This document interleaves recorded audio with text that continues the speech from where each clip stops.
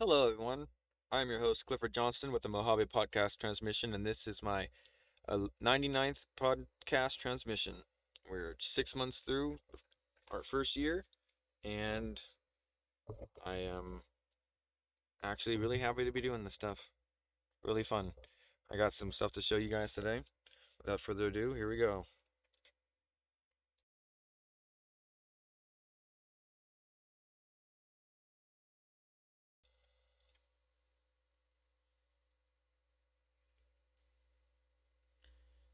You guys can make up your own mind about this stuff. I won't be saying my opinion too much. You should already know I don't think the Earth is flat. And I can't tell if he's telling this to troll or not, so you can make up your own decisions.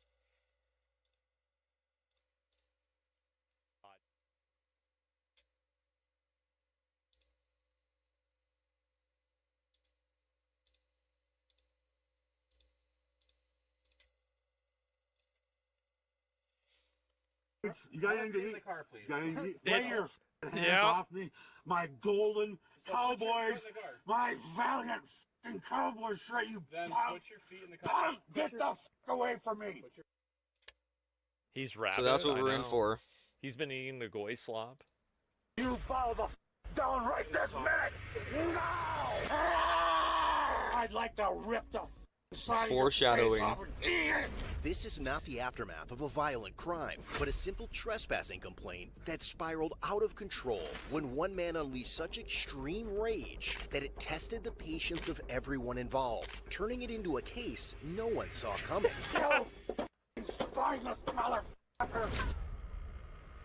Okay, It began okay. on the afternoon of November 1st, 2024, Uh-huh. when an employee at an HVAC solutions company in Sparta, Wisconsin, called the Monroe County Communications Center to report that a former employee was on the property Oh, and he's an needed to be employee. trespassed and removed. Wow. While the 56-year-old man reportedly appeared to be talking to himself and was not Dallas Cowboys. Oh, wow. It's either that or the Raiders, right? I mean, I feel like almost all of the criminals are either wearing, if it's sports and it's football, it's one or the other. actively threatening anyone at the moment, the caller informed dispatchers that he had made It is what threats it towards is. staff in the past and had also posted threatening statements online. What? By 2 p.m., as Sparta police officers headed toward the company property, they had no idea they were about to confront an extremely aggressive and violent man. Oh, my God. What, the vending machine run out? Here for a second. Good, How you doing? I don't care. Yeah, just step up. What's that? Shitty ass neighbor. I What? got great news for you. Just come Great over here. news. All right, yeah, I just thought finally. Okay, I'll take a pic of you. I don't care. All right, awesome. I appreciate that, my man. What's going on, I man? love your kids. They were such cool little Hope you got to enjoy them. All right, here, let me, first, it's good to see you again. Yeah, you too. All right, man.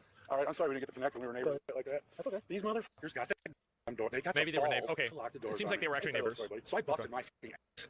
I was, let me Here, back right? over it. Huh? Yeah, Here, yeah. I was here for about 9 months. I quit on Monday. It seems like asked it's. for divorce. I mean, it sounds weird, but like the way he's talking, it seems like it's normal. He knows him. Yeah, he knows him. Filed for a divorce. Okay. hell for the third time on, I believe it was Thursday. The We'll get third to that divorce? later. Anyway, there's really good news. I'm gonna request everybody get together for a little impromptu meeting, and I'd love it if you come in and listen. I'm gonna ask these guys for permission if they'll open the door. I busted my ass this place, and these useless motherfuckers won't let me in. What do you need to get in there for? I want to talk to them About what? about the great opportunity that has been brought to them today. That they This is like the beginning of a quest in Oblivion. This is like an Oblivion quest or something. What the fuck? will blow their goddamn brains out themselves willingly in 3 hours if they don't hear this message. Oh and I my- go tell somebody else first. That's how fucking serious.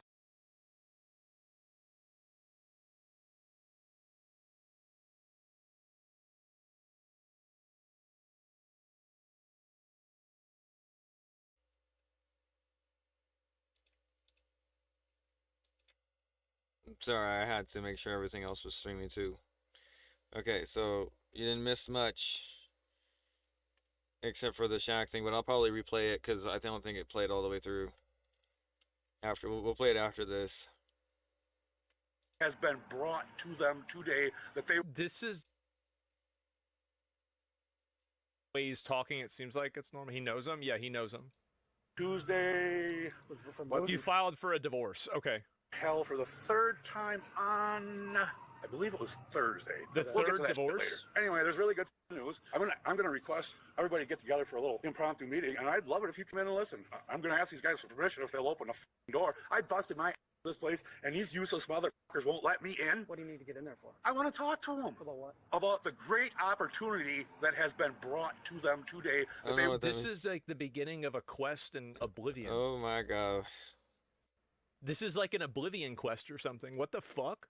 will blow their damn brains out themselves willingly in 3 hours if they don't hear this message. Oh I my- go tell somebody else first. That's how serious this is, buddy. I'm lying not one iota. While the officer was still reaching the Wow. location, the man Iota, reportedly huh? attempted to enter the Not business one through little the bit. employee He wasn't entrance. on one When he little was bit, unable to folks. get inside, I want you guys he to became know. increasingly aggressive, yanking He harder on the door, and didn't yelling at wanna staff members through a nearby window. FAFO. He then began walking toward the front of the does building, this? where the public entrance was located. He just as did the it. first officer arrived on scene. Well, I don't believe that they're going to let you into the building. Really? Yeah. After what I've done for these people? Are you I guess. kidding me? Yeah, I mean, it sounds like... That is very, Yeah. very disgusting. That is very disgusting. I'm assuming you've There rode is your some, bike here? there is, yeah. Write me a goddamn ticket. You see that motherfucking flagpole? I put that there. Really? Really? Already? Already you're gonna do this? Jesus. Because I have passion. You people don't So recognize why are we passion. yelling or swearing though? Because I'm very upset. Why are you yelling and because swearing? I sacrifice like you will not believe for this company. If you knew what I did for everybody in this country right now, you'd be on your knees the kissing country? my. You would willingly lick my. I doubt. Unless you're a You commie. Oh. willingly lick my ass. They just, unless I you're doubt a- it. Commie? Are you a commie? I'm not. You like the I Russians? don't. Are you a commie? Stop. It's fine. Stop. It's not right. You want me to? You tell me. Stop. Here's the deal. I'll make you. Wait. I'll give you guys a deal. What are you even talking about? I'll give you a deal. All right. What are guys you gamblers? talking about? Yeah. Wanna make a What bet? are you talking about? Are you What gambling? are you even talking about? Talk about. Put your hands in your pockets. Thank you. Why are we down here causing a scene right now? Because I was impassioned to come and bless these people's day. Fridays are a fun day, but this was going to be extra special, and it was planned pristinely for that. I wonder how they train you for this one in the police academy, you know? How do they like what do they say about You people don't. like this, right? I mean, how do you even broach the subject? occasion. What was going to be special? Body cam They don't. I footage. was going to enlighten their minds with some wonderful, brilliant news Can I ask that what you that guys is? are going to be so What does that embarrassed mean? if you squash. Can I ask what it is? Yeah, first of all, we're all going to take a big breath, right? Okay. We're going to find facts. You right? see how We're- smart these cops are? They're just letting him gas himself out. Okay, he wants to tell everybody something. Let me just listen to it. He's gonna get it out, and then maybe he'll leave, and we can just go back. Mosquitoes, and we I don't have to think. I worry don't about know. this. They're still optimistic that they can get it done. This is the fat alcoholic Hulk Hogan. Yeah. Shake your arms around. We're going to have some fucking fun for a change, all right? Okay. Or we can run around, stop being like a plugged up fucking toilet. Oh, you can't say that. You can't say that bull fucking shit. While en route, the sergeant asked dispatch to check I think the probability of him saying the N-word in this video is extremely high. What? It might even be over 50%. Oh my I'm expecting God. that he's gonna say the N-word. I can't man's get these driving and things. criminal status, if any. Dispatch I don't even- advised I that the don't man's care about Class what D these- and Class I- M there's driving too many in privileges here. were both revoked. But Oh! soon, both the sergeant and the Wonder why. responding officer are about to realize that his revoked license is going to be the least of their concerns. Drew, let me just empty my fucking I'm telling you, pockets. keep your hands in your pockets for me. Stop. There it is. Stop putting your hands. Stop There's putting your hands nothing in your in there. pockets. Stop You putting your pockets. Go ahead, dig your fingers in there. I don't want to. That's Why? why I ask you to keep your hands out of your pockets, though. There's nothing in there. We don't know I don't know that. I'll show you if you would be so chicken Do you shit. mind if I pat You your fucking got that gun, you fucking shoot me in the face right now. Grab for it. Stop. Grab for it. You're being Here's my- detained right now. Here's my thanks for saving the United States. Here's my thanks for saving the United States. You're being detained right now. Here's my thanks for saving the United States of America, people. But I'll do it for you all over again. I don't give a. Are you a veteran? Nope. 2-time felon, old baby. What the fuck is going on here? You a veteran? Okay, No. as a veteran, I think this guy is a dick. The fuck is the Right. point of that? Outlaw, That's all the basically crazy veteran shit you've ever fucking dreamt of. If you knew what you were doing right now, you'd Pulse run the other- Valor. What is Yeah, it? somebody Stolen calls it Valor? I like, forget. Bro, that's Actually, if you crazy. guys touch that fucking thing, you're gonna regret it the rest of eternity. Highly doubt it. Oh You wanna my brag about me? God. Stop. We're just You being prick! detained. I have You're to not sacrifice my for you miserable cowards. What did you do with it? This pissed me the fuck off. You're under You, what are you, a fucking Russian? You suckers pissed me the fuck off. Are you a Russian? You better fucking take them cuffs off and run, bro. Run! I live next to you. I am telling you something. You are gonna kiss my ass. I live You next are to you. I America. understand. Arrest me, boys. I did this for you, America. Are you a veteran? No, I'm a 2-time felon. Oh, right. Take me away. Land of the free and home of the brave, motherfucker. Take me away. You're under arrest for Wow. That's crashed out. That's for sure. Patriot alert? Yeah. Click on that now, right? You got it, baby. Oh my You God. miserable Stop. coward. Stop before you make this. I don't care. Go ahead. Do whatever you got. I'm gonna take your bandana. No, you're not. Don't you touch it. I gotta make sure there's Oh, nothing you gotta make sure. I You gotta make sure. They confused him. They got him from behind. spent 15 minutes getting that on perfectly. You know why? I got passion, you miserable. Because you coward. don't have hair. Because you wanted to cover up your bald spot. You two. Just fucking pull I that got shit the right laugh. off him. Got it. My fingertips. You sure you want to be digging around in there? Sure, Are no, you no, no. sure? Take them cuffs off right in a second. Get on your goddamn knees. You better fucking start listening, boy. I'm fucking warning you. Red light. Red lights. Red light, mother gutless pig. Red light, green light. Is that what this is? What's the light? I'm hungry. I'm hungry.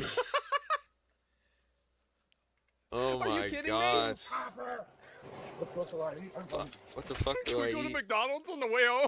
As he proceeded to lose his shit, a records inquiry later confirmed that the man's driving privileges had originally been revoked following an OWI-related incident in Oh, 2020. operating It also while revealed that he intoxicated. already had 2 prior convictions for operating after revocation, since his license status was revoked in October He just 2021 does whatever he and wants. again in May 2023, making this his 3rd OWI-related OAR offense. But now, the man is about to stop at Oh nothing my as God. he continues piling even more charges against himself. Gutless and useless entanglements of the devil himself. Already snapped his collar.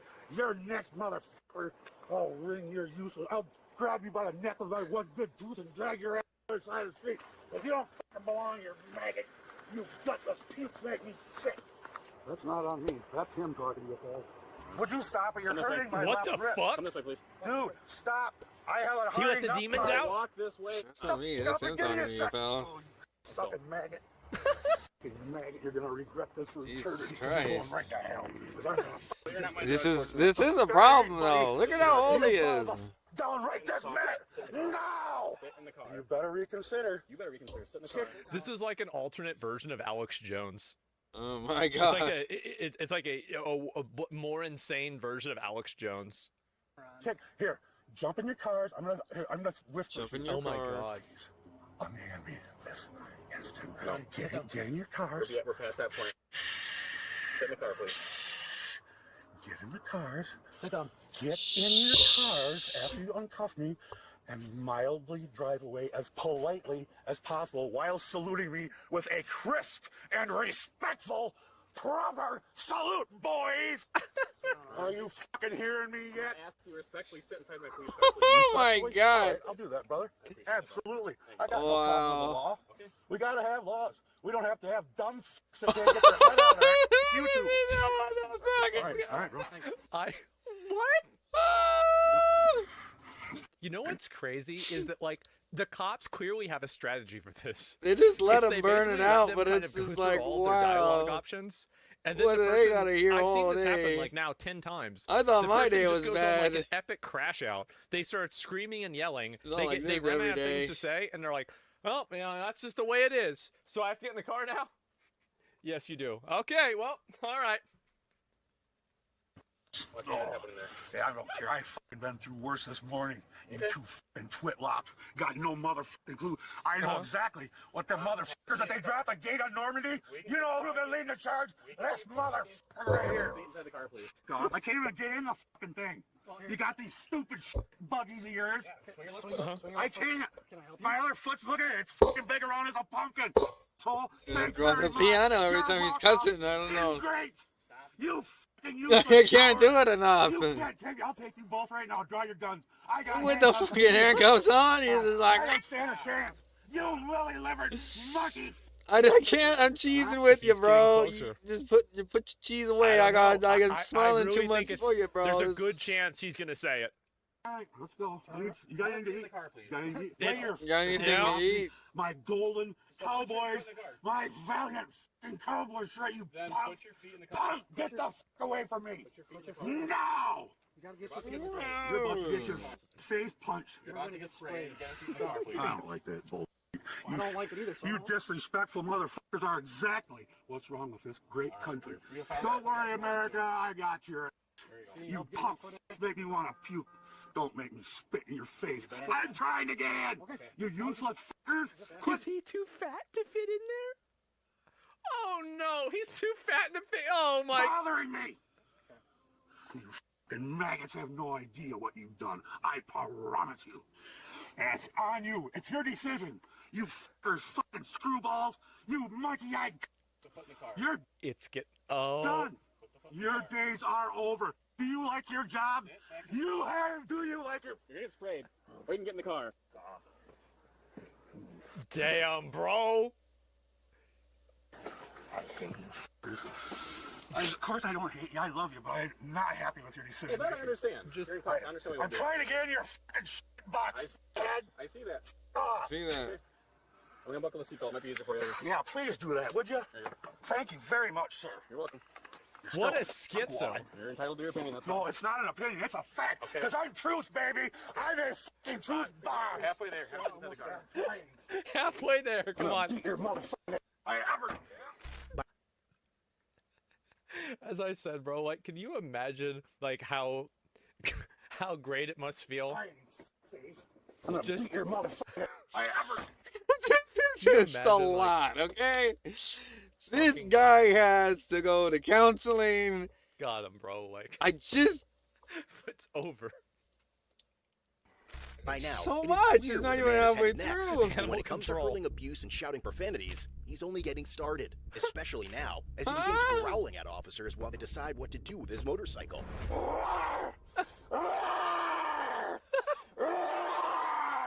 You better run, motherfucker!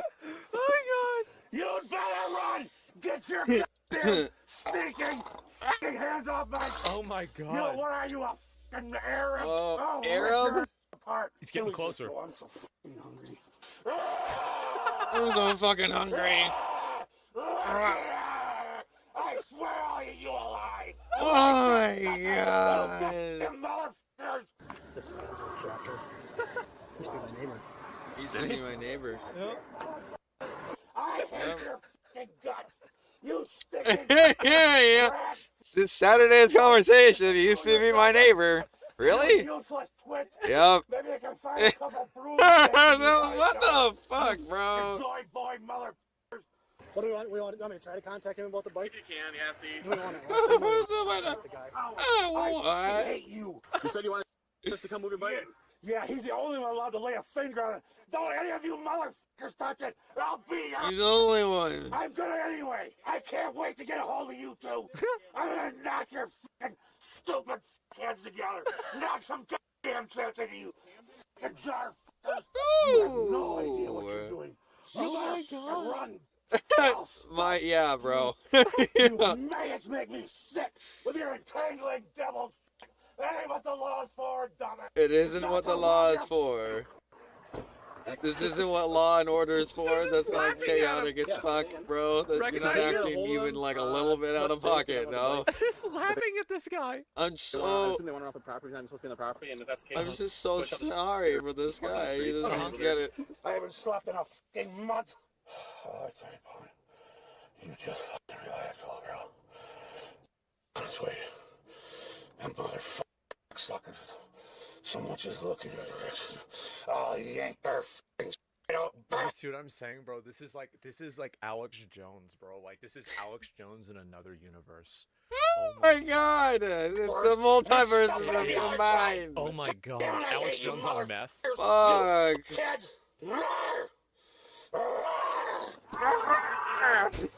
You Russian fucking whore!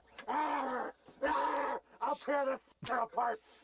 The power of Christ compels you. And thank you. The power of for Christ USA. compels you. I got news for you, brother. Oh my God. Except you two. He's not very Get cooperative. the fuck out of my goddamn country. What did he say? What did he say? Why do I'm in your car? You're in here.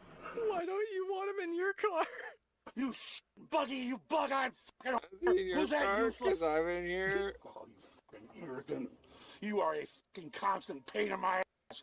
I never should have created you monkey fucking snot wadded wad. You and Look them how fucking sweaty tall he heads is and them now. fat Oh my you god. fucking twisted Look up at that. fucking fools. You got it all Jesus. wrong, you just wait. I'm gonna sue this motherfucking town for Oh my every god! Oh my stinking nickel god! these hard-working motherfuckers you rob. Turn every on day. the AC! Oh, you just wait, you ass. You know what? I bet they know they're cooking them back there. I bet they know it, and they're like, "Oh yeah, AC, it's not. It's not working. Yeah, it doesn't AC, work. I Doesn't know. work today." No. Jack. No. Turn the heat on. Bag. You ain't worth 2 cents of in a pan in hell. He would talk to you normal, and then all of a sudden, like 2 seconds later, he'd be going off about he's clearly hearing voices in his head. Yeah. Hi guys. Thank you. Hi guys. You're welcome. When are we gonna release him though? Is kind of my concern. We're not quite to that stage yet. I think there might be some more things that are going to be potentially put into place. This week he's just kind of gone off the deep end a little This bit. Yeah, I week? think there might be a potential chapter situation here potentially. No. But I can't say that for sure. Okay. But just by the way that he was, like, he'd be talking to you good for like a couple minutes, and all of a sudden he'd just be go off about like he's clearly hearing voices. Yeah. A later discovery would suggest that this officer was not entirely wrong in believing that the man may be hearing voices. But for now, all the sergeant could do was endure the man's nonstop That's aggression what that and violent is. threats on the way to jail. A ride that perhaps turned out to be a true test of his patience.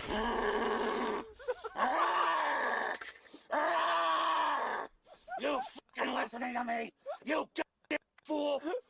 You ought to fucking open that door, respectful Serena exit, take off these cuts, get in, slam that door and floor it. You Get inside that door and floor it. fucking whore. I'd like to rip the fucking side of your face Oh off. my god, I'm Eat it. cackling, bro. This This is so You bad. disrespectful fuck. Oh. Hit the brakes. motherfucker. And you don't want this boy saying that, 'cause I ain't just no regular This is cowboy. why I had to play this past 10, bro. This As I is too said, much guys, today. I This really is- feel like after watching these body this is a cam lot. videos, I really understand why they did exorcisms. I totally understand exorcisms. Now you get it? Now you know? Yeah, I get it. Anything. Yep, Let's for try sure. anything. Can we try Slap mom anything? Before you can dream of moving a fucking millimeter. Yeah, I see You it. know- I I see it. promise you that, you fucking spineless twit. What's for supper, you fucking ass monkey? I'm This is gonna the third feed time my he's asked foot in about your food. Face, you fuckhead. No, You it's like fucking 5 better times, run, bro. you cocks. If I ever lay eyes on you, you better run. You better run like hell, Look how motherfucker. sweaty he 'Cause is. when I get done with you, Oh my I'm God, coming for look you, at him. Satan, and I know right where you're at. Exactly. This isn't gonna be pretty, folks. This motherfucking box might just burn up. You're the exact problem with this country that's wrong. You entitled fucking loon. You think you've got something coming? Oh, you got something coming, all right, baby. And I'm gonna deliver it right to your goddamn forehead. You fucking nut job. You're in. Yeah, they need to hire this guy for the next Warhammer 40K video game. But yeah, just have this guy record his lines from jail. Like, this is insane. Come on, bro. Insane for what you're doing right now. You're Insane. gonna blow your brains out the second it comes. The light comes on. Oh my You're gonna god. go, what the was I thinking? What in the possible Jesus. was I even conceiving of when I didn't let that guy that went through hell 3 times for this goddamn beautiful fucking country filled with awesome, hardworking Americans? You Oh my fucking god. spineless motherfucker. Look at him. I hate your guts, you pig fucking salt-bellied fucking loser. F you goddamn retard. You'll never get it. You're going to hell, bitch, and I'm taking you there. And that's no threat for today, boy. Look. But you just wait. Oh, I can't wait to get my hands on you. Look how Fucking sweaty. skunk. This is the dead That's internet the truth, theory. I Is know. nothing I real? got the heart of a Or lion, birds you real, bro? coward. What do you got? Is this What the real? f- have you got? What are you looking at, you fucking I don't know. It's backwards. Never a dull moment. Oh my god. Need some help? I'll Wow. rip your face off too, you Uh-huh. Who's that goofy Uh-huh. over there? Your wife? Oh, Who's her that? ass. Your wife? Hey, sweetheart, how you doing, baby? You think you're off the hook? Hey, sweetheart, I hope you have a wonderful day. Hey, you're off the hook. Not you. I hope your fucking life sucks. Not you. What a simp. You waited for that. Not you. I think, oh, I'm spinning. Not you. But I my won't, God. because I respect the boys in blue too much. You should never have been one. You don't deserve it, you monkey. Get the Out of my face, you loser! No!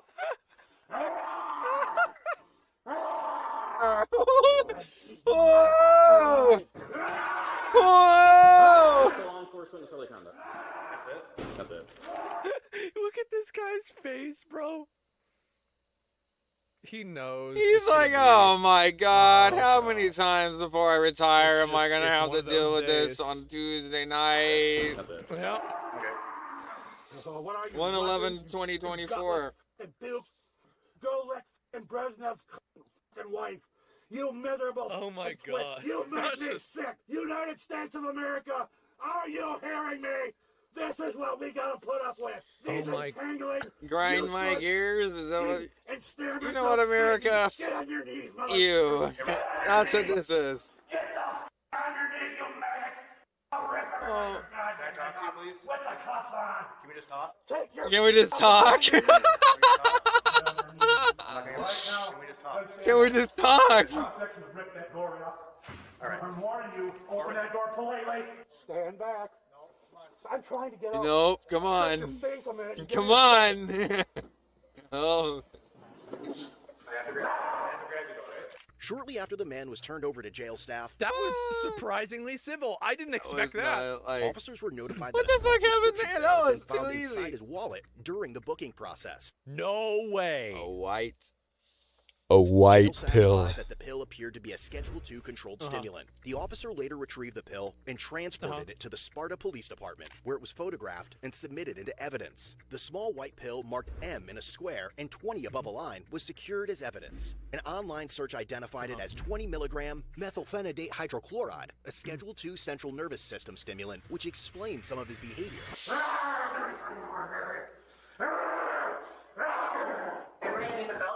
What for? Who's suicidal? You f***ing- It's crazy how this What is for? so similar to like violent pets. It's actually crazy. This is like a frothing out the veterinarian. mouth, You bro. will slit your motherfucking throat. It's like a like a pit bull or a German You're Shepherd. gonna be going, what the f-? I can't believe Oh, the he passion. normally doesn't act this way. We had the He's so nice. fuck that man. Oh Or even- no. Get your f***ing hands off me, you f***ing monkey. Fuck. What are you gonna play with my pecker, you f***ing queen? What do you want to f***ing stick your fingers in my... What are you doing? What do you mean? I'm not doing anything. I thought he was gonna say it. What Or do you I mean, thought he was about I'm to not say even it. doing anything. I'd like to knee you right in the f***ing face, you bitch. I'll wipe your ass and your f***ing dumb f***ing forehead. You f***ing hearing me? You hear me? Look me in the eyes, motherfucker. You're too much of a f***ing. Look at me. Cowards! Just like that f***ing Beelzebub. Just like Beelzebub. You fucking wad. Gutless jockey. Oh my I'm god. not kneeling for you. Kneel down. No. Kneel down. Oh, that's fucking nice. That's Just insane. throw him on the ground, I guess. Fuck it, right? Please, you're hurting me. Relax. You're hurting me. Should have done that earlier. Relaxing. You're my arms. Please, I beg you, let go of it. Guys, please. Oh my god. Guys. You're choking me, dude. I can't hardly breathe. I'm on my chest. I weigh 300 pounds, you You ouch! What are you doing? Alright. I've had both my knees replaced, asshole! You don't recognize passion, do you, apparently? You don't have any. You don't recognize You're like passion. gutless puke. Every one of you is a Both of his knees replaced, just rip them Tongue out. tied, yeah. I've never dreamed of sharing a foxhole with anybody. You ain't got what it takes. You have no idea what I got. More than you useless liver have. You're hurting my Liver temper, King's asshole. right-hand man. What are you doing? Can you imagine 1,000 Yeah, years he's ago, fucking crazy, this dude bro. Liver King pull up to your monastery on a longboat? I challenge you to a It's duel. over. It's done, bro. Like, that's it. Not me, right? You mean the other white guy, the other Rogan, Seth Rogen. You wanted Seth Rogen. That's okay. Let me take you to his house. What did I do wrong? Ultimately, the man was charged with felony, battery threat to an officer, ×2, misdemeanor, possession of a controlled substance, disorderly conduct, and operating while revoked. He was later released on a $250 cash bond. I gotta stop watching these, bro. I know. I'm actually getting so tired of watching these. I know, because it gets you mad. They're not I'm- even in there for I'm like so- a week. I'm so tired of this.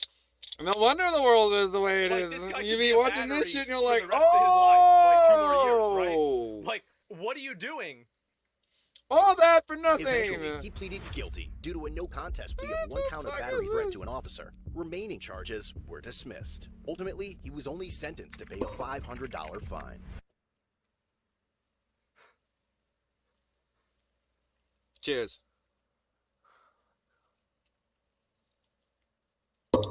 $500 fine. We don't have to live like this, guys. We really don't. We don't have to live like this. We don't have to. This deal is with his this. speech again. like, Guys. Every day I pray that one day I'll be able to vote for a Guys. person that wants to do what I want to do. We with don't these have people. to live like this. Every day. Jail We don't overcrowding have is an to issue. live What's like the problem? this. Why is that an issue? That there's overcrowding in the jail. Why is that bad? Don't just watch, represent. Visit Oh CodeBlueCam.com my and grab hoodies, shirts, hats, mugs, and I more. don't, Every bro, item helps support I'm the good, channel bro. and I'm keeps stories good. like this You know what? You know what? Let's go back. Let's go back. I can't. Which one's worse? Which one?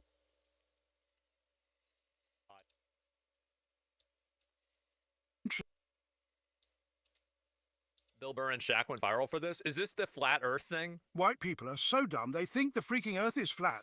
I'm a black guy and I think that. Oh, interesting. Okay. I'm just going to list random things that have no direct racial connotation, and we decide whether or not it is white people or black people. Conspiracy theories: white people shit or black people? I would Black. I'm gonna go black people. I would go for the I think black people have way more entertaining conspiracy theories. Not a single white people conspiracy is even nearly as entertaining as Yakub. Like about how like Shakespeare was black, Mozart was black, Beethoven was black, like everything. Like I think it's kind of funny. white people started to catch up with the internet. Once, took but it we, too but we far. went in a stupid direction, Yeah. like flat earthers, rather than like being these people at the top are the ones we should be upset. You don't think Earth is flat? Huh? What? You know, I'm just asking a question. Do you? I'm just saying. I took it. Oh my God, just dude. kidding. My question is, what is the advantage the people in power have that if it's actually flat, I'm thinking it's round? Like, what does that get them? He's trolling. Oh, I that's don't interesting. know. I just But I I don't get the know. other things. I just said I fly a lot. Oh, One time I took a 25-hour flight and the plane never did this. That's all I said.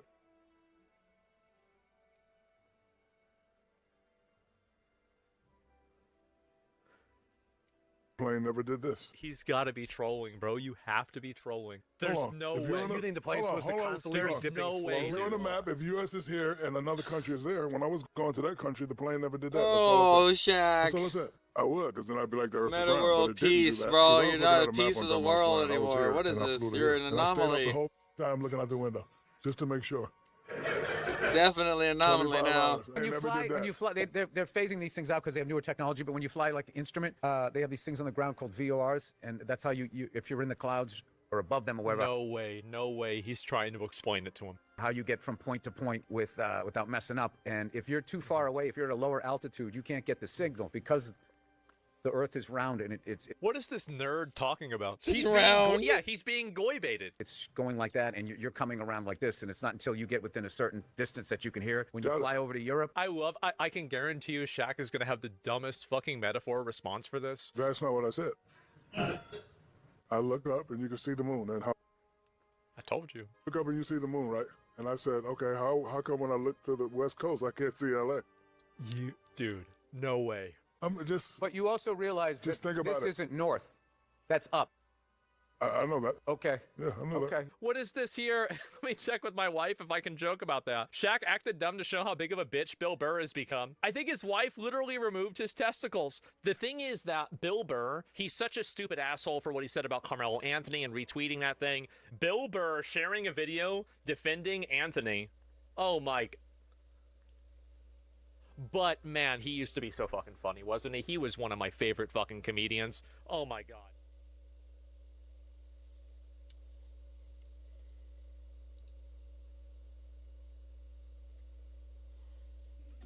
Welcome back to Takeout, and welcome back to the Takeout Tavern, which, yes, indeed, we are very much falling in love with. The Senate yesterday rejected a measure to, at the margins, constrain President Trump's war powers in Iran. They did so after two Republicans switch their votes. Face the Nation's Margaret Brennan spoke with one of those senators, Louisiana's Bill Cassidy, about his decision and how he came to it, and the shouting match he got in with Trump in that Senate Republican conference meeting earlier in the day. Here's a look. So, Senator, as I understand it, the Vice President and Special Envoy Witkoff gave you a special briefing in the Situation Room late Wednesday on Iran. What you heard made you change your vote. Why are you no longer trying to stop the president from resuming strikes in Iran? That actually was not my original rationale for voting for the War Powers Act. My original rationale was because we were not being briefed. We could be the Senate, the Congress, or the United States. And I felt it important that we be briefed. I agreed with the president's original goals. Those were not being achieved by my perception. And so before I could say, okay, everything's hunky-dory, I said, I need to be briefed. After the exchange I had with the president yesterday, I passed a note to Steve Witkoff. Steve, I would consider changing my vote, but I've been voting yes because I've not been briefed. He said, call me back in the hour, and let's have a briefing. We had it last night. What did you hear that changed your mind? So if the original objections were to destroy, degrade, if you will, Iran's nuclear capability, their ability to do a ballistic missile, and their conventional warfare capability, and we were supposed to be out of there in 4 to 5 weeks, with maybe a little bit of a sprinkling of regime change. That's how it came across. The regime change is off the table. That doesn't seem as if that's going to happen. But it does seem as if the way they laid it out, the other 3 objectives can be reached. And with those other 3 objectives, now we have to trust but verify, but as they laid it out, they have a plausible plan by which to achieve those, and that's what I was interested in. You wanted to get the details on the diplomacy. Correct. Obviously, more of that conversation will be this Sunday on Face the Nation. I want to bring in our political panel, Democratic strategist Matt Bennett, Republican strategist Doug Heye. Welcome to the Takeout Tavern, gentlemen. It's good to have you here, and please feel free to imbibe at will. So I remember Dean Martin, they say he used to have apple juice when people thought he was drinking Not whiskey. apple juice, Is this folks. apple juice? Not apple juice, but this, folks, you see it every day. It's always coffee for me. I keep my wits about me. Doug, what you just heard Bill Cassidy say is something you've heard in the Senate a lot. Treat me like I'm a senator. Yeah. Tell me what I want to know, and maybe I'll come back on the reservation. That's exactly what happened. Yeah, this has been a long-standing problem for Republican senators and members of the with this administration. They don't get a lot of answers. No, and the perfect, I think, example or opportunity for the president would have been the State of the Union address to tell Congress and to tell the American people, here's what I want to do, here's how we're going to do it, and here's how we define success. Even with Trump, as calcified as voters are with him, they will give some benefit of the doubt, some leeway if you tell them there's a plan. And Republican senators, even those who are and members of Congress, even those who are on the Intelligence Committee and Armed Services Committee, they don't get much information, and it's been a challenge for them. Matt? I mean, we're 4 months into this thing, and it took Cassidy yelling at the president. And the president yelling back. And the president yelling back for him to get a private briefing. We don't know what he heard from those guys, and the Democratic Senate doesn't know, and the rest of the Congress doesn't know. What we have heard over and over is a flurry of different goals for this thing. We're going to do regime change. We're going to get the nuclear stuff. We're going to do the missiles. We're going to get rid of their Navy. I mean, what have we gotten out of this? We've spent billions of dollars. We've used, our crucial munitions. The links are fixed. Everything, the names, the titles are good. And the straits are still kind of closed. Gas prices and are still a pending request before Congress of some $80 billion to replenish what has been fired off in this conflict. Exactly. And, Trump is so chaotic that all we hear are different explanations every day. I want to talk to you, Matt, because I know you have a perspective on this. What happened in New York and how important it is. Brad Schneider was on this program and said, no. Actually, centrist or more mainstream Democrats are becoming larger numerically in the House caucus, but that's not the headlines this week. And when you look at the Gallup poll that shows that the favorability approval rating of socialism among Democrats is 66%, capitalism is 42%, it appears there's a trend line within the Democratic conversation that I'd imagine you're not comfortable with. I'm going to need some more. That's why we have That's why we have this. It was a rough night for my part of the party, without question. And the biggest problem is that the people that will be elected to Congress, those people will be members of Congress. Yes, that's they're a coming. D+36 district. They are dramatically much more extreme than anyone we've seen on the left in Congress. They're not progressive, they're socialists. Oh, no, they are radicals. I mean, one of them believes that we should abolish prisons and let murderers out of jail. That is not, you don't have to be a political genius to figure out how to weaponize that against other Democrats, and that's what. And they're stridently anti-Israel. Oh my gosh! I mean, that has become which is becoming a very big fissure point within the Democratic coalition broadly. It is, for sure. And the people that supported them, that is, you must be on the right side of that issue or else you are evil. The people they beat are progressives. They're members of the Progressive Caucus. In good standing. Right. Non-scandalized. Not at all. They're for Medicare for all. They're for all the things that you would think the folks on the left would like. But if you cross them on that one issue, you're dead to them. Doug, I wonder if you see happening within the Democratic Party what you saw happening in the Republican Party circa 2010. Oh, absolutely. Tea Party, conservative, activist, aggressive. They don't really care about the establishment or the party leadership or any of that. Yeah, I think we're seeing the beginnings of a House Democratic Freedom Caucus. And when you say they don't care about any of that, it also means it's more about performance art than it is really issues, and they don't care for what the rules are. And I don't know. This goes back not just the time to when you did that, authenticity, quote unquote, that comes from disdaining rules and establishment and leadership. Sorry, And it if you works. listen It's to just the I language have they to. use, forget the issue. I have to keep it's checking. decidedly similar It to doesn't what we've just heard stay from on. the Republican Freedom Caucus, which is we have to fight. Okay, what's the strategy? Well, we have to fight harder. So do you have a plan to land a punch, knock down your opponent, win the round? Get a victory? Fight. Right. So I see like the old Bugs Bunny cartoons, you're throwing your fists in a circle, you're throwing a lot of punches, but are you landing any? And that's, I think, going to be the challenge, is actually getting results. Matt? You're going to see these people do a lot of cable news. You're going to see a lot of social media. A lot of social media. More social media than cable news. Yeah, I mean, this is the Marjorie Taylor Greene of the Democratic Party. Who's doing These cable? people are- the pre-break with Trump, MTG, they're coming to Congress to make waves, not to make legislation. And they're going to cause problems. Give for me Austin that Jeffries as the Speaker, lighting. and they're going to cause problems for Democrats running in swing districts. How because much that light cost? Who? Statements, their histories will be used as bumper stickers against How much centrist that Democrats light running up. cost? 100%. We saw this in 2020, where defund the police was used Those against behind people him running on the swing districts wall. to great effect. And of course, Doug, you would say Republican, that's what you have to do. Sure, but you know who just got a lot more interesting as a Democrat? What AOC. in the How does she world? navigate? She was a big spark plug for all of this when she very shockingly... With or against, yeah. Right. How does she do that? Doug, hi. Matt Bennett. Gentlemen, drink up.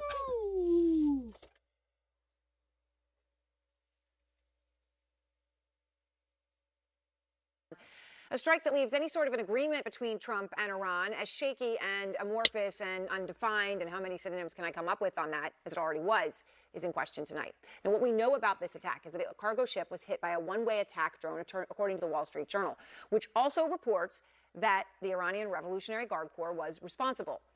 Tehran is just showing the obvious here, though, but this action speaking louder than any word, showing that, yes, they are still in control of the Strait of Hormuz. They can shut it down whenever they want, despite what Trump just claimed. As long as they respect us, I don't want to use the word fear because that's an inappropriate word, but as long as they respect us, we're not going to have any trouble. We have total control of the strait. Now, obviously, if you have total control of the strait, other countries aren't bombing ships in the strait. Okay, that's just to state the obvious. And it's not the only thing. Can that you we've been believe this pointing out, that Iran CNN and the anchor United here? States are just having completely different tales I about. mean- Trump says there's not going to be any nuclear. I mean, that there will be nuclear inspectors inside Iran. I'm sorry. Iran is adamant that there Yeah, will no, not you're be. not sorry. Iran's president said its missiles You're are also not. not part of the agreement, saying, quote, the discussion over our missiles does not exist in the memorandum of understanding, and it never will, which is really mind-boggling, because Trump said when he started the entire war, as one of the core tenets of the reason that he bombed Iran was to limit the country's missile program. Our objectives are clear. First, we're destroying Iran's missile capabilities, and you see that happening on an hourly basis, and their capacity to produce brand new ones, and pretty good ones they make. It raises big questions about this so-called agreement.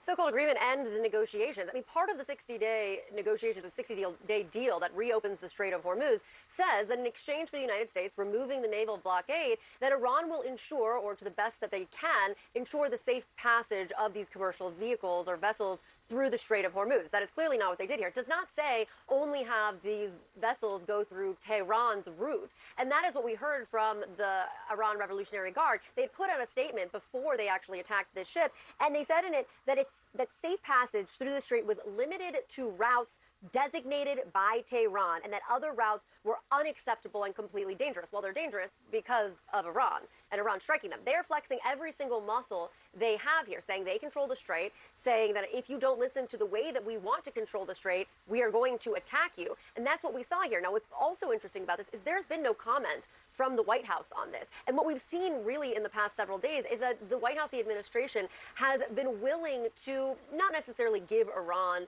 any kind of leeway here, but trying not to rock the boat. They want this deal to work. They want these negotiations to go through, and they want to be out of this war. We have known that for some time. President Trump looking for this off-ramp. But what this does... Oh my God, these news anchors looking for it. What the fuck are you on? What are you on? Sorry. My God, though, it literally gets me fucking furious. Like that last guy we were watching, like frothing at the mouth. Like this communist news network shit is too much. Is that technically it appears it actually breaks the deal if it is Iran that is attacking the ship when they were supposed to be, to the best of their capabilities, keeping these vessels safe through the... If he wanted to, he would still keep bombing them. He doesn't want an off-ramp. He's trying to get a peace prize. What the hell are you guys not objectively, like, on his, like, radar of where he's going? The Strait of Hormuz. So what does that mean for the naval blockade? And again, we have not heard any... Who cares what you guys comment think from anyway? the White House on this, but of course we know they're watching this very closely as they're trying to get through this negotiating period and get a final deal on the table. Iran is sending the world a message. We're in control of the strait. You follow the routes we designate, or we're going to hit your ships. But even more I important, don't know how much more of this shit I can the take. statement from the Persian Gulf Strait Authority, which has responsibility for tolls, is making the same kind of statement. So it indicates that they're going to be imposing tolls or fees. In a sense, they're almost mocking the president because he has given away so much of our leverage by lifting the sanctions and unfreezing assets. So I think what has to happen now, the administration has to think very hard about suspending the lifting of sanctions and the unfreezing of assets to regain our bargaining power, because clearly Iran is far from taking us seriously. This is a very ominous step. Yeah, I mean, well, you know, and there doesn't seem to be anything that they're in agreement on. As I said, it's confusing what was signed when and by who. All of that is confusing. But missiles are in it. The other side's missiles aren't. Nuclear inspectors are in it. No, they're not. The strait's open. We control it. No, we control it. There's not a single thing they appear to agree on, actually, except for the fact that Iran was getting money. And the inspection issue is... Except for the fact of what, Chipmunk? inspection issue is absolutely key, because if...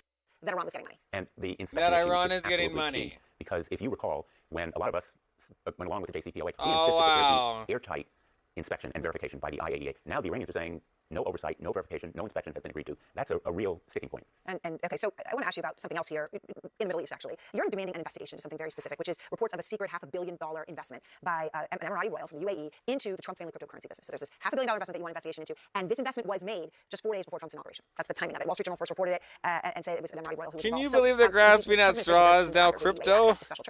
Crypto, bro. Well, this deal, Aaron, The is most probably the trackable most thing. overtly corrupt deal by any American president with any foreign official in American history. It's part of a pattern of corruption and self-enrichment. The deal was made with Donald Trump's family, his 2 sons, World Liberty Financial, which is their crypto firm, for $500 million of investment, but also $2 billion in the purchase of the stablecoins that World Liberty Financial is selling. And then, magically, the Trump administration approved $1.4 billion in military sales and about $1 billion worth of advanced AE chips, which are necessary for the data center that the Emiratis want to establish. And it was all done by the Sheikh Tahun bin Salman Al Nahyan, the brother of the president, the head of national security. So it is just profoundly, on its face, certainly corrupt. That's why we need a hearing and an investigation. Okay, so a White House spokesperson told the Wall Street Journal that AI chips deal had, quote, everything to do with what's best for the United States and nothing to do with World Liberty Financial.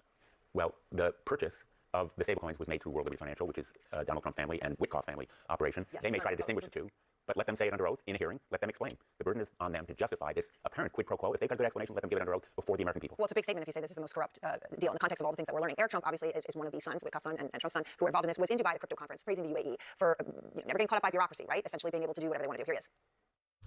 And I always say that the rest of the world has to be careful of the UAE for one reason. They always arrive at the word yes, which is a beautiful thing, and they do it quickly. You know what's interesting here is what the UAE is doing makes sense for the UAE, okay? You do whatever deal you need to do, that makes sense from a foreign policy and a business perspective for the other country. It's the United States side of this that seems to raise the most questions, that this would be the president's son. And it is obviously the president who is profiting. Reuters has estimated that the Trump family has already made more than $2 billion in profits as a result of their crypto operations. $2 billion. And that is a profound statement on the self-enrichment and corruption going on in this administration.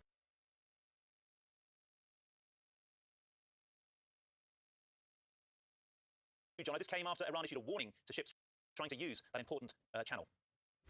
That's right, Alex. The warning from Iran came earlier today, telling ships in the region to turn around. And a short time ago, we heard from the UK Maritime Office that is essentially the surveillance area and monitoring area in that region, saying that a Singaporean flag cargo ship had been hit by a projectile about 7.5 nautical miles off the coast of Dahit in Oman in the Strait of Hormuz. US officials speaking with Reuters say that it was a projectile fired by Iran's Revolutionary Guard. There had been an official from the IRGC just a matter of days ago saying that they could effectively shut off the Strait of Hormuz at a whim. And this comes just 8 days after that all-important memorandum of understanding was signed by President Trump and President Masoud Pezeshkian of Iran. And now it seems as though there is significant concern around the traffic in this region and whether or not it is in fact open, as President Trump had said. He'd indicated publicly that there had been a move to get oil out of there, that the transit routes were open, and that was all part of the memorandum of understanding.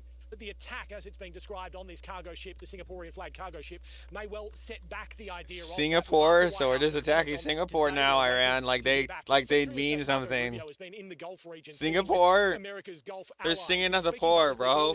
It's in their name. You leave Singapore alone, bro. Iran, where you running to?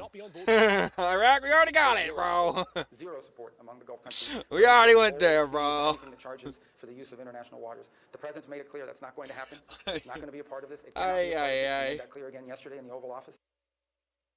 Alex, there's also clearly tension still over the conflict between Israel and Hezbollah in southern Lebanon. That had been point one of the memorandum of understanding, asking for that conflict to stop entirely. Israel's Prime Minister Benjamin Netanyahu, speaking publicly in Israel earlier on today, indicated his troops in southern Lebanon aren't going anywhere. We dominate southern Lebanon from the summit of the Beaufort, and we will remain as long as required in the security zone of southern Lebanon. We do not intend to withdraw from it. So, Alex, a fragile ceasefire holds. We'll bring you any more information on this attack in the Strait of Hormuz as soon as it comes to hand. Jonathan Kersley reporting live from Washington. Thanks, Jono.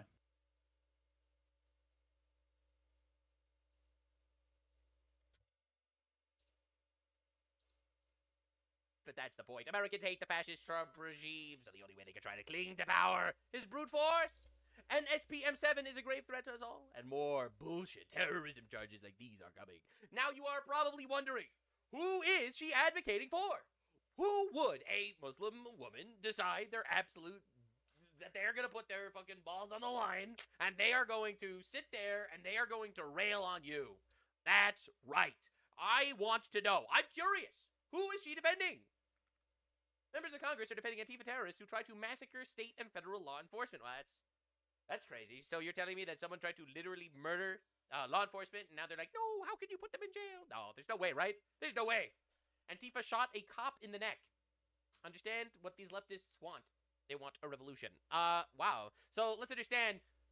Guy shoots a cop in the neck, goes to jail, and they're like, no, these bullshit terrorism charges. That's how they manage to obtain power. They don't actually have... Are we serious? It's like, dude, like they want GTA to be like a thing. Like you just kill cops and you can just like come out like good. How did they hit? They're just not all up there in the head. If they like, fired a gun at the ground, like they need to be re-educated to know that that's not good to do. Right? We're gonna that's not culture this entire story. I've designed anymore. It in a very fun that's fashion. a game. It's difficult for a normal person to understand what's happening, so I'll try to explain. It was a simulation. The terrorist committed a premeditated act of terror. You failed the simulation, okay? To him and his comrades, he grabbed a rifle and fired at the cop, and one of the bullets struck the cop. Now you're probably thinking that's pretty bad. That seems like terrorism, bro. Should go to jail forever, probably. The terrorist's defense was that, and he actually argued this in court, was that he wasn't firing at the cop. No. You see, he was firing a warning shot at the cop and hit him in the neck. But the bullet must have ricocheted and then hit the cop because he didn't mean to hit the cop. He fired a warning shot at the ground that ricocheted in the neck, is his argument, even though the other argument was they just shot the guy in the neck. Yes, this was his defense, and this is why he was sentenced to 100 years in jail, because he's a terrorist that shot a cop in the neck. And the entire terrorist left decided to come together to defend this guy because, oh my god, you're gonna put him in jail? All he did was shoot a cop in the neck. Man, I can't believe this. These sentences are a travesty, totally unjustified, but that's the point. Are you serious? Is fascism putting terrorists in jail that shoot cops in the neck? Like, understand what we're doing. The reason why this is the case is because these people hate America. Right, these Islamists that are being imported and put into positions of power, they absolutely hate us. That's what's going on. Now, a large majority of Americans are still waiting for the killers of Renee Good and Alex Brady to be charged and brought to justice. Well, actually, the killers of Renee Good and Alex Brady were charged. They killed themselves. They committed suicide by ICE. Man, ripperoonie, bozos. Well, what do you want me to say? I'm just tired of this shit. These people suck. First of all, she was literally a lesbian, and he was literally a male nurse. death penalty immediately. No, I'm kidding. Obviously, that was a joke. They committed suicide by ICE, and that sucked for them, I guess. And the truth of the matter is, no one actually fucking cares. No one cares. I'm sorry. No one cares about George Floyd. No one. I'm sorry. They're retarded. So anyway, there's a massive story going on. In regards to the pool, the reflecting pool. Now, I don't give a shit about the reflecting pool. I know this is a very controversial take. All right, but this is what we're dealing with. What had originally been touted as a $1.52 million renovation was ballooned into a $16.4 million project as the Trump administration tries to get the reflecting pool on National Mall cleaned up before the U.S. celebrates its 250th birthday. All right, so Trump is cleaning up a pool. All right, we got a big pool. Trump is cleaning it, as he should. The truth is, I want our country to actually look good. I know a lot of people are like, this is $16.4 million that they could be giving to refugees.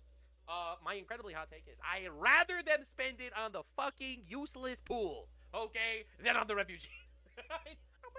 You don't have empathy for people coming into your country trying to rape you?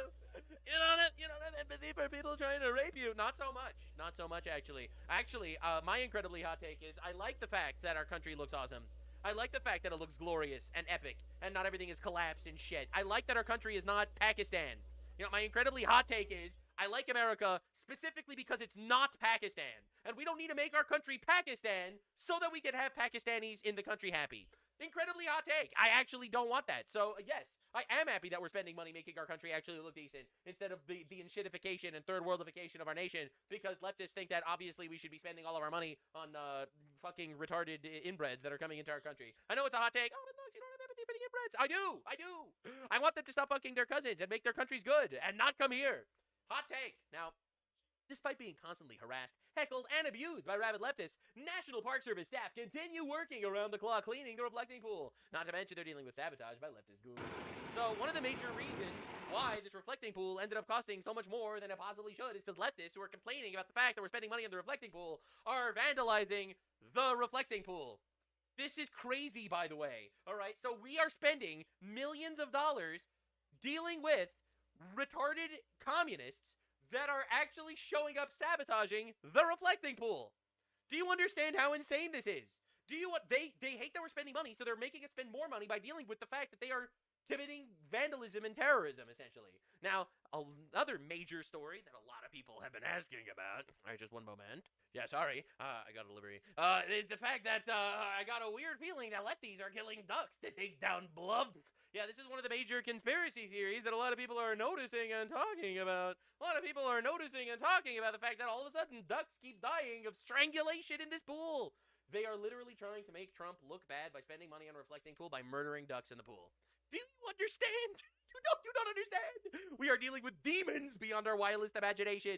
Beyond our wildest imagination. Actual fucking psych. This is a snapped ass neck. All right, he didn't get it because of detergent. All right, he didn't get this because they used chemicals to clean the pool. Yeah, they put chemicals in the pool, and now this duck's neck snapped because I stepped on it. Oops. You don't understand, bro. You don't understand the level of retarded people we're dealing with. They hate life, actually. It's crazy. All right, so the Donald decided to post a tweet. 6 people have been arrested. 7 people have been cited for the damage they did to our country's now beautiful reflecting pool. Again, let me remind you, I don't care about the reflecting pool.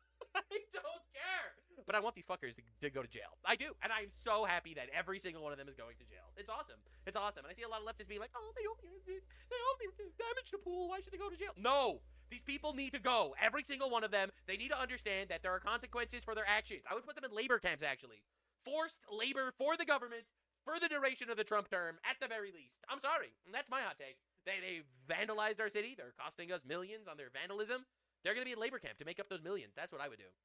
It's insane that we need to live like this. It's crazy. The 350-foot gash was made by a sharp knife or razors. His numerous slashes over a long 350-foot length. These people are fucking crazy. They're crazy. They're insane people. Oh my God, next year, you're so radical. You want to put them in a fucking slave camp? Yes. Duh. Why would I want my taxpayer dollars to pay for them to live in jail if they could simply be our slaves? Hot take. That would be really sick. Ducks, it's so unfair. You know, they could have just not done this, and this wouldn't have been an issue. You're so radical, dude. Not slaves. Indentured servants. That's what I meant. It was purposefully and criminally done, and somebody had to work very hard, probably in the dark of night, to create such a condition. Likewise, the small area at the bottom of the pool was, and by the powerfully lifted off the surface, leaving very jagged, uneven edges, the large areas of grass are being replaced. Understand, we're spending millions on dealing with the fact that these retards are mad that we're spending money on making our country look decent. These people hate us. They hate our nation. Oh my God. It's crazy. All right. We will drain some of the water either immediately or after the 4th of July to do a permanent repair. And understand, now we need to spend more money on this shit. So I think that money should come directly out of healthcare. That's my opinion. We should take money from healthcare and put it into the pool and then leave the left. That's what I would do. I'm being facetious, obviously, but this is crazy. It's complete insanity. Why not? Everyone else is doing it. Footage of leftists vandalizing and attacking the reflecting pool. These people are fucking retarded. The Department of Interior gave us a look at individuals suspected of vandalizing the reflecting pool. Suspected. Now, we haven't been able to verify the video, but take a look. June 19th, a male, blue shirt, reaches in, stays there for a little while. I suspect this is a retard. Down, comes back up multiple times. What's he doing? Then a female, white tote bag. She reaches in, needs a better angle, sets the bag down, dives in a little deeper. And we don't know who these people are. No one was stopped or questioned by police, so no arrests. And we don't have the police report yet. But what are they doing with their hands in the pool? I know. Are they cutting the lining? Are they peeling off the paint? Imagine spending millions to fix things that retards are destroying because they don't want us to spend money on it. Understand what we're dealing with. I don't know if they're committing a crime. They'll probably tell you. And you know these are white people too. This is like white person crimes, by the way. All right? It is. I'm just being real here. That little dicky This white is crime person bullshit. Like a Muslim crime would be like blow up people by the pool. All right, white person crimes is like, I hate capitalism, so I am going to make you spend more money on fixing this thing that shouldn't You know exist, what? 'cause I like when everything is ugly and yucky. You spent money to make it look This good. is like a white person crime. Their It's It like a don't look vegan good. type person. Vegan. They care about and you wildlife. spent so the they snap money. ducks' necks for the sake of fucking retards. Right.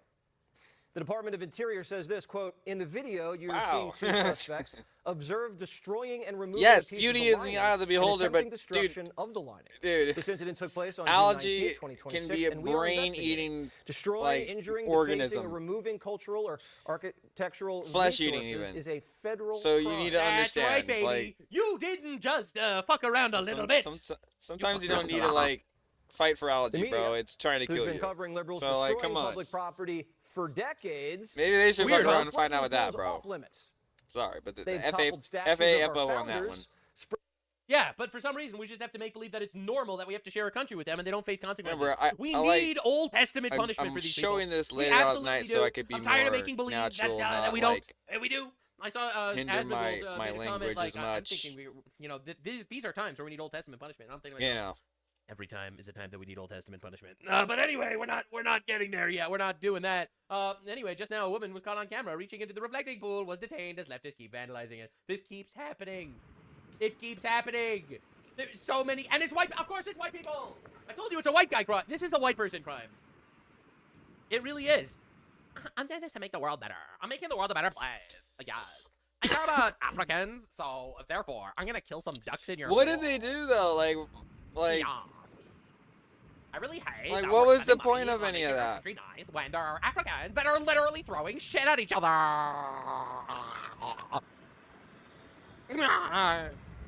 Is it really fair of us to have nice things when Africans are literally living in pig shit? Is that acceptable? The answer is yes. They should have actually just let us continue colonizing them. They didn't like that, so Wow. we decided to let them continue living in pig shit. That's just how it works. Oops. Oopsie poopsie. Well, And then some they got people arrested, like pig obviously. shit, I so guess, American right? Olympic canoeists allegedly arrested. They wanna live in the arrested for pigsty. allegedly vandalizing the Lincoln Memorial reflecting pool. Osmond. Hey, good job cleaning your room, big bro. That was good, dog. You know, you gotta get big props on the cleaning that room, dog. And you got that sheet on there, that gray sheet, bro. Ooh. This is And- a mental wait, illness. And it's a fitted sheet. Ooh. This is a mental ill. These people are retarded. Trump's that- derangement woo! syndrome is insane. This is an American Olympic are we gonna go canoeist. a little- He ruined his entire young Ma- life because he Ooh. needed to virtue signal about, bro, we need to I didn't do it lobotomize right. these people. Make Ooh. lobotomies great again. Mulga, make again. The reason why I'm talking about this story is not because like Yeah, that this was is better. the least important story ever. Okay, this story sucks. I hate that I keep talking about. Make algae grow You again. All fucking right, so now retards are talking to the algae. All right, so Don't make that into obviously a these clip. are once again Algae environmentalists. is doing good today, honey. Algae is doing good today. They're single-handedly doing more to fight fascism than any American has. Yes. Yeah, algae. Woo, algae! Could you turn around? Yeah, these are people that don't believe in turn God. around? All right, see, these are Could people you who turn are around? based atheists. They're bait. They don't believe in Sky Daddy. They just talk to Algie to have Algie fight fascism on their behalf. They're normal, intellectual people that really believe in the world that exists. Bro, we need to kick these people in the fucking reflecting pool. I was a joke, obviously. I would never call for violence. Never. Kick But them if in they the do reflecting drown pool. themselves in the reflecting pool, I will. No, that was a reference that I think we needed to start kicking people into the pit of death. that was make a video about. That was the 300. That was what the fuck that was. Higher than me. Do not, All right, do oh not my- misconstrue literally that. Do anything to That get a fucking was job. It's crazy. very Algae straightforward. enthusiasts. Oh my god. And look at this flag. It's literally waving the fucking pedophile flag in the background. It's crazy. It's insane. So Asmongold obviously had something to say. Before getting too deep into the chaos, free cash was promised to me. $1 million paid out in the description. I'll be very appreciated. Their mind trying to sabotage the reflecting pool. Looks like the park police are using plainclothes informants to catch people screwing with the sealant in the reflecting Dude, pool. this This story woman has sucks. just been detained after being... What the fuck? The Lincoln Memorial reflecting pool was recently drained, cleaned, and coated with a new reinforced blue sealant. They're fighting fascism, guys. Is she just trying to touch the algae or something? Like, what is it? Like, What the hell? What are you So they're doing? trying to destroy the sealant, then take photos of the sealant being broken to make Donald Trump look bad? You know we were just talking about the 72 lashes? That's right. So what's going on? That's right, baby. You know, every once in a while I'm thinking Sharia law has its upsides. What is that? That's crazy. Is that when they put up a fence? We don't need to put up a fence. We need to put the Oh, people... they are actually putting up a fence right now. That's the new thing they're doing. Now we have to spend money on putting up a fucking fence because these fucking retarded assholes are murdering ducks. Do you understand what we're dealing with here? Do you Murdering understand, ducks. Socially distant turtle? Thanks for the 5 subs. Do you understand? That we need to put up Do a you fence for and do. understand? I don't want to live around a fence. I don't want to live in a minimum security prison. That's and right. the way that you do but that... that's what we have to deal with for some reason. But it's true, though. You know what? This is the only other solution is you babysit them, or you guys going to let them keep doing it, or you build a wall. That was the solution last time. Why didn't you think this was going to happen Because the this entire time? Democrat Okay, Party that was not loves this. They love terrorism. That was never Crazy. out of the Just solution. putting stupid That was bitches a like part this of in the jail. solution Yeah, the bro, entire she got mobbed by time. Linus Tech Tips. U.S. Park Police, multiple reflecting pool vandals. Linus Are these Tech the people Tips. putting algae in the pool? Really? How do you this? They're Oh, trying no. to stop them from cleaning the water. They said- what it the said fuck is wrong with them? 8647 Police right believe there. he was ripping algae in the pool. Okay, Really? you see how it says 47? And okay, look. The only reason why I can see that there is because if you guys used to play a game called Sly Cooper, in order to progress through the game, you had to find a code hidden in a painting. Like, where's Waldo? And it was numbers. Okay, like 3 numbers all like put together. Sometimes it's big, sometimes it's small, sometimes you don't see it. It's really hard. You know, obviously you get later on in the missions, it gets harder. This is easy. They're just effing with the dude right now. This, of course, why would you sit there and think that like we're gonna allow you to get next to it when you're just gonna use it as a dry erase board, bro, and then like just use it as like. I'm gonna have to find a video about how bad the sphagnum moss is, like in the Pacific Ocean, like the sargassum, like the rotting smell it causes, like, and you thought that that was good at, you know, a reflecting pool where you're supposed to see, like, glass is supposed to be like flat. Well, the wind, you know, like causes disturbances, so how do you make the heavier water? I mean, you can't do that. Theoretically, you could, but that's not good. I don't know if fish could swim in heavy water, bro. It would not be good for the ducks. And let me tell you, anyone that touches it might die. You ask Nazis about heavy water, and I'll tell you what. I'm not saying that we have the tech for that, but that was literally what they were using supposedly to fuel their wonder weapon, the Wunderwaffe, their, yeah, that thing, yeah,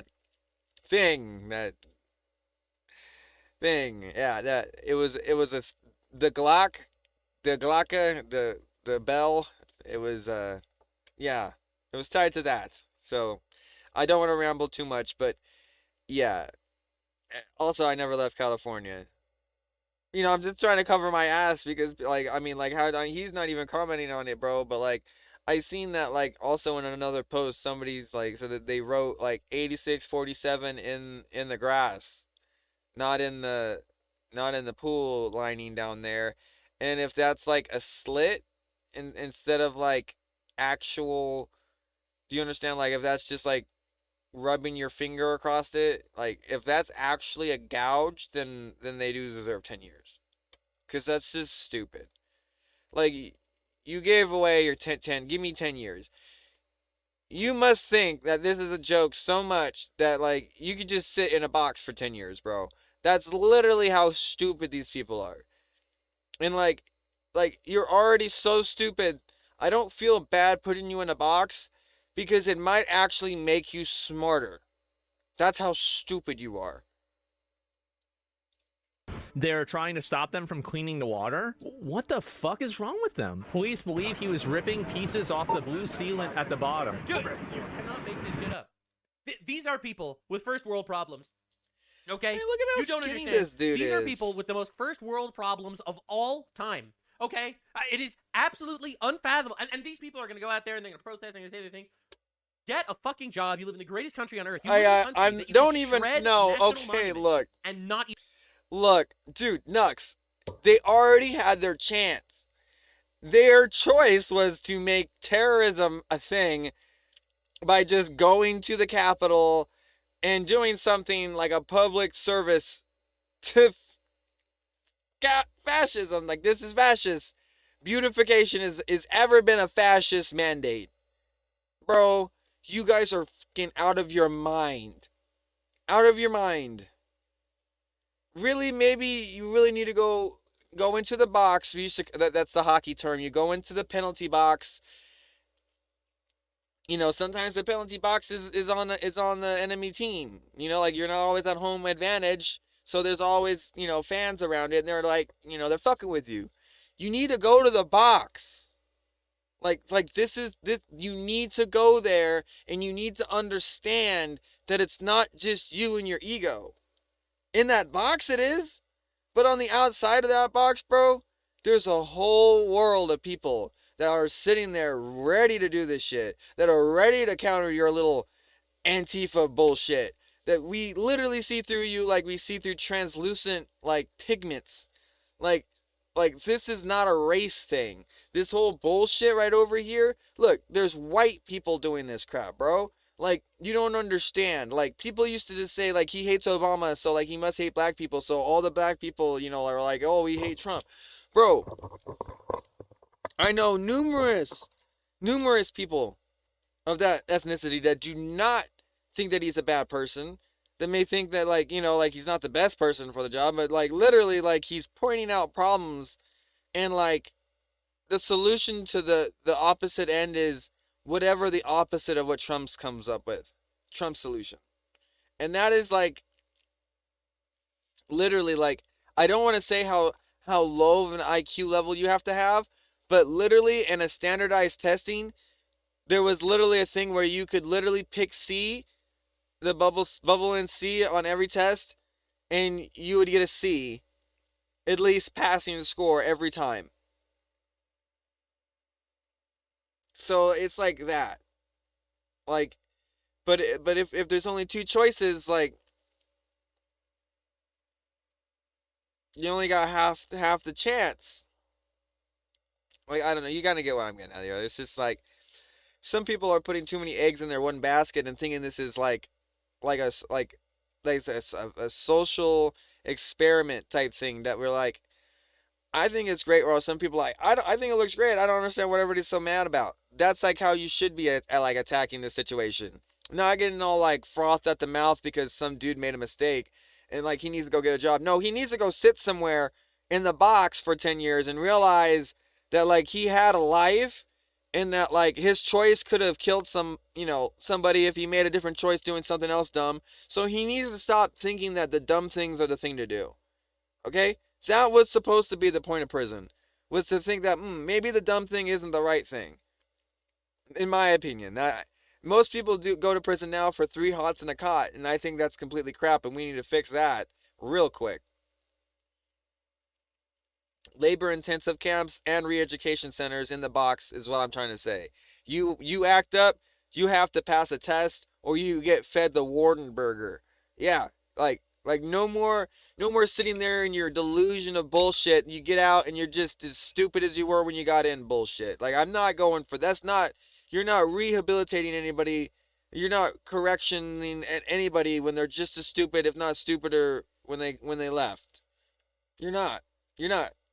I was lucky and I got courses in there. I was able to learn and came out smarter, even though there was ways to learn and read books and stuff in there.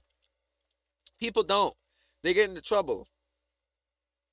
Think about it in Skyrim. Do you want to sit there and fight people, or the Forsworn and get out free all really quick, but then you're a fugitive, or you just want to sit there and just do your time?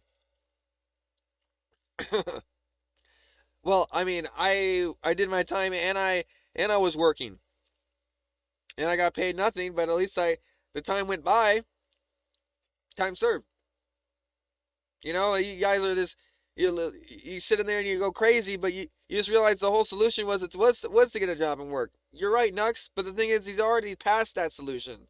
It's jail time, bro. He doesn't need a job right now. He needs to go to jail and get a job. He needs to go to the box. Even need to be beaten in public. Oh! Literally. This shit's insane. We should not need to live around these people.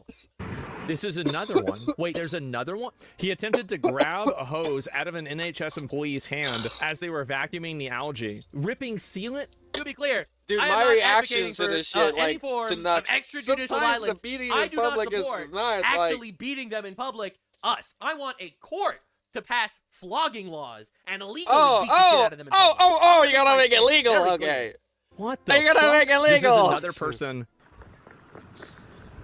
You mean vigilante laws? Yes. Yes. Why do you do it? I'm just I trying to said better it. understand it. If you want the boot, lick it. If you like the boot, lick it. Yeah. Lick the boot, says the guy who's spending the next 12 years in fucking jail. Look at him hold his finger like a little baby. Beep. You cannot That's what they make teach you this to do up. in jail. Like, hold that finger. You like licking the boot, says the guy who's going to be Leave going those to 3 jail, fingers pointing getting out. raped Like, in prison for hold 12 that years, finger. poured algae You into hold that dirty ass reflecting finger. We pool. don't know where it's been. You guys have no idea how much I can't wait for a person to just come down as hard on these people as I want them to. A literal Tomorrow, pro-algae just protest put me in in, DC. coach. Can you explain the algae thing? They want algae to be in the pool, so it makes Trump look like he's wrong or What something if- like that. No, I want to make. What if, because algae is full of protein. What if we just made these people eat nothing but algae, bro? We can give them their daily nutrition and some with some algae, bro. They'd be the healthiest people on the planet, bro. We'd really be helping them. And you know what? If it works out, then the whole world should be doing that. And then they really did save us. Then algae really did more to fight against fascism because we're all healthy now. You see, you can always spin it. It'll make the pool uglier if there's full of algae. It makes it less reflective. So they're rooting for algae now. It's not just because it makes it less reflective, and I'm gonna stop pausing it because it's almost over. But what I was trying to get at earlier was when the algae crap is like, yeah, like if you look up behind this dude, or you see the green, you see how it's just a big patch. It's heavy, okay? That stuff weighs a lot. And it's not like you can just go over there with a little scoop and scoop it out. Like, it's just, it's bad. And it's like, it will forever come back if it's not treated properly. Like, the amount of, what I'm going to say is this.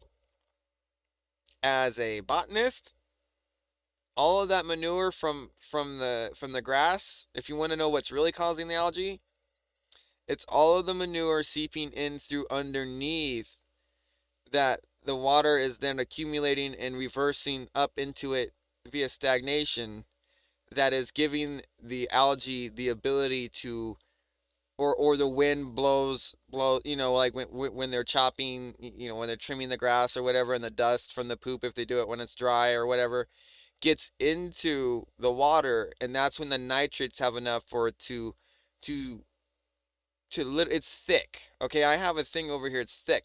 When it dries, it just dries up, and it like kind of like just it stays like inanimate. It like in a cocoon state, like dehydrated in a sense, right? So all you need to do is put some more water back into it, and then it's good.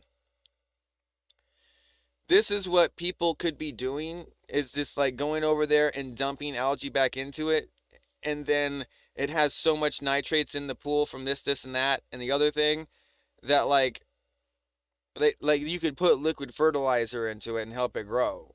You know what I mean? Like, that's like, so in order to make this thing not support life as much, you're going to have to take the thing that the thing is growing out of it. And the equation was, yeah, the bottom, if the water's leaking out, it's also reverse osmosising the water back up. You get what I mean? Like the nutrients, when it needs to pull nutrients, is coming from somewhere. And the way gravity works is just like, yeah, the water is going to go to some place where there's more, and then, especially if it's windy or whatever, the turbulence on like, there's this, it's like, if you think about like sea foam, how like you will accrue more of it because it's more frothy. It gives it a multiplier effect, like a greenhouse effect, when there's a layer of warm water in the moss, so it will grow eventually quicker than like if you were to just get at it and keep at it. So like, for him to do it this quick and to spend that much money, it must have been really bad if it still looked like this. Do you understand what I'm trying to say? Like, I don't go to Washington, D.C. Like, I don't ever go there on Google Earth to know. But to see this, like, right here, to watch people like this celebrate just the opposite of whatever this dude's doing, is like, literally, like, you're a waste of space. You're sitting there, you're not doing anything for yourself or anybody else, but you think you are, because there are other people like you that are feeding off your energy. So whatever. So in a sense, you are giving somebody else some energy. So, but you know, I hope I take some of that energy away by proving to you that there is going to be a solution where you're not just going to be able to throw algae in there. And if they're pumping ozone into the water, that will kill algae, and it won't matter what the nitrates are in the water and all that. So like, they are doing their own thing about it. They can't just, like I said, they can't just drain all that water, all that sludge, and make it pristine, and then like expect it to not just randomly like come back, because it will. This is how nature is. Especially like if it's what they said, if somehow it's in the water pipes, I don't believe it. But if it is, then we really need to think about cleaning our, you know, infrastructure's pipes, because that's not something that we should want to be drinking. And there's water, you know, algae, brain eating algae in the water, tap water, some states there. We can do research into that later, but for now, let's get through this. Yeah, these people are really showing off their intelligence. This makes Trump look good. I totally agree, actually. I think this makes the left look like complete fucking which they are. They're terrorists and retards, but this is insane. Team.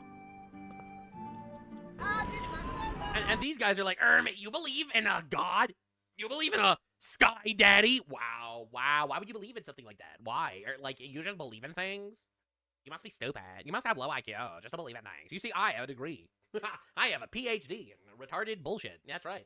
I have a PhD in gay. That's right, ladies and gentlemen. I mean, at a certain point, you've got to really ask yourself, is this a mental disorder? How do you let this, how do you do this to yourself? Yeah, a fantastic That people are losing their question. mind? Oh my god, dude. They're retards. They're actually fucking retarded morons. It's heartbreaking how fucking stupid so much of the country is, and we need to deal with these people. And it's crazy. And we're going to open up, one day, we're going to actually elect someone that's far right enough. Dude is going to open up the asylums. And he's going to say, all right, so you have TDS, you go there. You have fucking schizophrenia, you go there. If you're a male that thinks you're a female, you go over there. You have Islam, you go over there. And we're going to put all the mentally ill people in fucking camps. And everyone's going to be like, wow, this is so inhumane. And then 1 month later, they're going to be like, holy shit, we're living in paradise. I'm just saying, I'm just saying we all know that's exactly how it's gonna go down. Every single one of us knows this, and no one wants to admit it. This video was recorded live at kick.com/Nuxanor. I am there live every weekday at 3 p.m. Eastern Standard Time. Also, I tell the truth a little bit too much for YouTube, so they demonetize my entire channel. Any support you could actually give me would be incredibly appreciated. I have a Patreon linked in the description, or you can show up during my streams. Regardless, I'm just grateful that you're here. Deus Vult.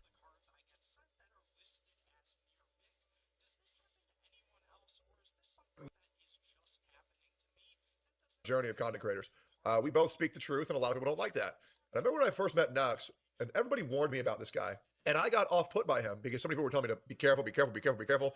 And he was so nice to me. He was so kind to me that it made me unsettled. So I already watched this, I've never and been we're used to just anybody supporting who's just been so nice, so Nuxtaku warm, so welcoming. a little bit And with this. I eventually told all those people to shut the fuck up. They don't Whatever. know him like that. You know, There you go. he's been falsely accused by a lot of people. He went through that whole shit with Vishojo, where Vishojo decided to go on a career cancellation warpath against Nux, when all Nux was attempting to do was keep them safe. And Vishojo fell out, and Nux is still here. And I still don't believe that Nuxtaku got the apology that he deserved. And now you have people like Hassan Piker and all the schizos of the left going after him every single day because Nuxtaku represents what I represent, which is telling the truth on the internet, even to a fault when it comes to destroying your own career. But unfortunately, Nuxtaku has now been a part of another mass cancellation campaign.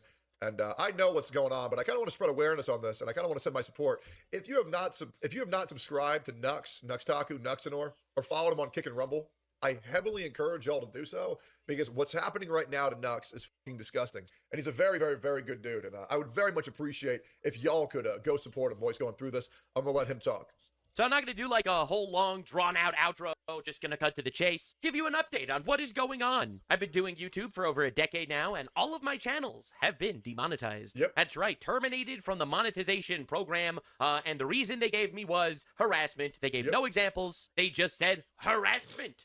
So just letting you know, this is a mistake. Obviously, I do not harass people on the channel. Yeah, I make fun of ideas a lot, but I do not tend to go after immutable characteristics and stuff like that. Sure. But obviously, I'm a right-wing channel. I don't lie, and therefore I am subject to this stuff. It happens to a lot of people, actually. I'll be real.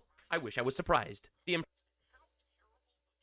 mentioned this earlier on stream. I don't think I ever mentioned it on a YouTube video. I know 9 different current right-wing channels that are all being attempted to be demonetized, mass reported, or stricken down right now. And if people don't think that there is a severe detriment to covering right-wing ideologies because it's been so demonized, you're just wrong. That's where the term right-wing grifter should not exist. It shouldn't, because all covering right-wing ideologies does, which by the way is just ideologies that are grounded in reality and the truth and more based on facts and proof and evidence rather than thoughts and feelings like the left. Telling the truth gets you in so much shit. Guys, I want to remind you, for this video and this video alone, I'm not going to say what I think, but I will say this. I believe that if you have a penis, you're a man. I believe that if you have a vagina, you're a woman. And saying things like that can get your channel shut down forever. And I think that's crazy. There are statements like, I don't think our president is a rapist, and that can get you flack for merely saying that. It is fucking insane. Impressions on my channel have been going down for a while now, even though the views have basically been going up, because the average click-through rate of my videos keeps getting higher, meaning more people clicks on the videos if they actually see it in the recommended. It just doesn't get recommended as much. Now, I know YouTube has been clamping down on this kind of thing. This is not surprising to me. In fact, the reason why I pivoted to this is because, honestly, it's important to talk about. Now, I am not saying this to stir up a public shitstorm or anything. Obviously, that's the nuclear option, and we will discuss it probably, hopefully, never. He's being very civil right now, and I hope that Nuxtaku does get remonetized, because I do believe channels like his are very important to have.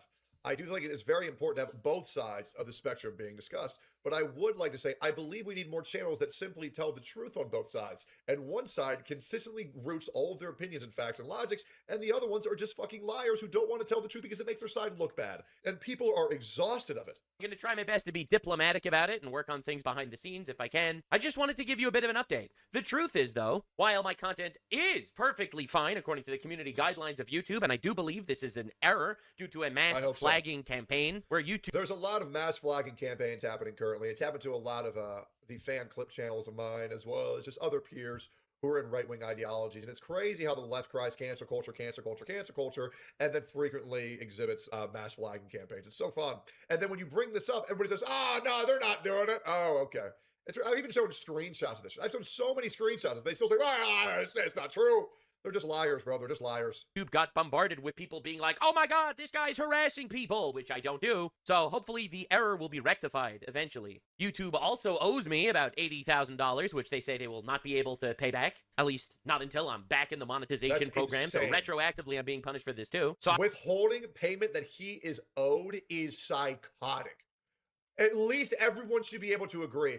If Nux completed a service that he is owed a payment for, and they're saying, we're not going to pay you until we remonetize you, and then they never remonetize you, that is fucking insane. I wanted to take this moment to say, we're coming back to streaming, boys. That's right.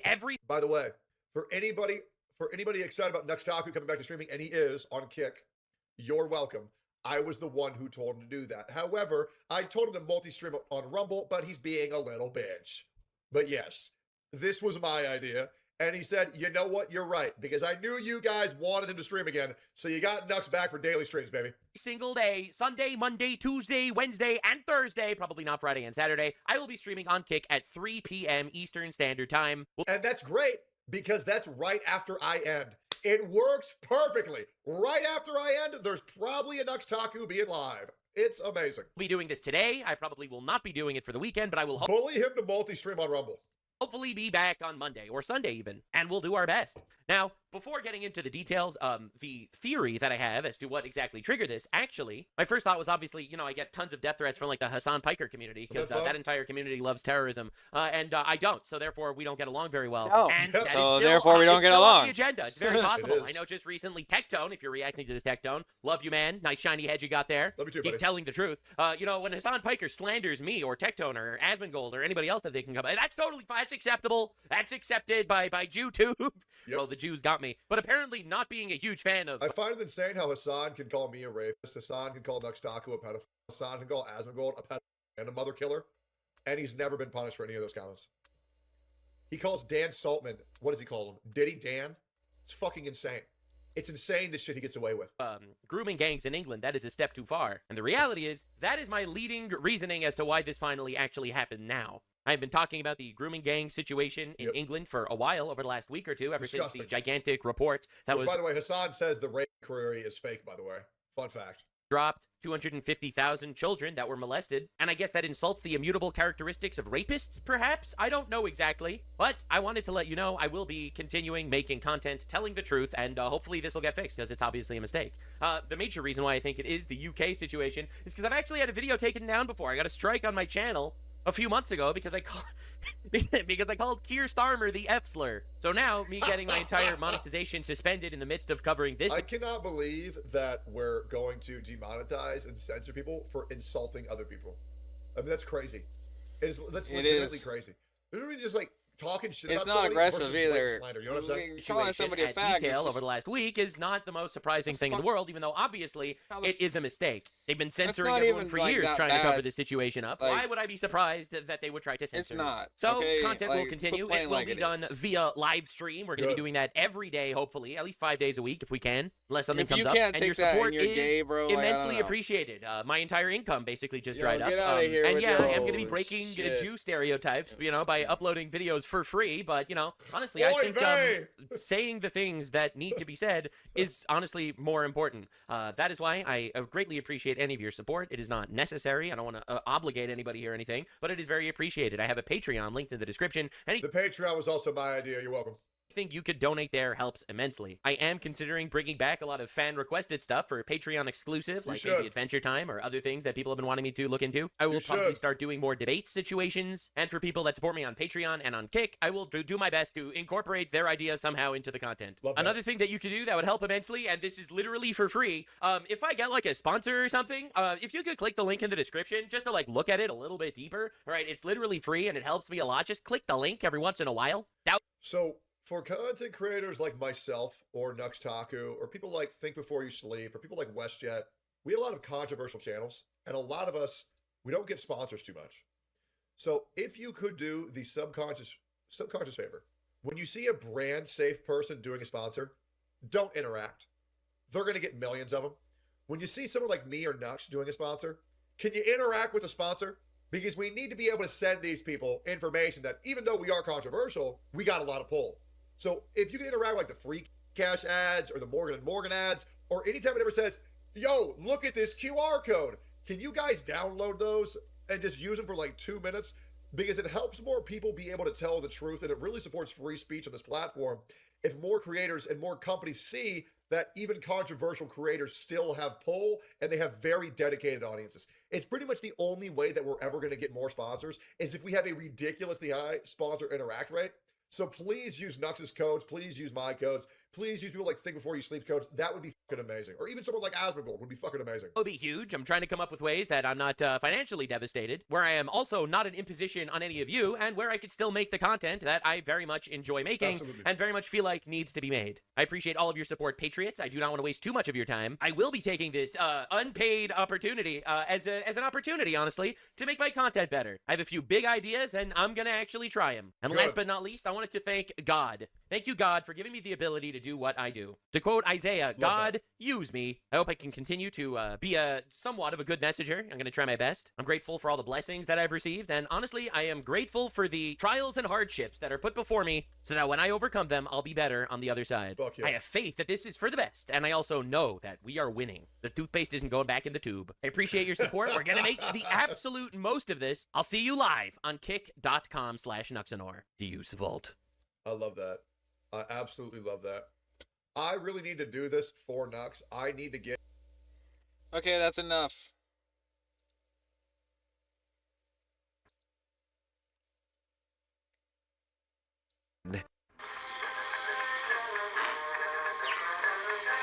This is only 3 minutes. Thank you so much for checking out the We're video. not gonna skip Again, this. That's disrespectful. don't mean to give you guys another video so quickly playing here, but I 76 just right now. want to make sure you guys are aware You hear me? that I'm it playing is 76 right actually now. Halloween in Fallout 76 right now, so I want you guys to take advantage of it. Let's get into it here. Okay, so you may have noticed that there was a daily challenge today that says cripple a spooky scorched leg. Now, I didn't think there were spooky scorched out, and maybe there wasn't. I don't know if this is an error or intentional. I would assume that this challenge just kind of snuck through here, and it was a bit of an error, actually, but there is a way around it. Bethesda did acknowledge this on their Discord, or fix it on the Discord, and it's actually a good thing, because now we got Spooky Scorched for a bit. So I'm going to show you that in a second here. Just want to say you can get the Spooky Scorched leg cripples right now, because they are available for 24 hours right now. Fallout 76 News, Spooky Scorched is now live in Fallout 76 until 12 p.m. Eastern Standard Time on June 26th to help with today's daily challenge. Happy hunting. So just from reading that, like, again, I kind of feel like this was a mistake, but this is awesome because now we have Spooky Scorch for a whole day, guys, right until 12 tomorrow. If you are watching this video on June 25th, you have until 12 Eastern Standard Time tomorrow to hunt these guys as many times as you want. I will also post a link to a video that'll help you with these. It'll include a map showing you the best. I'm not really sure if his music is copyrighted. You better not have copyrighted music on here. I'm gonna lose my lovely mind. But if that's all you gotta say, then we're going to continue. Best places to go to if you're not familiar with the Spooky Scorch. If you just want to screenshot this map, this is the places that I like to go to. And I guarantee you will find these guys pretty frequently, even if you're in a public server. I would suggest doing this in a private server if you have access to it, because then you'll just be able to hunt down as many of these guys as you want. Now, of course, they basically just spawn where Scorch do, but I thought I would show you guys my favorite places to go to.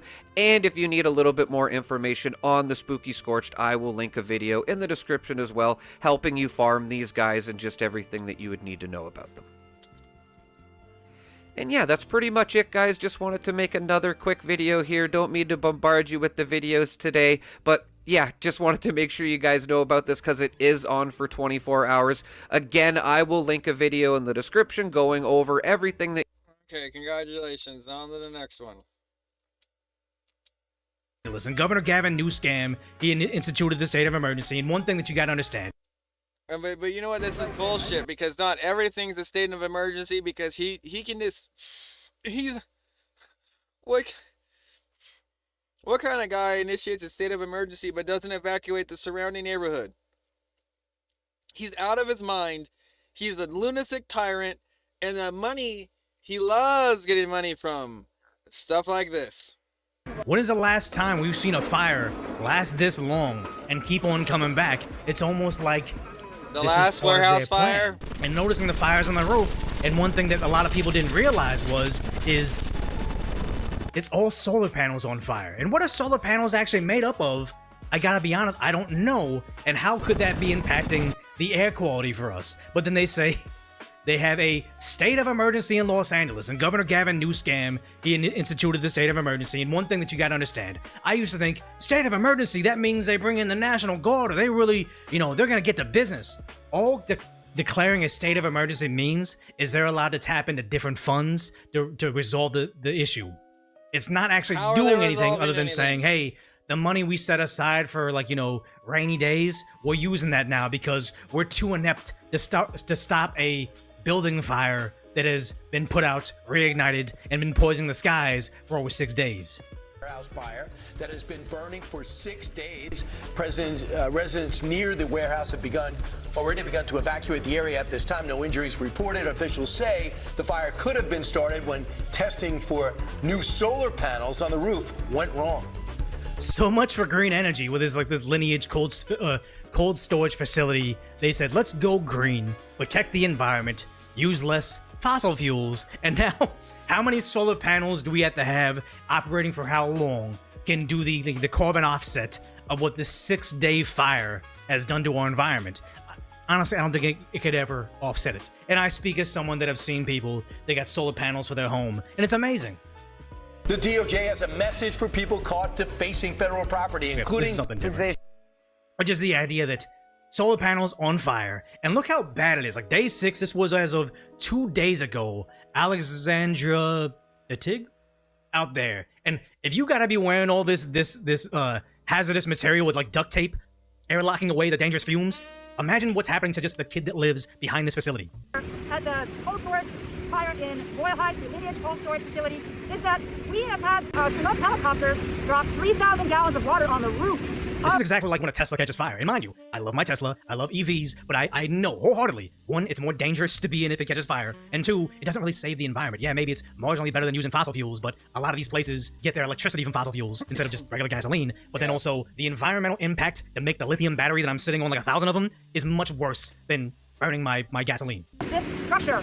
And so now that firefighters are getting the upper hand, what we are seeing is a concern about the roof and whether it is safe to even get up on that roof, because all of the solar panels have burned clean on one side. And then what happens? All the solar panels, some of them didn't get scorched, but I imagine the soot that went over the top of them, they're no longer good. And are they going to be like, what do you call it? Like a wind turbine. They say, oh, wind energy is so renewable, but they only last for so long. They're these giant metal beams, and once you take them down to be replaced, they just sit in a giant graveyard to never be used again, can't be recycled, can't be disposed of. I imagine this is going to create a huge environmental hazard afterwards. You say, solar panels are primarily made about 76% glass, 10% plastic polymer, 8% aluminum, 5% silicone, 1% copper, and less than 0.1% silver and other metals. So 10% plastic polymer is putting those toxic fumes in the air. And one thing I remember about the wildfires that were near me when I lived in LA is, I didn't want to wear an N95 mask. This is before COVID. But I was like, I'm not trying to wear a mask. I'm just going to be out there and I'll just deal with the bad smell. But they say, keep in mind, all the animal poo, all the poison oak, and whatever pesticides and the homes and gardens that they have put next to the houses that got burned, that's now in the air. And you are now breathing soot of pesticides, poison oak, animal poo. It is very, very dirty stuff. Kind of like flood water. You think it's just groundwater, but it's so much worse than you actually think it is. Of this facility, and thousands and thousands of pounds of water have been dumped on that roof at the same time. Yeah. So will that roof cave in? Is there a chance of that? More water is going to get poured on that roof from water drops. What is the situation with the integrity of that roof? How safe is it? We're going to find out from officials. And again, they haven't. Why don't we already know? Don't you think that we have scientists or somebody that evaluated the safety of solar panels on buildings? Shouldn't there already be studies or warnings saying, we know if you guys have solar panels on a building, buildings catch on fire? That's part of it. Why don't we already know what it is? Mayor Karen Bass is going to talk about it later on, but it just gets worse. Yeah, that will be the next phase. He said it smelled really bad Sunday in the San Fernando Valley, and that is over a hill many miles away, and yet they hadn't even evacuated some of the parts of but Boyle yeah, Heights. no, It's that's crazy. what I'm saying, bro. Like, that's the bullshit. And make sure that roof That's collapsed. the bullshit that I just kind of wanted to leave this on because I watched the whole thing, and I mean, this has been going on for a while, so we're gonna skip this.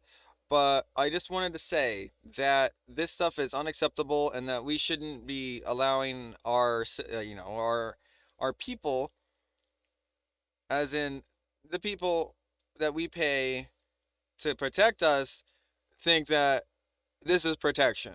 Like, not evacuating is like, could you imagine this and then not evacuating anywhere near this? That's where we are. So, I mean, you want to think it's like dystopian now. Like, try having the Palisades fire, then no one comes to like evacuate you, and then you're like the Malibu fire in the Palisades. That's what we're heading next to, folks. So I want you to understand that, like, this is all part of a plan, and I don't necessarily know, like, if people are letting this like rule their lives, like this chaos, and just like what's next for America, you know? Like, is it this? Like, are we gonna let this be the new norm, or are we gonna create a fire force,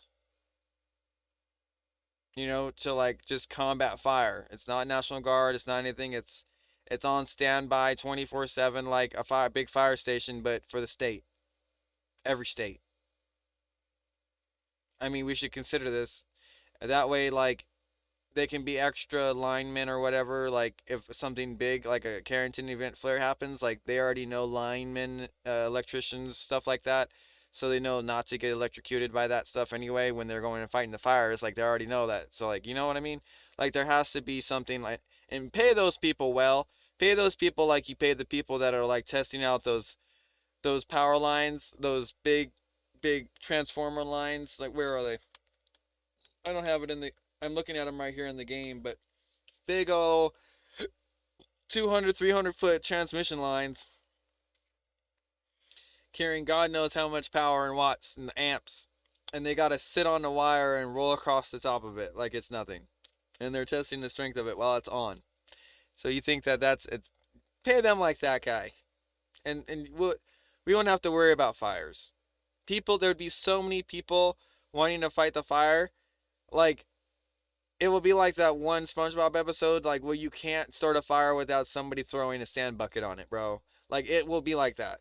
Like, literally. Because they'll just get paid by some crypto source every time their fire is put out. Or, like, they're fighting the fire, you know?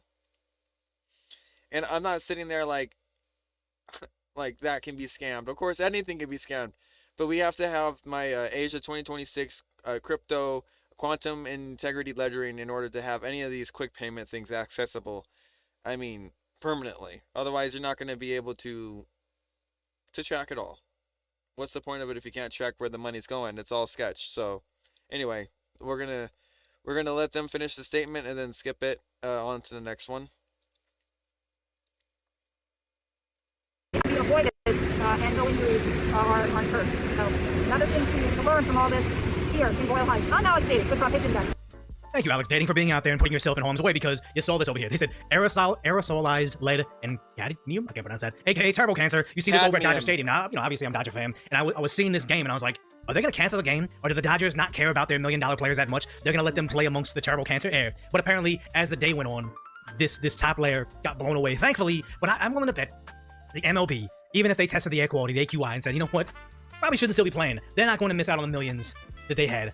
There's a rain delay, but there's no turbo cancer delay. So they probably let it happen. But the craziest part about this is one, Karen Bass was out of town again for another major Los Angeles fire. They've been going on for 6 days. Now, mind you, the first one was she got warnings that there was going to be super fire conditions, and she was kind of on recording saying, okay, look, there's a plan. I'm gonna be in Ghana. I'm just gonna speed you up, the wedding, I think it was. We're gonna get through so much. She knew about the risk, and she left anyway. This one was, I think she was Speed in it up, air man. already while in Chicago, but the idea is that she had a major fire and knows politically it's going to decimate her, and she still has to win another election in November.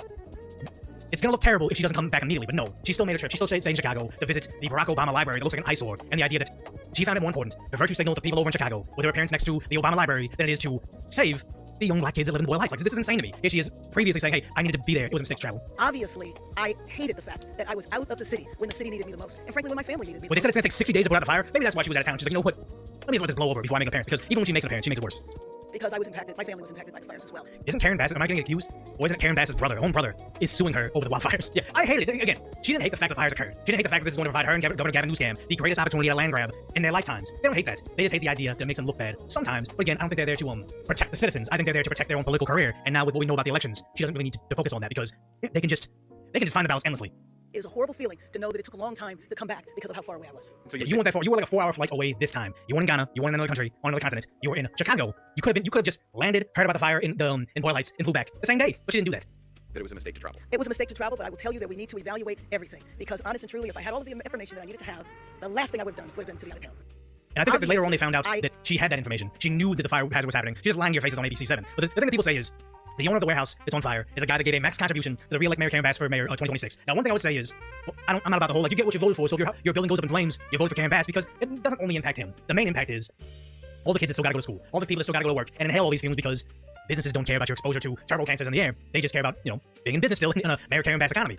I care about them. I don't care about this guy. I don't think they deserve that to be done inadvertently. But now you see, you'd almost rather Karen Bass still be over there in Chicago at that library just being an idiot, because when she comes back, she makes it so much worse by being.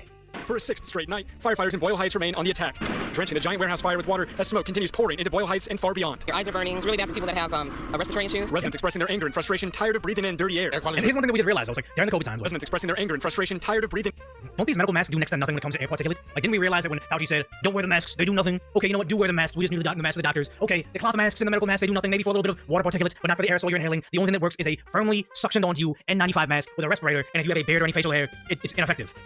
Again, they are with this thing. Well aware of that this is ineffective, and they're using this. Yeah, they made it worse, actually. I wouldn't be surprised. Brainwashing works. Masks prove it. Exactly. In dirty air. Air quality is really bad right now. Waiting in long lines Monday for free masks and air purifiers. Right now, they're doing this just to, okay, you gotta be quiet. No, we want a town hall meeting. We want to. Town hall meeting won't do anything because you guys kept on electing these people. And again, I'm not exactly blaming them because I don't think that the election something suspicious. What's gonna happen? The fire erupted last Wednesday at the massive cold storage warehouse, and since then, firefighters have been battling from the ground and air. What we're doing now is pulling everything away so we can take those skins off and get the water to penetrate. Recently tearing away parts of the 500,000. So this is what I'm saying. Like, this is a problem. This is creating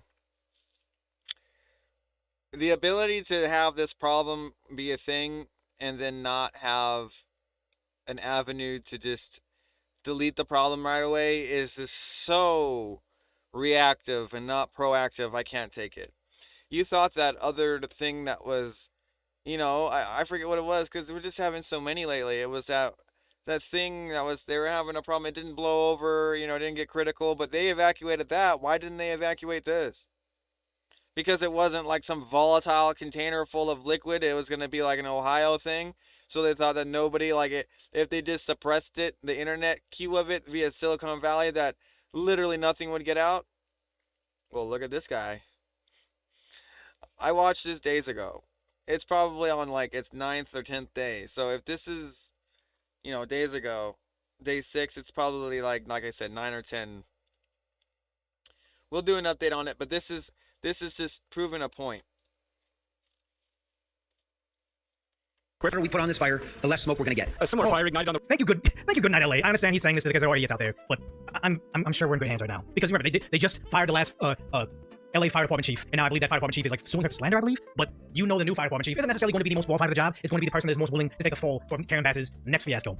Roof of the same building almost 2 years ago. Fire officials still investigating what exactly caused this blaze. We're having a legislative motion. If this becomes another fire that was started by Washington, of someone that was against capitalism, because remember, the fire in Ontario, which is about maybe 2 hours away from LA, depending on traffic sometimes, but the Ontario warehouse fire was started by a guy that idiotically recorded himself saying, pay us a living wage, It's like, those guys get paid fairly well. But it's not daddy government's responsibility to tell your boss to pay you enough to buy a home in California on a warehouse job. As someone that's worked in a warehouse before, I would say it's nobody's fault that you're not getting a good wage.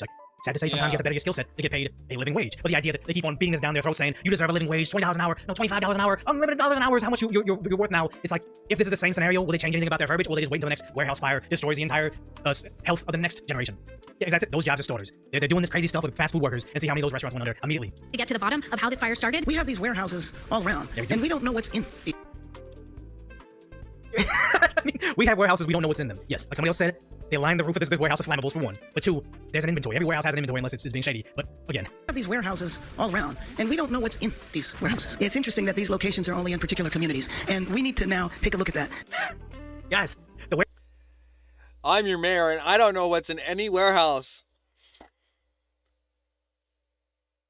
What are warehouses? Bro, that's like... That's some next level fucking retard shit. Like, I don't even... Look at the person behind them, like... Are you kidding me? Like, are you telling me right now that you don't know what's in them? And then you have that skeleton looking mother in the back right? Like, he's...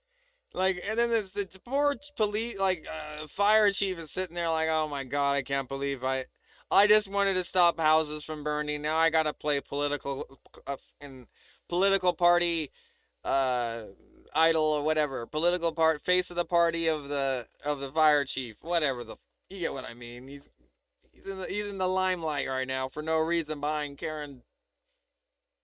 Yeah. warehouse fires are only targeting people, communities of color. And I'm telling you right now. Oh, thank you for the prime sub, O'Neill the Welshman. Warehouses aren't going to be in very, very affluent areas. I can guarantee you, whatever neighborhood Karen Bass and Governor Gavin Newsom lives in, they do not live in an area that is zoned for industrial warehouses. If you have housing and it's bordering the zoning for industrial warehouses, it's probably going to be a poor community. And it's probably going to be a community that is more populated with lower-income individuals, oftentimes people of color. But the idea that this is some revelation... It's because those places have been there longer. They're more literally made. They have more power to them. There's more infrastructure already there. So why not clear a little area outside the little area of it and just attach to the grid? That's all it is. It's just the easiest placement to attach to a grid. That's all. And there is a reason why, like, Trump's supporting AI, the data centers making their own power grids right there, because they can feed power to the grid. They're basically little power plants. So how are they? We're basically making more power. They're not going to take, they're not going to create more fossil fuels when they're making their own nuclear power. I don't understand it. People are crazy. They're out of their minds. Anything, any bad idea that they can come to their mind, they're gonna fight like it's Jeffrey Dahmer or whatever is at their neck. But sort of is, if she's like, warehouses only seem to burn neighborhoods of people of color, maybe it's because the warehouses only exist there. But here it is, gotta make everything about race. Gotta target race because it's easier to say warehouse fires are racist than it is to say, yeah, maybe I was over in Chicago at a library ribbon cutting ceremony. Don't mind me as I look the other way of the next possible arson fire. Because we don't want environmental hazards or risk concentrated in particular black and brown communities. City volunteers driving around delivering air purifiers to residents. I wonder how many of our tax dollars went into buying those air purifiers. She just said that we don't want those warehouses in black and brown communities. She said it. But she'd be perfectly fine with letting it be next to some white guy's house. That's the two-tone tiered system of bullshit. How are we supposed to come together as a community when you're saying stupid shit like that? It's not even a solution. It's like literally like I don't even know, like I said, like even if you pick C on a four bubble chart, you get a better answer than that. Like this shit is so stupid. My neighbor bought one of those Dyson Tall fans that actually has an AQI rating on it. And it's like, okay, is this pseudoscience? It's very expensive. But he bought it and indoors when we thought we were safe, we couldn't smell it. It was like 99 AQI danger zone, and eventually the air filter got us down to like a green zone, and you took the filter out and it's got soot all over it. So I bought one as well. I wonder if this is like the babies diaper fiasco Governor Gavin Newsom had, where it's like a pack of diapers from Target cost maybe like $10, and then through the Babies to Babies initiative, they charged like $50 per pack of diapers and only gave it to people of color. Is this the same thing where they said, air purifiers is what they need? So how about we just let this fire burn forever, spend $2 million on air purifiers, and buy $500,000 worth of air purifiers, only give it to people of color, and then also say, we have to pay our people first, but look what we're doing to solve the crisis that we're kind of ignoring. As many wonder what exactly they're breathing in. That's exactly what they're doing, bro. Like it's like that, but on a way bigger scale, like everything. And I said that 3 times on purpose because presidents used to repeat shit that are like, and for emphasis, and I mean everything.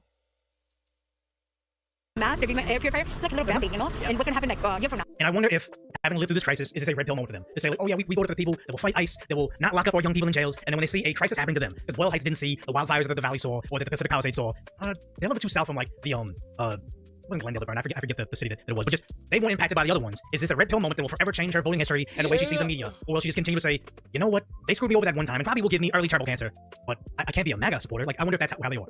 little band-aid, you know? I And know, what's gonna happen, right? a year That's from what I'm thinking You won't too. know, Like, and the idea is the what other happened side 10 years is from now. It's like worse. what happened in Porter Ranch, where they had like the gas leak. The gas leak is still happening when I was around that area. I had a job there. Maybe But it was, not. Porter Ranch had the gas leak, had to evacuate all the people because everybody's complaining about, I think it was nosebleeds and headaches.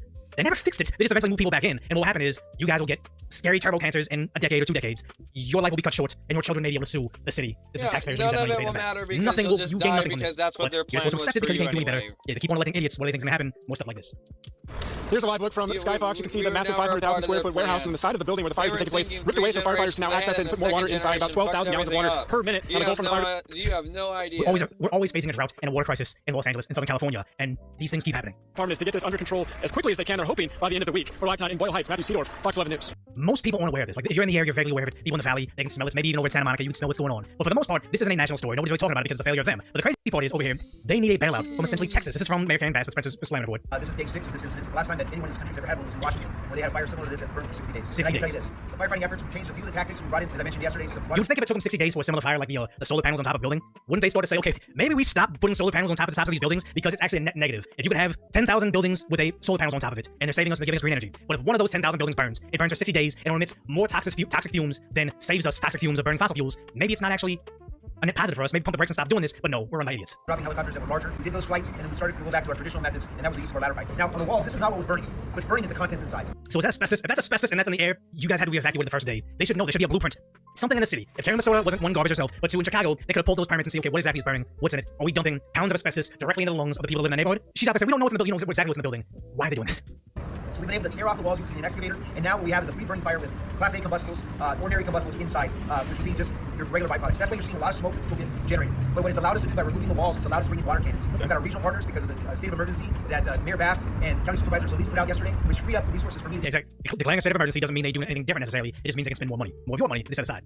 Be able to request additional assistance from the region. So now what we're using is water cannons to cool off the area where cooler 1 is, to keep it cordoned off, and it's what we're doing later this evening and into tomorrow. So I would anticipate the smoke for about 2 more days, possibly 3. But now we're going to extinguish the fire. We're going to do that aggressively. We're going to go in there, we're going to put this fire out, and then we're going to be able to mitigate all the other hazards that are around the area and turn it back over to the building owner and occupant. Don says, how do they not know what's in the warehouse? I think they know exactly what's in the warehouse, but it would cause public outrage if they now admit, we know what's in the warehouse. We know what's going on in your lungs. We didn't call a state of emergency earlier, and we also didn't evacuate everybody immediately because the cost of evacuating everybody and all the taxpayers' dime is like in the millions. So you got all these people that got to move, and probably should have been canceling FIFA games in the SoFi Center. Probably should have been canceling Dodger games at Dodger Stadium. Like a lot of stuff should have been done, but their economy can't withstand that hit. They'd rather all this shit, risk giving you turbo cancer than actually doing the right thing. They know what's inside the warehouse. They know how bad it is, and the fact that I wonder where they're recording this mask list. Unless they're willing to go there themselves without a mask, without a respirator, it makes me know it's not safe to be by. So that they can actually deal with the product that's left behind. We have estimated that it'll take 1,700 semis to pull all that product out. Yeah. So that's what the building owners now going to have on their task to be able to remove that, work with the private contractor, and get it to be a dump site so it can be dumped appropriately. And they're already working with sanitation. Yeah, it's bad getting worse, but then they say Karen was won by the last LA Fire Department chief. They're dangerously unfunded and couldn't keep LA safe. Karen cut their budget by $17 million. Remember, Spencer was this is the reason Spencer Pratt ran for mayor, is because of this information was being suppressed. Then his town burned down. Now they're trying to get resources from Texas to manage a single structure fire. If if Los Angeles is one of the largest economies in the world, and they cannot manage a single structure fire in under a week, with all these resources they have, they cannot withstand a natural disaster. Another Northridge earthquake, another massive wildfire. This is like, I was gonna skip, but like I remember that this was a pretty big like moment for me where I was like, you know what? You're right. But I already knew this. But like it should be apparent to other people that like maybe they don't have it. You know, like maybe we shouldn't put all our money into America. Maybe they're just full of shit. Maybe we should just make our own country that's better than theirs, and maybe we should just leave. Not wildfire, Austin fire. They're literally living in the third world in Los Angeles right now. It is sad, but what's crazy is Film Police LA. You've seen this video of the Boyle Heights warehouse fire from Los Angeles last night, and you see this, and it's like, yeah, look at all the smoke going over. This is like eastbound right here, like downtown LA's here, Boyle Heights, like Dodger Stadium's gonna be over here somewhere. It's blowing east and north, so you got like Pasadena up here, maybe like Arcadia, but you have all these residential areas right underneath the burn zone. So it could be asbestos, it's those solar panels, it's whatever chemicals that are in the frozen dino nuggies that they had packaged. I don't know what's really inside of it. But Film Police LA, a very, very left-leaning journalist, which, you know, me and him don't agree on things politically, but he does good journalism. But he's out there saying, imagine not evacuating the surrounding neighborhood. Exactly. And you see this over here where this is the neighborhood earlier on. This is July 20th, 3 days ago, which as of yesterday was day 6, I believe. Look at this smoke. This is before she probably knew to put on that giant respirator mask. Like, this is where children live. I'm here in Boyle Heights, where behind me you can see the lineage cold storage warehouse fire. Smoke is still emitting from this fire, and as we are here right now, we are seeing that same dark plume of black. The warehouse is an industrial area, but it's planted right there amongst a whole bunch of residential zones. Smoke is starting to rise again. That means that something new, something very toxic and different is beginning to burn there right now. There have been aggressive water drops from helicopters here, but as you can see, that color of the smoke is now starting to change, especially up here, where you see this black plume rising right there. Yeah, that's never good right there. Jesus. There's a different type of material that is burning that is very toxic. It's the chemicals in the lithium batteries and the solar panels. You know what? You're right. Because I was just thinking the solar panels, what is the glass made out of? But the solar panels go to a battery that holds the energy that is used later on, like in off times. To use during off times when it's not sunny. That's what's going in your lungs. So it's essentially just like a Tesla fire that you can dump water on it endlessly, but you just have to let it burn itself out. That's terrifying that everybody's breathing this. And they didn't, like, how come nobody's going out there saying immediately stop installing solar panels in mass on top of buildings? Where's Greta Thunberg for that? Now, officials have said that they've declared a state of emergency here so that they can use different kinds of resources to tackle this fire. But it looks like this is a very, very tough firefight. It's really bad. But one thing that I saw over on, I didn't even see it on Ask Los Angeles. I saw it on r/Los Angeles. But so many people are complaining about why is there very little news/government response from the Boyle Heights fire? Blah blah blah. It's here. Sensors are going off. Does FIFA have influence? How come no one's talking about it? And they're saying because it's Boyle Heights and not Beverly Hills. But the sad part is because Beverly Hills has its own mayor, has its own fire department, has its own little government. It's like Beverly Hills and like I believe Culver City have their own little government going on, separate from the greater Los Angeles area. The reason you guys aren't getting mass evacuations is because they found out last time. They can lie to you top to bottom about the Pacific Palisades fires being started by arson or whatever it may be, or the ineptitude of Edison Electric or whatever, LA Water and Power, I forget which one it was. But the idea is, they were able to essentially land grab and bend you guys over backwards, and nobody voted differently. Well, apparently, nobody voted differently. They now know they can do whatever they want to you through natural disaster, and you guys will sit there and take it. Because, sad to say, even Reddit is hyper left, like 97% left. And even Reddit is noticing our governments are failing us. But then again, you have any other Mayor Karen Basoda probably being reelected, Rahm and the other socialists maybe getting elected, but getting out Spencer Pratt. Now, the one thing I will say is, even as of day 6 of the fires, I believe, they're still counting votes.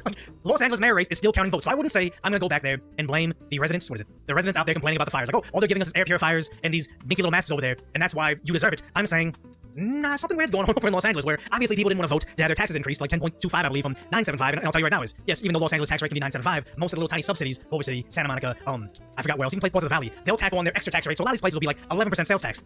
People didn't vote that for themselves, but, you know, Los Angeles needing several months to count ballots. What is this? Till today, and then something like Colombia can hand out 98.8% of their $25 million ballots in under 3 hours. Something strange is going on, but then Spencer says, hey, day 6, they might finish counting my votes before they get the structure fire out. It's true, but at least this is shedding light on the idea that 1, people didn't vote for this nonsense, and 2, Donald Trump's going to bat for Steve Hilton, in a way Chad Bianco, Riverside Sheriff, and now Spencer Pratt saying something fishy happened over in Los Angeles, and now we got to investigate it. You know, in California, if you ask that question to a voter, you are criminally liable. In other words, they can put you in jail. If you say, sir, do you have proof of citizenship? Yes. They put you in jail if they ask that question. You're not allowed to ask that. Did you know that? It's the craziest thing I've ever seen going on. It's crazy that anybody could walk into any voting booth and say, I'm decoy, and fill out my ballot for me. Not saying it has happened. I can't prove that's happened, but the idea that anybody can either pick up my ballot, fill it out. Yes, it's a crime, but I don't think there's anything to stop them from doing it. Or going into the voting booth and saying, I'm decoy voice. I'm voting for Mayor Karen Basoda. Hey, did they screw the kid, Pratt? Yes. Boy, he's leading, and all of a sudden he's lost. And it was sort of interesting. The election, you ever see an election where they're 2.5 weeks in? Yes. An election that takes weeks to count the votes? But after the evening, it looked like he was going to win or certainly be in the runoff. Because they learned their lesson back in 2020. They did too fast. 4 swing states all simultaneously have things like pipe leaks or poster boards over walls. Then all of a sudden get a spike, the exact number they need, and every single swing state needs to win. Happens overnight, it's mysterious. It essentially feels like they did the same exact thing, but this time with late ballots being counted over the process of weeks. And then I started hearing rumors as the days went by, days and days went by, that Pratt is fading. He's fading. I said they rigged the election. And then lo and behold, his words, not mine. He didn't qualify, even though he was so far up in the third place person that it was almost impossible. And the one thing I'll say is if Spencer was in the lead by 35%, bro, they rigged the election. That's my word. Fuck that. What Los Angeles Come on, decoy. I live in California. You live in California. What the fuck, dude? And he didn't qualify. And then it started happening with the next candidate, Steve Hilton. You said do the forms of Cali Money, but it's organic. You're talking about the stuff that's the lithium fires, the lithium batteries, the asbestos, and whatever toxic fumes were inside that factory are now going to be 1 in your groundwater, 2 in your lungs, and 3 in the food that gets shipped out God knows where. This is like an environmental disaster. But no, the soil was more important to be in Chicago at the Obama Library, and then coming back and saying, why does this only impact black people in black neighborhoods? Garbage. Running for governor. He was up in front, just about leading, no problem. Say, do you still think there's a chance Pratt can win? I think Pratt had stuff he was saving until the final election in November. They will release it earlier, and I think someone's going to have to step down. I won't say who, but I believe he had something in the bag that he was saving for later. And all of a sudden, about 4 or 5 days after, this is after the election's over, they said, Steve Hilton is starting to lose. Yeah, they tried to do it to him too. I said, here we go again. And I called up the U.S. Attorney in California. They said, we're going to have a number in the next week. I called up the very powerful, very good U.S. Attorney in California, and I said, do me a favor. Take a look. They're trying to steal that election too. I guess they called up. They said, this is the U.S. Attorney call. We have your great U.S. Attorney here today, by the way, and your assistant U.S. Attorney. They're doing great, David. Thank you. But so over the next week, he was definitely going to lose, but the U.S. Attorney called. We want to check your votes. About an hour after the call. But Governor Gavin Newsom, right before the election, said it made it illegal for the feds to investigate a California election. It's almost like this was pre-planned. And then remember, Governor Gavin Newsom went out there and said, hey, if Riverside Sheriff Chad Bianco and Steve Hilton make the jungle primary for governor, we're going to have an emergency break glass scenario where we can get a Democrat still to run for governor in that final election. Which makes me wonder, was this that emergency break glass scenario or move? Ladies and gentlemen. I mean, it's pretty obvious. Once you threaten them with a lawsuit and they say, okay, never mind, you guys won, that kind of verifies it. Made that call. Steve Hilton would right now be watching the election from home. So I don't know. He would have a great chance, but the election's totally rigged. California's totally rigged. All mail-in ballots. It's a disgrace. We got to pass the Save America Act. You do. But the sad part is how many Republicans in Congress and in Senate refuse to pass the Save America Act. I refuse to believe all these Los Angeles residents saw the Pacific Palisades fire destroy communities and effectively be a land grab for socialists to take over. Lied to your face constantly and said, you know what? That's okay, Mayor Karen Basoda is still our number 1 option. We don't want a Spencer Pratt. And the fact that it's happening again, they're even on hyper left or Reddit, they're saying, they're noticing how come Boyle Heights hasn't been evacuated, what's going on with FIFA games at SoFi Center, why are the Dodgers still playing right next to the fires. If hyper left Reddit is noticing as heavily moderated as it is, I don't even think Democrats, progressives, or Democrat by default types, I don't even think they were supporting Mayor Karen Basoda or Nithya Raman. I think this is all sus, to say the least.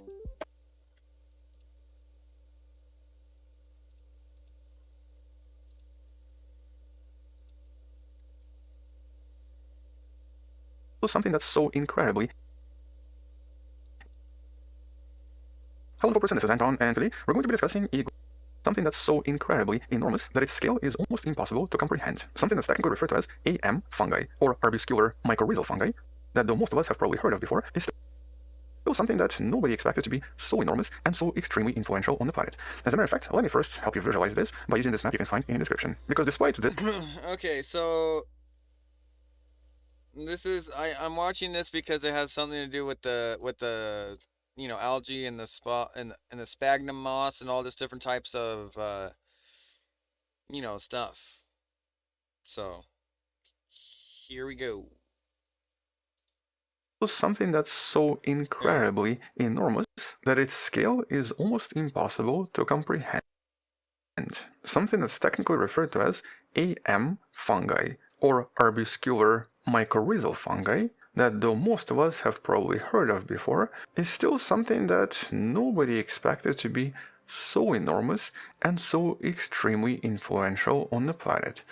As a matter of fact, let me first help you visualize this by using this map you can find in the description. Because despite this resembling planet Earth, and basically all of the continents on it, what you're actually seeing is a fungal map, or a mycorrhizal infrastructure map, which essentially shows us the overall density of mushrooms in each of the locations on the planet.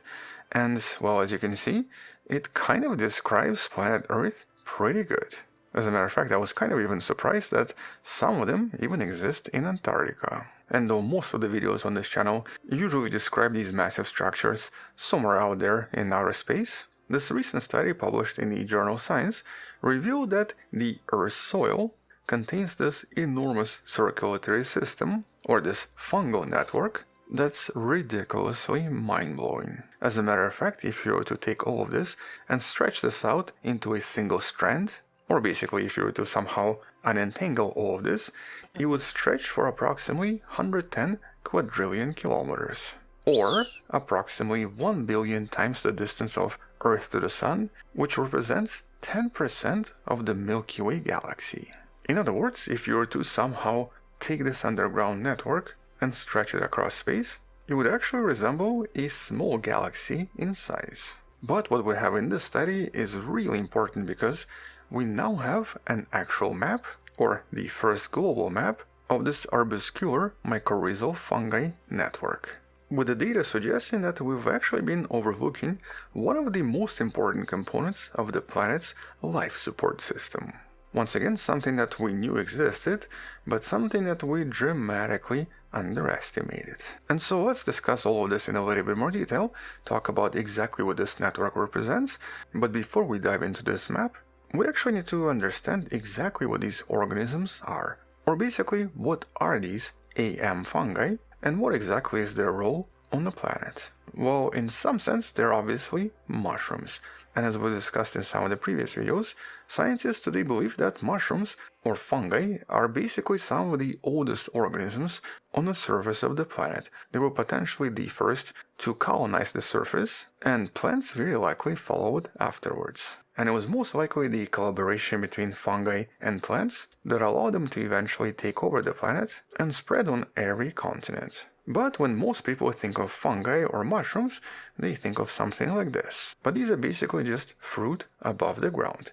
The real body of the fungus, just like with trees, is actually in the soil underground and consists of microscopic thread-like filaments referred to as hypha. And quite a lot of these different types of hypha tend to form different partnerships with plants, with these arbuscular mycorrhizal fungi being able to form a symbiotic relationship with approximately 70% of all land plants on the planet. And we know that this is most likely one of the oldest such relationships.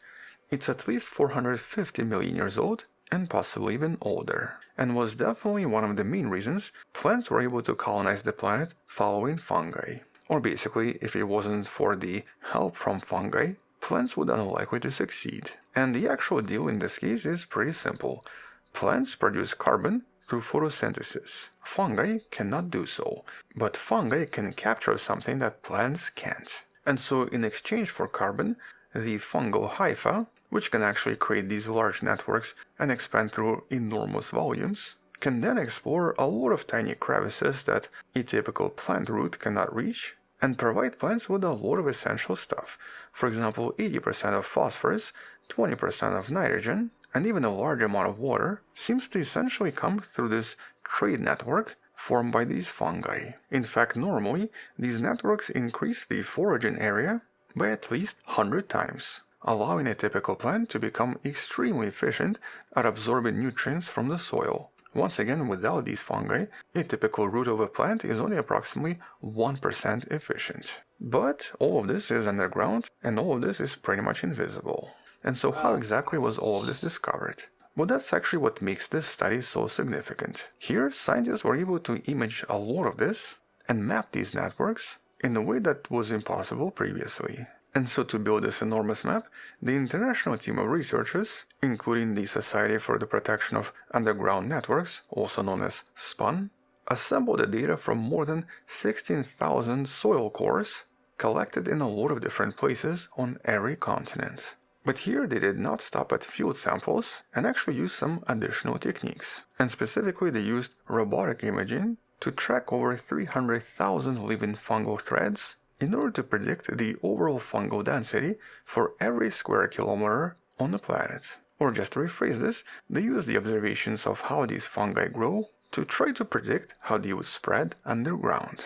And so the combination of soil sampling allowed them to create an enormous dataset involving over 4,000 different sites, with the results basically being staggering. Apparently, in just 1 teaspoon of healthy soil, you can have up to about 10 meters of these fungal formations, or fungal filaments that create these enormous networks. And collectively, the fungal network seems to represent 300 megatons of carbon. That's about 4 to 6 times more mass than all of the humans combined. But perhaps the most surprising discovery in the study is where some of these densest fungal forests seem to be located. In other words, where they seem to be the most successful. And usually when we talk about carbon storage, we tend to focus on big tropical rainforests.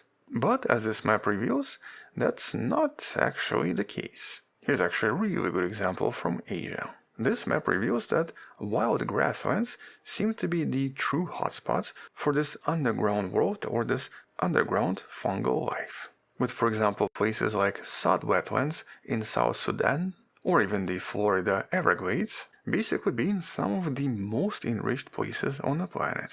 In contrast, in Brazil, as you can see, the Amazon is not as enriched, and only certain places, such as extremely high mountains, for example the Tibetan Plateau, or certain deserts like the Sahara, seem to contain almost none of these formations. But locations like prairies, steppes, and savannas seem to hold approximately 40% of the world's arbuscular mycorrhizal biomass and represent some of the healthiest soils on the planet, which is actually really important for understanding the carbon cycle on the planet, because this is a little bit different from what we thought before. Since the grasslands store so much of their carbon underground, and especially inside these fungal networks, and since we know that grasslands are generally extremely resilient to wildfires and even droughts, generally they seem to contain a lot of hidden carbon. But this study actually points out the troubling reality. Grasslands are also being actively converted into farmlands approximately 4 times as fast as various forests. Mostly because it's just a little bit easier to rip out a bunch of grass compared to cutting down a tree. Which means that a lot of these fungal networks and a lot of carbon inside of them might become disturbed as a result, thus changing the overall carbon cycle in ways we cannot predict yet. And the study also highlights a relatively serious threat to our food security. And that's because farmlands and managed croplands tend to have dramatically lower density of these fungal networks compared to natural conditions. Usually it's at least 50% lower than any natural ecosystem. And so by using a lot of modern practices, such as, for example, using excessive fertilizer, or even using fungicides, can dramatically disrupt and suppress these networks, and essentially create conditions on the planet, which can then cause a lot of these networks to decline, with the soil essentially losing its natural circulatory system, making crops overall less productive and making them more dependent on chemical inputs, with researchers even arguing that we must learn to protect these networks because they seem to act as hyper-efficient supply chains for a lot of different plant life. As a matter of fact, inside these fungal pipelines, carbon and various nutrients move at speeds that, if scaled up to human size, would actually feel like traveling at 400 kilometers per hour. Or essentially, these networks provide a lot of nutrients extremely efficiently and do so in a way that it actually creates what we now refer to as Wood Wide Web.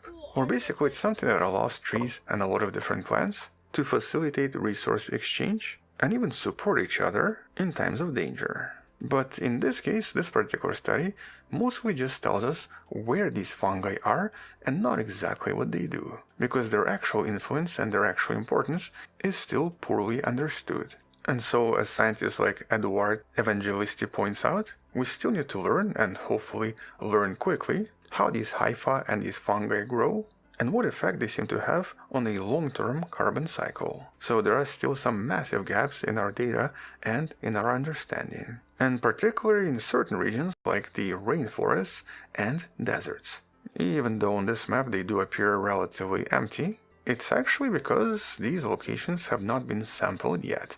And so for all we know, maybe even right here in the Sahara Desert, there might be some fungal networks that are just waiting to be reawakened, because we know that back in the days, Sahara Desert used to be full of life and contained a lot of vegetation. And you can learn more about this in one of the videos in the description. And so, in conclusion, well, this research right now definitely shifts our understanding of mushrooms, and specifically these AM fungi that we know exist pretty much everywhere. And it also helps us see soil not just as dirt, but as a living infrastructure that regulates Earth's climate and provides for a lot of different types of life on the planet. And so by making the invisible visible, this map helps us explain how this potentially works and takes us just a little bit closer to understanding so much more about our planet and the life on the surface. And because fungi have been mostly ignored by a lot of different studies in the past, and also because we don't really know about them just as much as we know about plants, here the research suggests that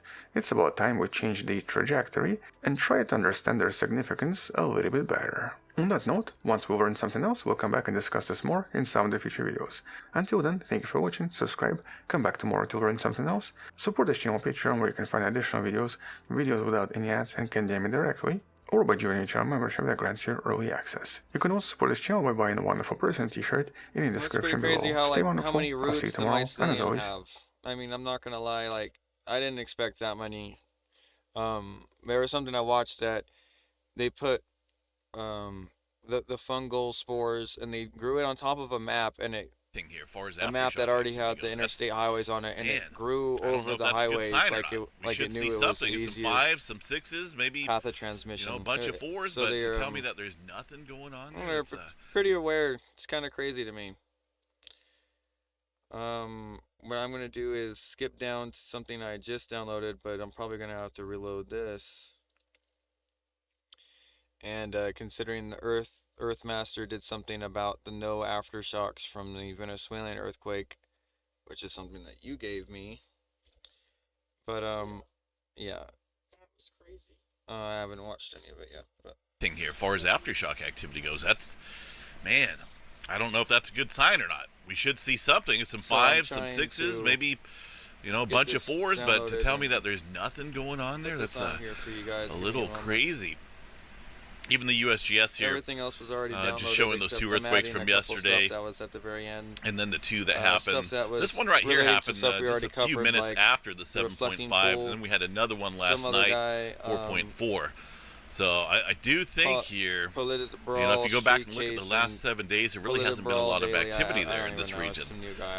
So it looks like the pressure is on here across the southern end of the Caribbean plate. Blamanov, his do have to watch this area. There's highly dynamic subduction zones around the region. This area here, though, was on kind of a they're getting strike slip boundary where by people who don't the 2 plates are sliding past one another, and that's you know, those are some significant events there. The fault rupture looks like it was. Anyway, like I said, I've been trying to get this to pause for a couple minutes, but Anyway, let's see if we can get the actual video I wanted to play to load.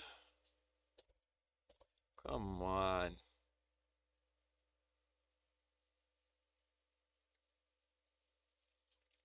Thing here, as far as aftershock activity goes, that's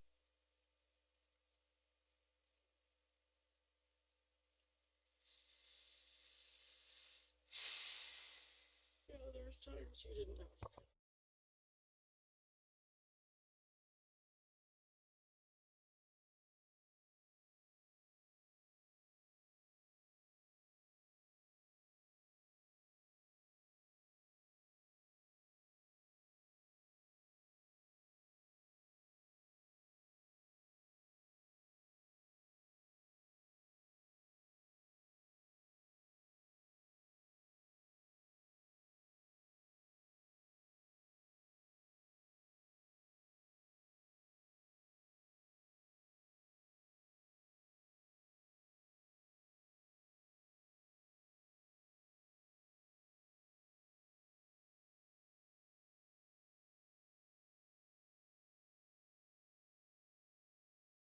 Dust as travelers Okay, so here's the Fox News coming in after devastating back-to-back earthquakes in Venezuela. The magnitude 7.2 and magnitude 7.5 quakes just 39 seconds apart, and they have been deadly. Dramatic video tonight showing the moment the earthquake struck, buildings collapsing into clouds of dust and debris. Tonight, the death toll climbing. The quakes bringing down the ceiling at an airport just north of Caracas. Travelers running for their lives with the terminal coming down around them. Search and rescue teams working around the clock, digging for survivors. Thousands of people still missing at this hour. Tonight, dozens of aftershocks now reported, and you will see the moment on Venezuelan TV showing children being pulled from the rubble alive. ABC's Victor Akendo leading us off tonight. This is the terrifying moment two massive back-to-back earthquakes struck Venezuela. The strongest to hit the country in a century. A magnitude 7.2 followed 39 seconds later by an even stronger 7.5. Buildings collapsing as panicked residents race for cover. Officials say at least 250 buildings have been damaged. This survivor saying it was like a horror movie. You can hear the fear from passengers on this plane on the tarmac in Caracas. Sections of the airport crumbling into a cloud of dust as travelers scramble to escape. Tonight there is a desperate race to find survivors underneath mountains of concrete and twisted metal. Rescuers pulling this woman from the debris. She says she held on to her door frame during the quake and watched her friend disappear. Venezuelan TV showing 3 children covered in dust pulled out alive from the rubble. At least 188 people have died and hundreds more are believed to be trapped. Earthquake experts warn the death toll could top 10,000. As families frantically search by flashlight for their loved ones. At least 25,000 are still unaccounted for. American tourist Jason Wang made it out alive. He was about to get into a cable car when the quake struck. It started to shake, and then I felt the ground shaking a little bit, and then just mass panic. Like everyone was just bolting the door. Tonight, so many in need. Patients evacuated from a damaged hospital lined up on the street. There's absolutely going to be big aftershocks. You never get an earthquake this big without many aftershocks. With its battered infrastructure, Venezuela was already facing a national crisis, making this emergency response even tougher for acting President Delcy Rodriguez. It comes just months after the U.S. raid removed President Nicolas Maduro. The U.S. military and State Department now sending support. And international search teams are now on the way, including this team from LA County Fire Department. In Miami, volunteers with the Global Empowerment Mission are packing up relief supplies. Venezuela was already in pretty bad shape before the earthquakes. Yes, so what does this do to it now? I'm trying to help whatever with medicines, with canned food, whatever that they needed. David, we're inside this Venezuelan restaurant called El Arepaso in Doral. They are accepting donations 24/7. You see them stacked up high here behind me. Also tonight, the U.S. State Department saying it would provide $150 million to aid groups in Venezuela. David? Well, they're really going to need it. Just extraordinary pictures tonight. Victor Akendo leading us off on the earthquakes in Venezuela. Okay, you're watching live now. I'm Austin Westfall. We've continued to track the recovery efforts. There is a lot of work to do in Venezuela, as Venezuelans are still searching beneath collapsed buildings after northern areas of the country were rocked by a pair of powerful earthquakes. The U.S. military is saying it's helping with efforts. It's saying that joint forces are bringing airlift, logistics, and life-saving capabilities to support the government of Venezuela during the crisis. U.S. Southcom has been working on this. Of course, Venezuela falls under the jurisdiction of U.S. Southern Command. They just sent this out within the past hour or so. I want to read this out. Southcom says surging forces are supporting the Venezuelan earthquake relief efforts. Southcom is surging available assigned U.S. military forces in our region to support Department of State-led U.S. government relief operations in Venezuela following the devastating earthquakes that struck the nation on the 24th. The interim Venezuelan authorities formally requested U.S. assistance in the aftermath. Commander General Francis L. Donovan has directed significant forces to the effort, including the amphibious transport ship USS Fort Lauderdale and the littoral combat ship USS Billings. C-17 Globemaster and C-130 Hercules transport aircraft will also support, along with reconnaissance platforms and rotary wing aircraft. Of course, we've been tracking this Venezuela situation over the past 24 hours or so, but the U.S. getting involved in this capacity is certainly something that we're going to keep an eye on. Hal Kemper is here. He's a former, and he has a lot of hats. We bring Hal on a lot of times doing military analysis. But Hal also does he formerly did military emergency preparedness liaison work. He was a liaison officer for emergency preparedness. He also trains foreign countries on how to respond to these types of disasters. In general, Hal, and I know you've worked closely with a lot of these types of efforts, how does the U.S. fit into the picture when we're talking about efforts in another country? Well, we're going to be surging a lot of aid in across the board. There'll be military stuff, and you saw that from U.S. Southern Command. U.S. Southern Command under General Donovan is going to be the lead for coordinating all the military support going down there. I'm seeing what I expected to see, which is heavy lift aircraft, because we got a lot of stuff we have to get in there, and we have to get it in fast, particularly flying in things like what we call USAR teams. These are the Urban Search and Rescue Teams. These are not military, but it's a program that's been led by FEMA. They're funded under FEMA money through a Department of Homeland Security. These are highly trained, well-equipped teams that are very quickly deployable worldwide. We use them in a variety of things. The earthquakes over in Turkey, we used them in, if you remember the tsunami and earthquake and Fukushima meltdown over in Japan. Anytime you have stuff with a lot of urban destruction, they fly them out. One's in Los Angeles County. I've worked very closely with a number of the folks with that USAR team. And then, of course, the other one is Fairfax. It's called USA 1, USA 2. They've got to get down there with a ton of equipment, a lot of other things. So military airlift is one of the ways that they will be moving a lot of this equipment down there to do that. These are pretty capable teams, but we want to get those down fast, because the first thing you want to do is you want to rescue people who are trapped under the rebels. So they bring so they bring a lot of capabilities with them, to include the dogs that can smell people and lead rescuers to where they are. And it's very difficult when you look at the destruction going on to find victims under all that, brick and everything else. So they want to get them down there fast. And then the next thing you're going to find is more support stuff, medical support, logistics support. They'll need things like fresh water. So we may be bringing in some purification units for that. Obviously food. There are no shortage of items that Venezuelans and Venezuela needs at this point to deal with this crisis.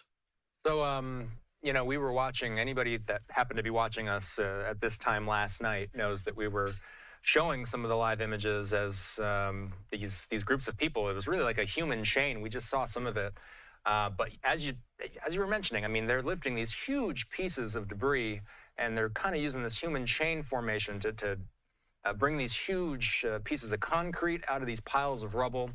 You mentioned some of the past disasters that we've tracked in recent decades. The 2004 Indian Ocean earthquake comes to mind, the 2010 Haiti quake, more recently the 2023 Turkey and Syria quakes. Those are among the deadliest this century. Aside from the size of an earthquake, Hal, what are the main factors that determine how many casualties are caused in these situations? Well, there's a lot of different factors. A lot of it has to do with, particularly this type of thing with the earthquake, we look at the construction of the buildings, and that's one of the problems of Venezuela. It's interesting, they got hit with a 7.1 and a 7.5. Now, a lot of variations on that depth of the quake, where the epicenter was. But it was interesting to see the devastation from this at almost the same time in Japan. They got hit with a 7.2. Not a lot of damage. I don't know if there are any serious casualties over in Japan. That has to do with the structural integrity of the buildings. A lot of the buildings down there are not built to earthquake code, shall we say. A lot of unreinforced masonry, a lot of stuff that just isn't very stable when you have an earthquake, and you're seeing it. You're seeing multi-stories. I think in one case they talked about a 10-story building. I believe it was a resort building that just came collapsing down. You could imagine what happened to everybody in there. Also, all these other buildings that are smaller. You saw the airport, which is usually some of the better construction, and you saw a lot of damaged walls falling, all those things.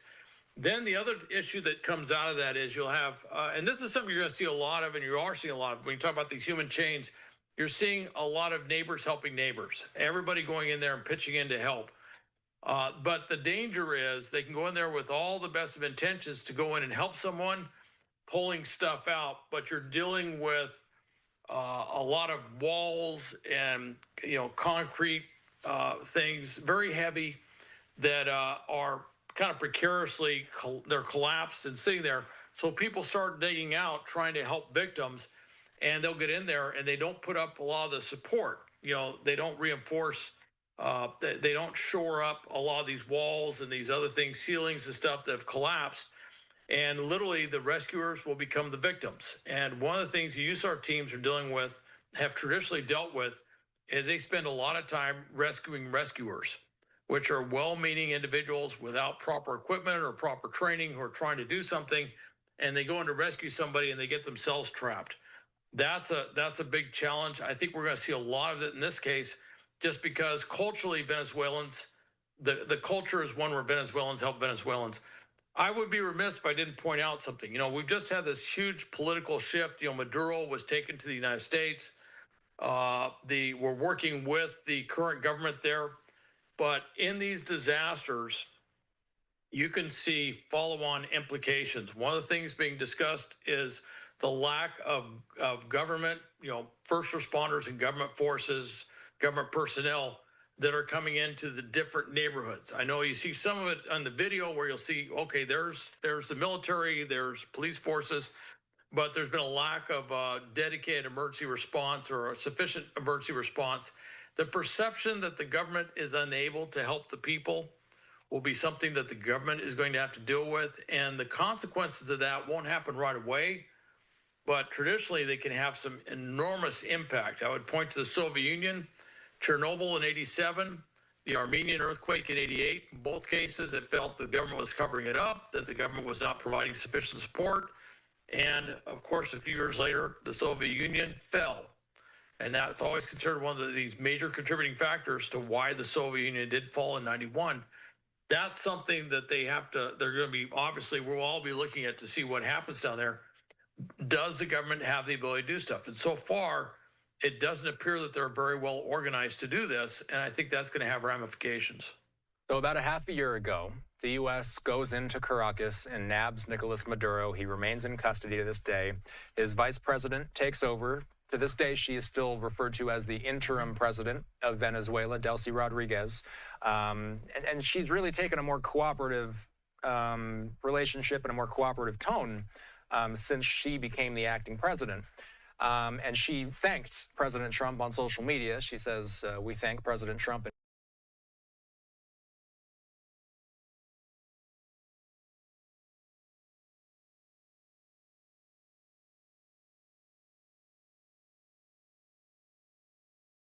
his administration, who have been in constant contact with Venezuelan authorities, offering support and solidarity to the people of Venezuela in the face of this tragedy that has plunged us into mourning. It got me thinking, if Maduro had not been nabbed, would the U.S., would they have been able to support Venezuela in this same way? I think it would have been very, very problematic. I don't know if politically we could have pulled that off. I'm not quite sure what would have happened there. I have a feeling that for political purposes, he might have kept the U.S. at arm's length, obviously not wanting U.S. personnel down there.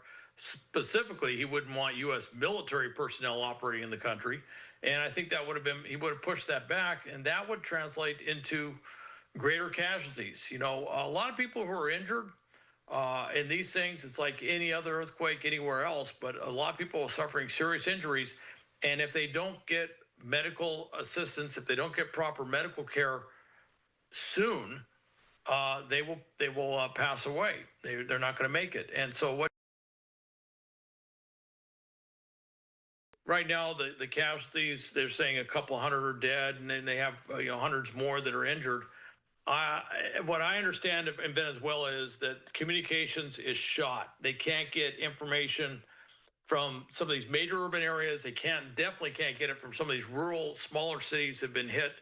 So the communications, so the reporting of who's dead and who's injured and everything is really bad, which also is indicative of their ability to get medical aid to help those who are injured to get the medical aid. And the longer that goes on, the less people survive. That's going to be a big, big problem in Venezuela, and that's going to have ramifications that go well beyond just the response to the disaster itself. That's going to have bigger ramifications across the board. Hal Kemper is the host of the Strat Podcast. Thanks for the time, Hal. That's my guy. I don't give a fuck what you call it. Doesn't matter. I'm happy to see this happen. It'll be fixed in a month. Yeah, I'm done with this. Brother, a cop was killed on January 6th, so light confirms light yuck me. Okay, yeah, sure. What type of public execution are acceptable to you? It depends on what you did wrong. I'm a big believer in the, Dante's Inferno, Contrapasso, punish people based off of, like, for example, like, the Palestine people. Well, I can't, you know what? I don't think I should get into details. I think, but like, don't worry, I've thought it all out. I've been doing. It's.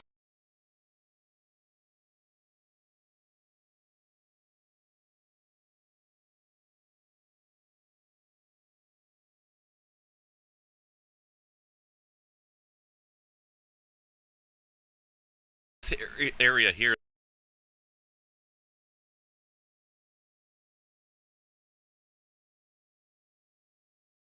As aftershock activity goes, that's, man, I don't know if that's a good sign or not. We should see something, some 5s, some 6s, maybe, a bunch of 4s, but to tell me that there's nothing going on there, that's a little crazy. Even the USGS here, just showing those 2 earthquakes from yesterday, and then the 2 that happened. This one right here happened just a few minutes after the 7.5, and then we had another one last night, 4.4. So I do think here, if you go back and look at the last 7 days, there really hasn't been a lot of activity there in this region. So it looks like the pressure is on here across the southern end of the Caribbean plate. Do have to watch this area. There's highly dynamic subduction zones around the region. This area here, though, was on kind of a strike slip boundary where the 2 plates are sliding past one another, and that's those are some significant events there. The fault rupture looks like it was I don't know, maybe 100 miles or so,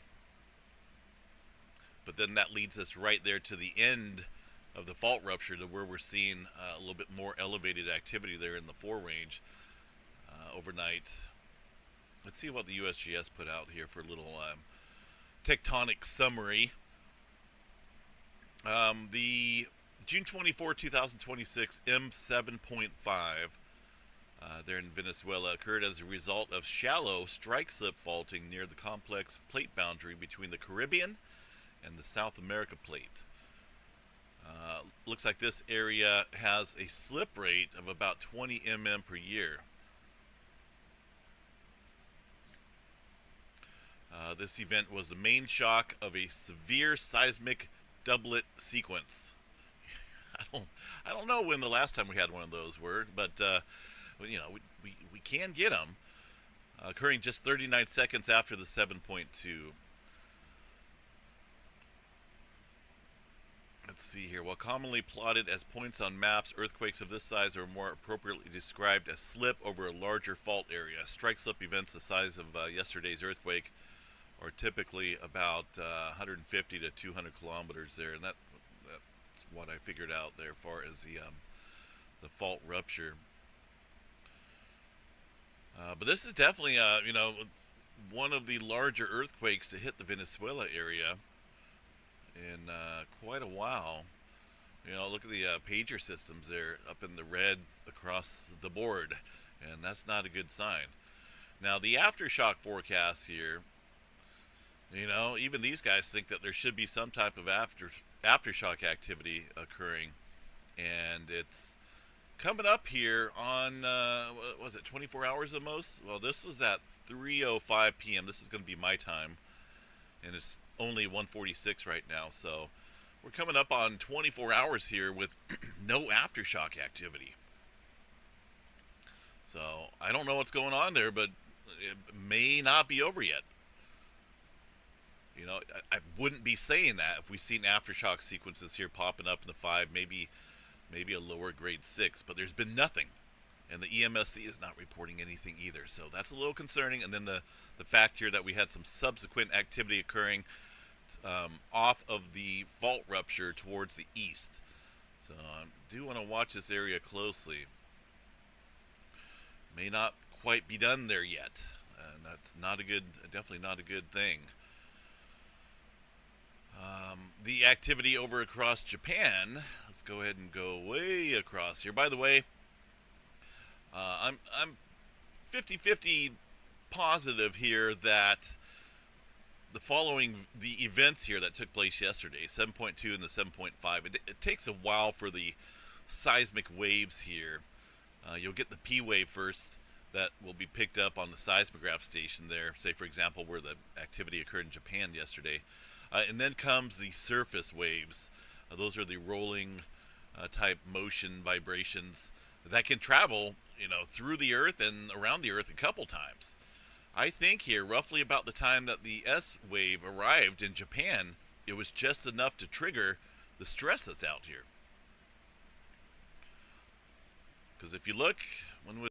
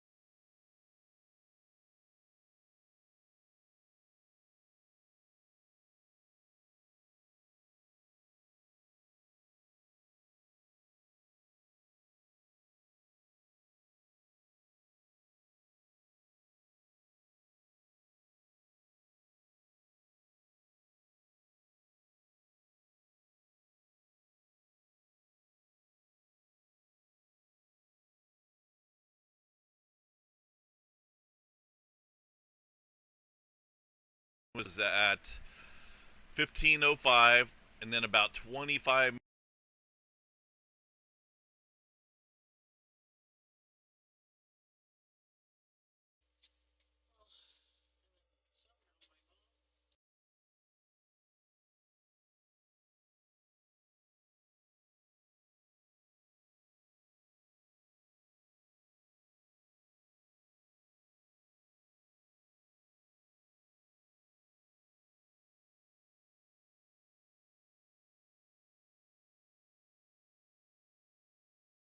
Thing here, as far as aftershock activity goes, that's, man, I don't know if that's a good sign or not. We should see something, some 5s, some 6s, maybe, you know, a bunch of 4s, but to tell me that there's nothing going on there, that's I'm just gonna crazy. Play it from here, guys. I don't. Even the USGS here, exactly. He was looking at the showing Ring of those Fire, 2 earthquakes from yesterday, and we were talking about the Ring of Fire, and then the 2 that happened. And how this one right here happened just a few minutes after the 7.5. I called, like, it happens like all around the Ring of Fire. It's around the same magnitude, and then somewhere outside the Ring of Fire, it always is a persistently higher magnitude than what was going on activity-wise inside of the Ring of Fire, which is why geologists always watch the Ring of Fire, because it's like a looking glass into what's going on, the volatility of the earth.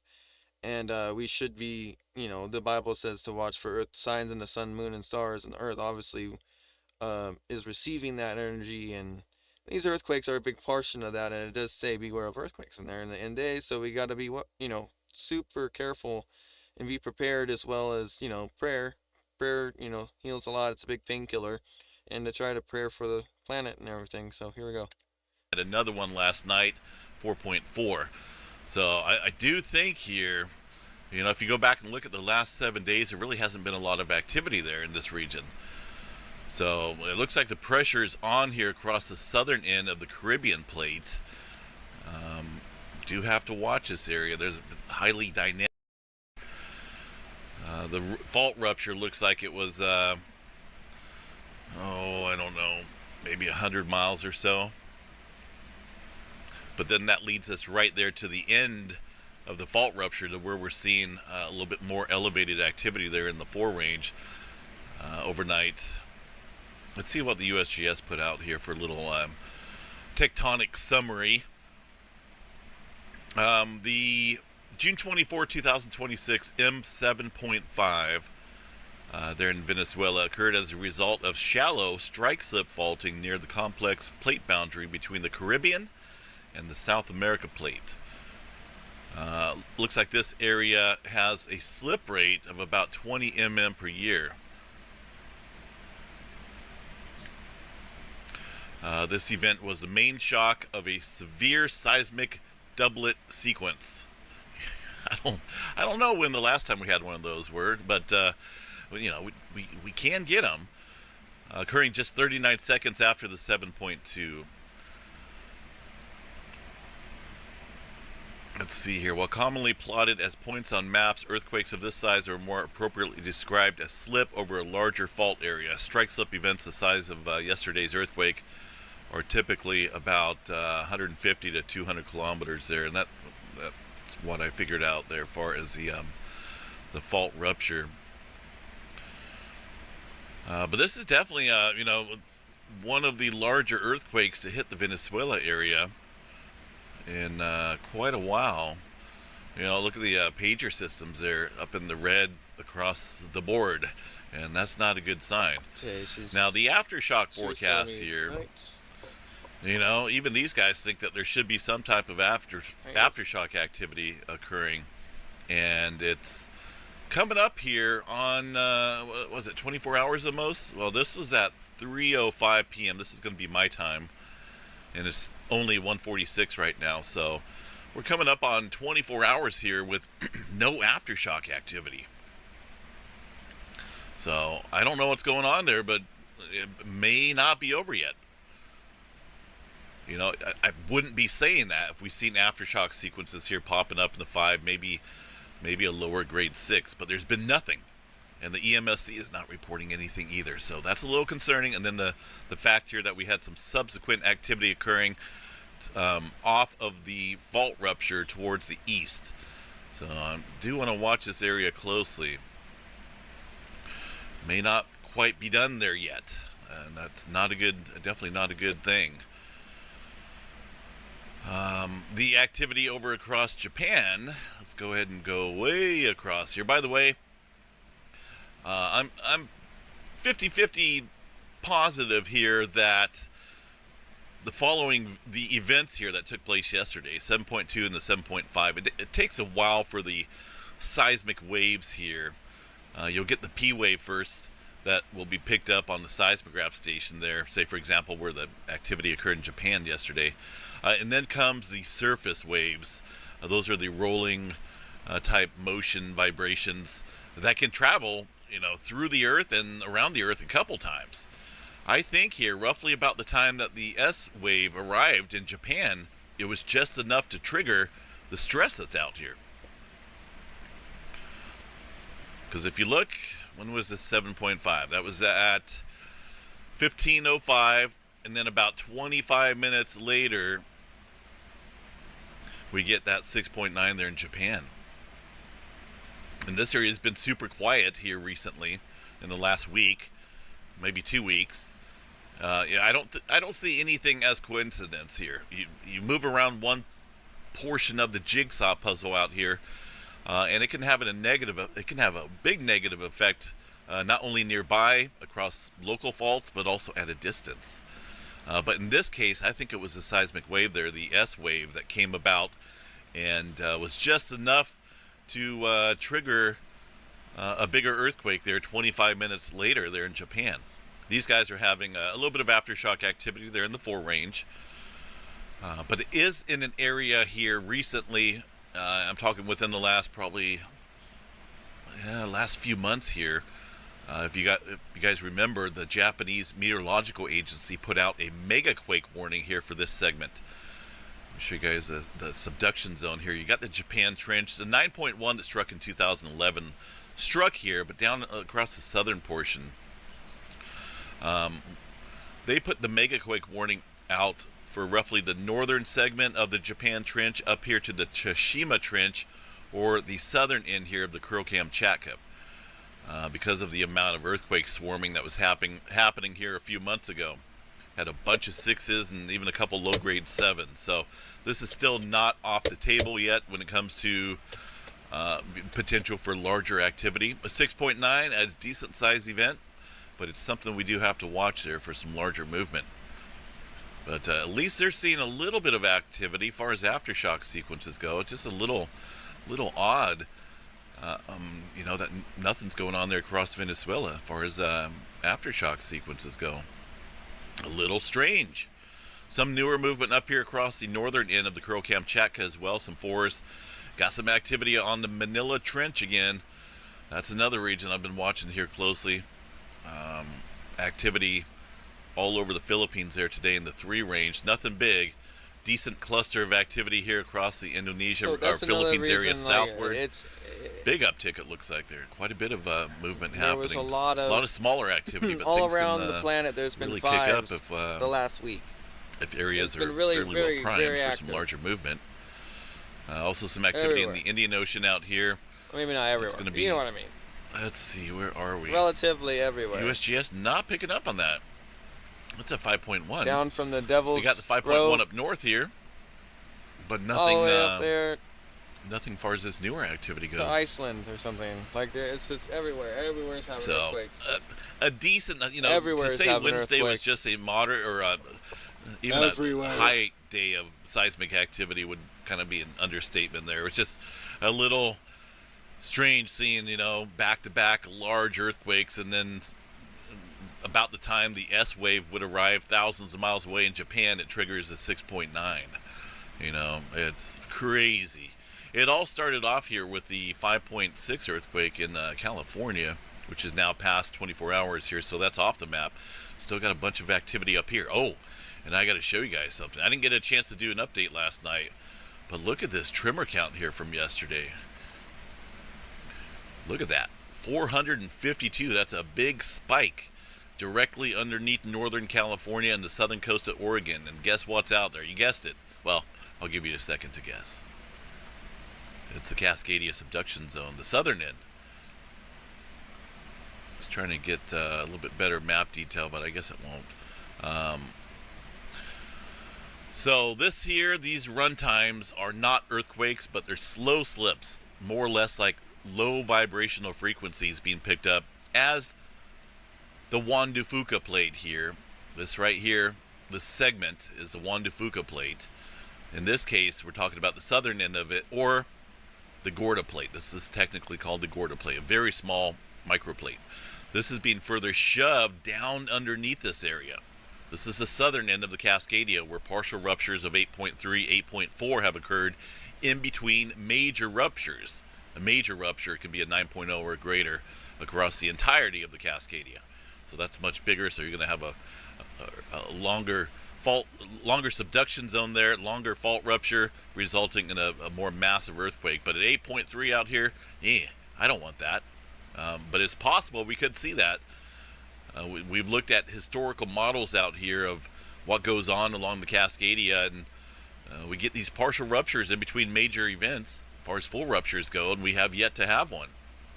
I am watching this area very closely. The tremor counts have been elevated, and when we get elevated tremor counts underneath this area, we see these stress quakes all over the place, all over the Cascadia. We even had couple along the Cascadia here in the last 30 days. We had a 4.5 directly on it. I think it was over 30 days. Yeah, because it's not showing up. But the stress is showing up across Northern California here recently. And, we got to watch that. The tremor counts, that's just a bunch of tremor directly underneath this area. So we know for certain that this area right here, the locked area, this is occurring about 45 miles deep or so, somewhere around there underneath the land, deeper below the locked area. The locked area is where all the strain builds up right here. There's a segment right about here across the interface where it begins to subduct inland, a distance, but not too far. So there's a big locked area. It's lifting up this land as it folds in on itself. You can see the Cascadia fold and thrust belt. It's been folding and thrusting upward since 1700. So we're looking at 326 years of built-up stress here just on the southern segment. Big tremor uptick. Watch that closely here. We'll check out the tremor counts a little bit later on this evening when they get updated. But we do have a couple earthquakes there. In the 2 range, there's one yesterday right off the plate boundary, but a couple there into the southern end of the Cascadia megathrust zone. As far as where the earthquake struck yesterday, it's a little bit further south. Not directly associated here with the Cascadia, way away from the Mendocino Fault. This is on the Macama Fault. But when we see activity here and up here, it just means in general, regional stress is building. And just because of the plate boundary out here, you got the Pacific plate, a massive plate interacting with the North American plate and the Cascadia. So this whole area has just been really stressed here in the last 24 hours. There's the aftershock sequence. Let's go ahead and put that back here. We got to cover the last couple days because it's been over 24 hours since we had that shaker yesterday in Northern California. So we got 64 earthquakes, including the top one there, 5.6. It does look like there was a little 1.8 here a few days ago, maybe a foreshock. But so far, let's see what we got here for the largest aftershock. Go ahead and pull this up. It's going to be a 2.8. Now, that's a little light in terms of the aftershock sequence here. For a 5.6 earthquake, we should see, 1 or 2, maybe even 3 low-grade 4.0 earthquakes. We have not seen one. We haven't even seen a 3-pointer. That's a little odd. A bunch of 2s and a bunch of 1s. Nothing below 1.0, but we know for a fact, for every 2.0 earthquake, there's going to be double that amount for 1.0s. And for every 1.0 earthquakes, there's going to be, double that in terms of microquake activity. So there's probably a bunch more underneath the 1.0 threshold. But the USGS doesn't seem to care about those magnitudes, but I do think it's important to put it up in terms of watching and studying how the aftershock sequence is behaving. But yeah, I just find it a little rare. We haven't seen even a 3-pointer. So do have to watch that. The Macama Fault here, put this back up. We looked at this a little bit yesterday. Is capable of producing an upper 6. An upper 6 earthquake. Okay, now last time we had a 5-pointer out here on the Macama Fault was back in like 1960. So for the folks saying, oh, this happens all the time, yeah, maybe across the world, but last time we had a 5-pointer there directly, within this segment of Northern California on the Macama Fault, yeah, 1960. That's not so common. But it does have potential to produce an upper 6. Mid-7 if it includes further segments down south here. See how lengthy the Macama Fault is? It starts all the way up north here, and then it goes all the way down south. So this area does have potential. To say it's not, that it doesn't, well, that would just be a little foolish, because that is a big fault. I'm sure it's building up quite a bit of stress since its last major surface rupture. I believe they said it was about 900 AD. So a lot of time is built up out here. These little 5s, or even if we get multiple 5s throughout the years, it really does nothing in terms of relieving the stress that's been building up for that extended amount of time period. So I'm watching that closely. The last reported earthquake out here, let's see when that was. 1.4 a couple hours ago. So if you are in the Willits area or Ukiah, close to the where this activity is occurring, and you're still feeling shaking or something like that, let me know. I'm kind of curious to see if maybe all the reports out here are not coming in from the USGS. Eyes and ears are the best source of information. So asking everyone out there if they're feeling some shaking, or if they don't feel any shaking, let me know as well in this update video. San Francisco, goodness. What is going on down here? I can't think it's a good thing. I really don't see that as a good thing, though. There's no earthquake activity, and it's been that way for, I don't know how many weeks. Occasionally we'll get an earthquake here or there, but I think we're pretty much compacted, about as compact as we can get out here across many faults. I've always talked about how when we're seeing earthquake swarms along a major segment of a fault, say for example the Hayward Fault, last year we had a couple different swarms on it, there's a higher probability of seeing a large earthquake when we get swarms. But also I think here, when things go absolutely quiet for an extended time period, that could be a bad sign as well. Everything's just maximum pressurized out here to where no small microquake activity is occurring, and then we'll just see a big one happen. But I am kind of watching that. Bay Area has been awfully quiet. Southern California, really not anything else going on down here aside from a couple small microquakes. One earthquake outside of Long Beach there, a little 2.3 in the last hour. But aside from that, it just looks like a typical day down there with some microquake activity in Southern California. Sub-movement up through Utah, leading into Yellowstone. A couple smaller events. I guess we can go double check that. See what we got there at Yellowstone here real quick. Yeah, not a whole lot of earthquake activity. There's some of the seismic waves showing up in northwest Wyoming where Yellowstone is. Some of those wavy lines. Kind of neat to see. Some of these stations, see that one picked it up as well. It's crazy how a large event can send shock waves through the planet, but I firmly think that 6.9 was a result of the S waves reaching Japan. I'm glad that it's somewhere where we can help. These seismograph stations used to be a little bit better looking. Used to be the amplitudes used to be turned up more. Not for sure what that is. That stirred up roughly we can't help about China. the time following that 7.5 and 7.2, and also the S waves. About 2 hours later, we started getting some weird noise. That showed up there on another seismograph station, but it doesn't look like earthquake activity. I just wish we had more stations that worked right. See, it showed up on that one as well. So I'm not for sure what that is. Quite a few of these are offline. This one showed it nicely. Look at this. I'll have to remember this one. YPK. That's the waves. The S waves there shaking the planet. This in this case, the seismograph station there at Yellowstone National Park, super volcano, by the way. Right. And Which then is what I'm trying to say. They all are connected. For sure what that is. And Venezuela. A couple strange events showing up there on Yellowstone, but we'll keep an eye on that. This one here looks like it's, I don't know, it's out of whack. Doesn't look like it looks like it's just picking up a bunch of noise.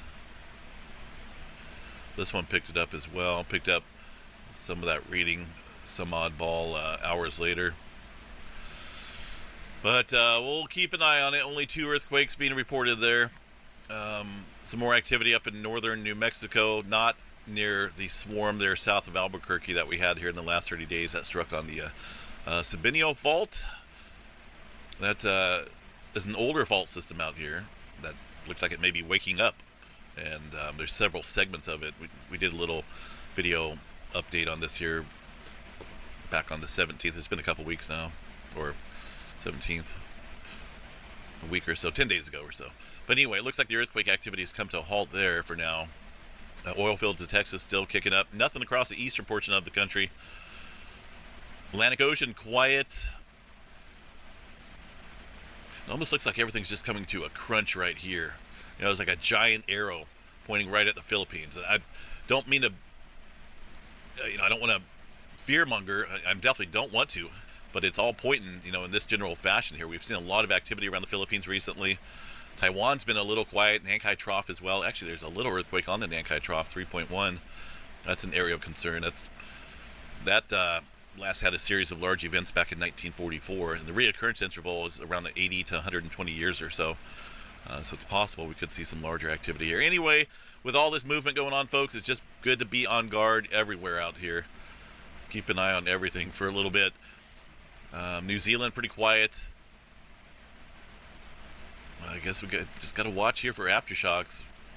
Nothing going on for that's just strange. I'm going to see if I can pull up a Venezuela seismograph station here. I got access to a whole bunch of worldwide seismograph stations, but I may have to find a network here that will add more seismograph stations there. Let me see if this one will work. It's a little bit away from where the 7.5 struck, but let's see. Yeah, that's not working. So I'll have to add a couple networks up there. Little earthquake showing up on Japan right now, looks like.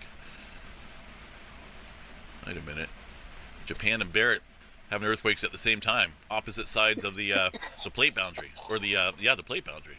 Got one in Southern California and one over here in Japan, having earthquakes at the same time. Oh man, you guys see that? There's a little 2-pointer there, and I think that's a 2-pointer. Let me see. Let me zoom in here.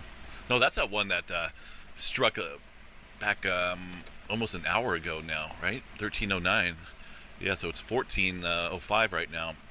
But I was looking at this little earthquake showing up in Southern California, roughly about the same time Japan's got a quake. The Pacific Plate wants to move here. Which one's it going to be? If I had to pick my 3 top spots, okay, there's many spots right now that I'm watching around the planet, but if I had to pick 3 top spots here to watch for large earthquake activity, I'm not talking about 5s or 6s, I'm talking about something well above that. I do think Southern California down here is my top one. Second, the Cascadia, southern end.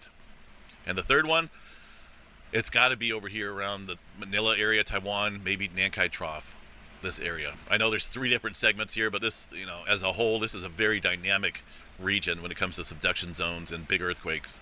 That's my top 3 right now.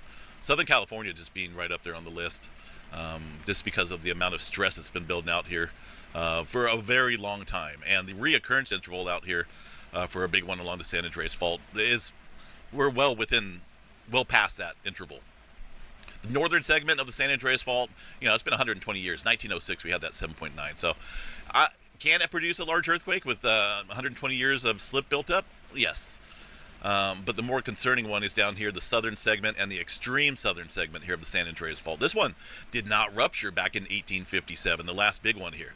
So that means that this area is very well primed, potentially could rupture first, taking with it the remainder of the south branch of the San Andreas Fault, resulting in a bigger earthquake because of the added length of the fault in an 8.1 magnitude earthquake. So these are some big numbers out here. And that's why, it's all about time. Geology is all about, there's many different definitions of geology, but the main factor is time, stress. And I do think that this area is just coming up. It's on the top of my list out here across the planet right now. So I hope it doesn't happen, but you know what? I can't stick our heads in the sand and pretend like, oh, if we do that, nothing will happen. It just doesn't work that way. So we just built up so much infrastructure. Population density is massive out here in Southern California. It's not going to be good. But that's my top spot right now, folks. Let's check out space weather, see what we got. We're still sizzling out here with sea flare. See all those sizzles there, little sea flare activity? It's coming off of a massive sunspot here. 4478 got newly renamed. This is a former sunspot that was, well, not for sure if this was a new one that formed on the far side and rapidly grew. It's possible. I think this was a newer area, but look at that. There's major complexity here. There's multiple cores here. This is a beta gamma delta structure that harbors the potential for very strong X flares. These colors represent the different polarities of the sunspot. So when you compare that to other areas out here, this one's, takes the chart there. This one here's got a little bit of intermixing, but man, we definitely gotta watch that one. It's not producing anything right now aside from some C flare activity, but I bet it does pop off a large M flare, maybe an X flare or two, as it further rotates into the Earth-directed view. Super complex. Current flare threat level at about 10% chance there for X flare, M flare 50, C flare at 99% chance. No major roars in the forecast. It looks like they're. What do you got? Did we get a G1 storm last night? Why was that? Maybe from some of the coronal hole activity that was facing us. Let me check out the data here real quick. Yeah, we had the speed jump up a little bit, up around 600 or 700. It's still up there, but the BTBZ component of the interplanetary magnetic field is pointing, looks like north here, so that suppresses the auroras. It was open for a little bit last night south, below this zero line, which amplifies the auroras. So with this being elevated like that, we could see some more aurora activity tonight, pending we get a more southward pointing BZ component. So that's up there on the forecast. All right, let's take a look here at the next close approach asteroids. All this activity. Next thing we know, we're going to have a 1,000-foot asteroid headed to the planet. Hopefully not. They still haven't even updated this. This is so weird. I don't know who's in charge of this site, but they've completely stopped updating it. So we have to go over here to the space weather. There is also the European, the ESA that we can look at, but we'll check out this one here. June 21st, June 23rd. There's still a lot of older ones up here. As far as the 25th and forward goes, and nothing in close proximity. There's a couple big ones coming in. 947 meter asteroid. That's been tracked for quite a while, though. That's coming in June 27th, but that's at 17.5 lunar distances. So we got a considerable amount of distance between that asteroid and the planet. There's another big one coming in a little bit closer there, 9 lunar distances. But I don't see anything right now that would make me want to dig a hole in the ground and hide down there for a little bit. So I think we're okay. Storm Prediction Center for severe weather. Let's see what we got. Current day out. What's going on? A little enhanced area over here across portions of Oklahoma, Texas, and southern Kansas. Got tornado threat there as well. Looks like around Wichita and Augusta, El Dorado, those regions over there around Butler County. Some decent tornado threat there today. Big time wind and some big time hail. So it looks like all forms of severe weather on the table there with those thunderstorms. Day 2 for Friday. Got looks like a little tornado threat, some wind and some hail. We'll have to check back on that because they're always updating those maps. We'll check back a little bit later tonight or tomorrow morning on that. Maybe some rain there for Northern California, up in the mountains it looks like. Got some cooler weather coming in with a trough of low pressure dipping down into the west coast. I will take it. Thank you very much. And after that, I don't see a whole bunch of anything for the west coast. Not 24-hour precipitation, total accumulated precipitation. Yeah, most of that's going to be in the mountains or the coast range up into Oregon and Washington. Southern California, high and dry down there. Not good. But anyway,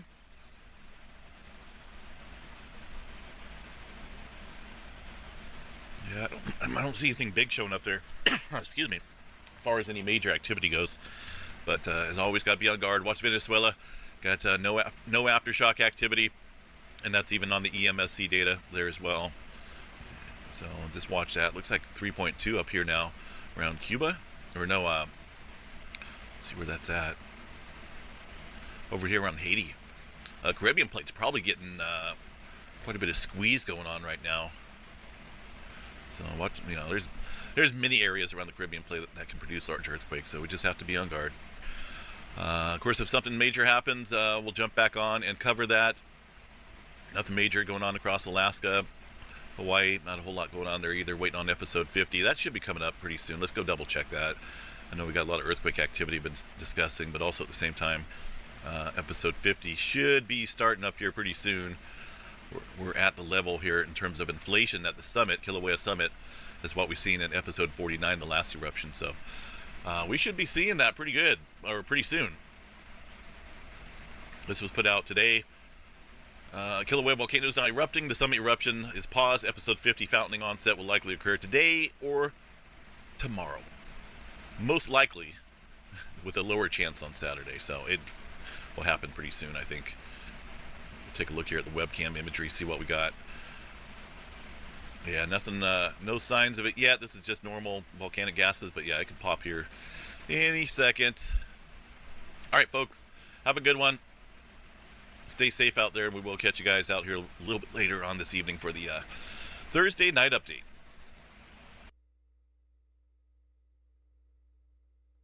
In closing, this is Yusuf Amir in GTA 4. What's up, my niggas? This is Yusuf Amir, written by the rock star of today. Hope you don't mind we let ourselves in. But Yusuf Amir in the house!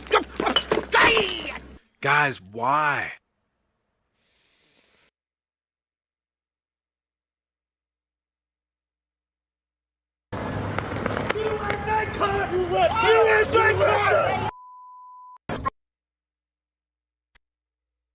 Proudly we hailed at the twilight's last gleaming, whose broad stripes and bright stars through the perilous fight o'er the ramparts we watched were so gallantly streaming. And the rocket's red glare, the bombs bursting in air, gave proof through the night that our flag was still there. Oh, say does that star-spangled banner yet wave o'er the land of the free and the home of the brave.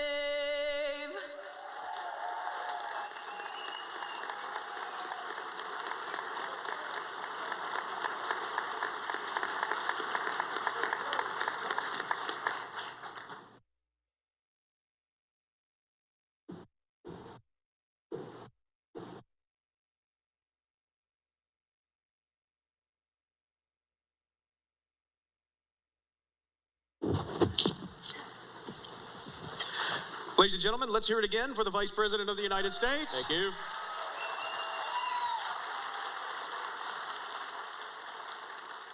And thank you, Robert. Mr. Vice President, welcome to the Nixon Library. It is an honor to have you here. Communion, Finding My Way Back to Faith is your second book, and it has reached #1 on the New York Times bestseller list, so congratulations. Thank you.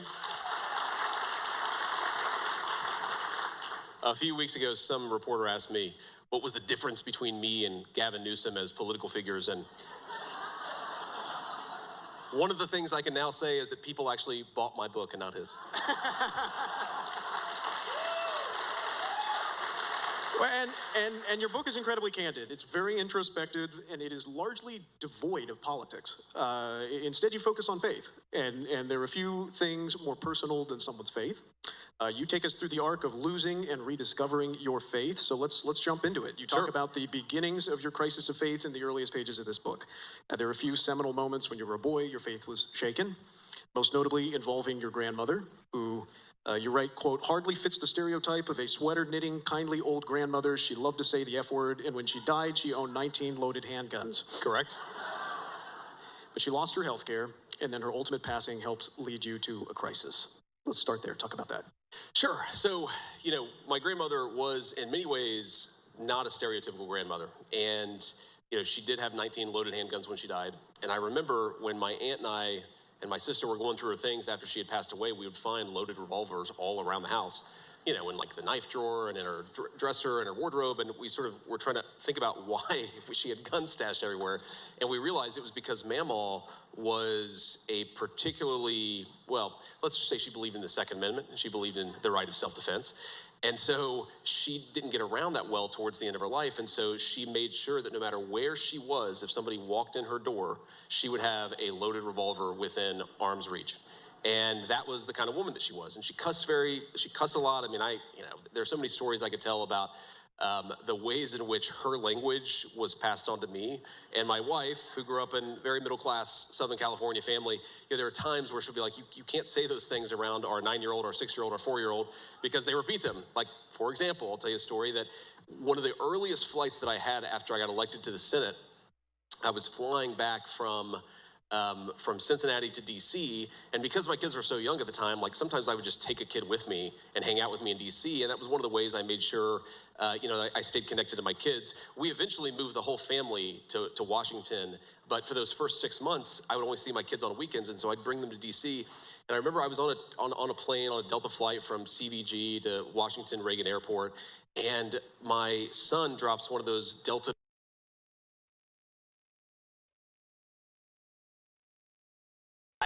I had this moment of sort of panic because I realized everybody around, think about it, flight from Cincinnati to DC, literally every person knows that I'm a United States Senator, and also that I've apparently a terrible father because I've raised my kids, my 3-year-old, to use that language. But anyway, that's the weave. We'll get back to the question. But here's, the thing is, despite the fact that she was very non-conventional in a lot of ways, my grandmother was a person of very deep religious faith. And so when she died, I'll never forget this, and I still get a little bit emotional when I think about it. She had this practice where she had a little notebook, and she would say prayers and write her prayers down when she said them for each member of her family. And so you could actually see this almost as a diary of her conversations with God through the months or even through the years where, she'd pray for my safety, or she'd pray for my strength, or she'd pray, that something would go right in my sister's life. And you just realize that this was a woman who was constantly talking to God, despite the fact that her religion is what you might call unchurched. She loved the Lord. She believed in Jesus Christ. She also didn't go to church that often. And looking back, I think one of the things that I realized about my own faith is that I was attached to Christianity via my grandmother. She was the anchor. She was the person who taught me about God. She was the person who constantly was encouraging me to think about God. She was the person who was encouraging me to read the Bible and to pray. And because I didn't have a great church community myself, I would bounce around to various churches. Sometimes we'd go once a month, sometimes less than that. When my grandmother died, just a couple of months before I left for Iraq in 2005, I sort of lost my faith.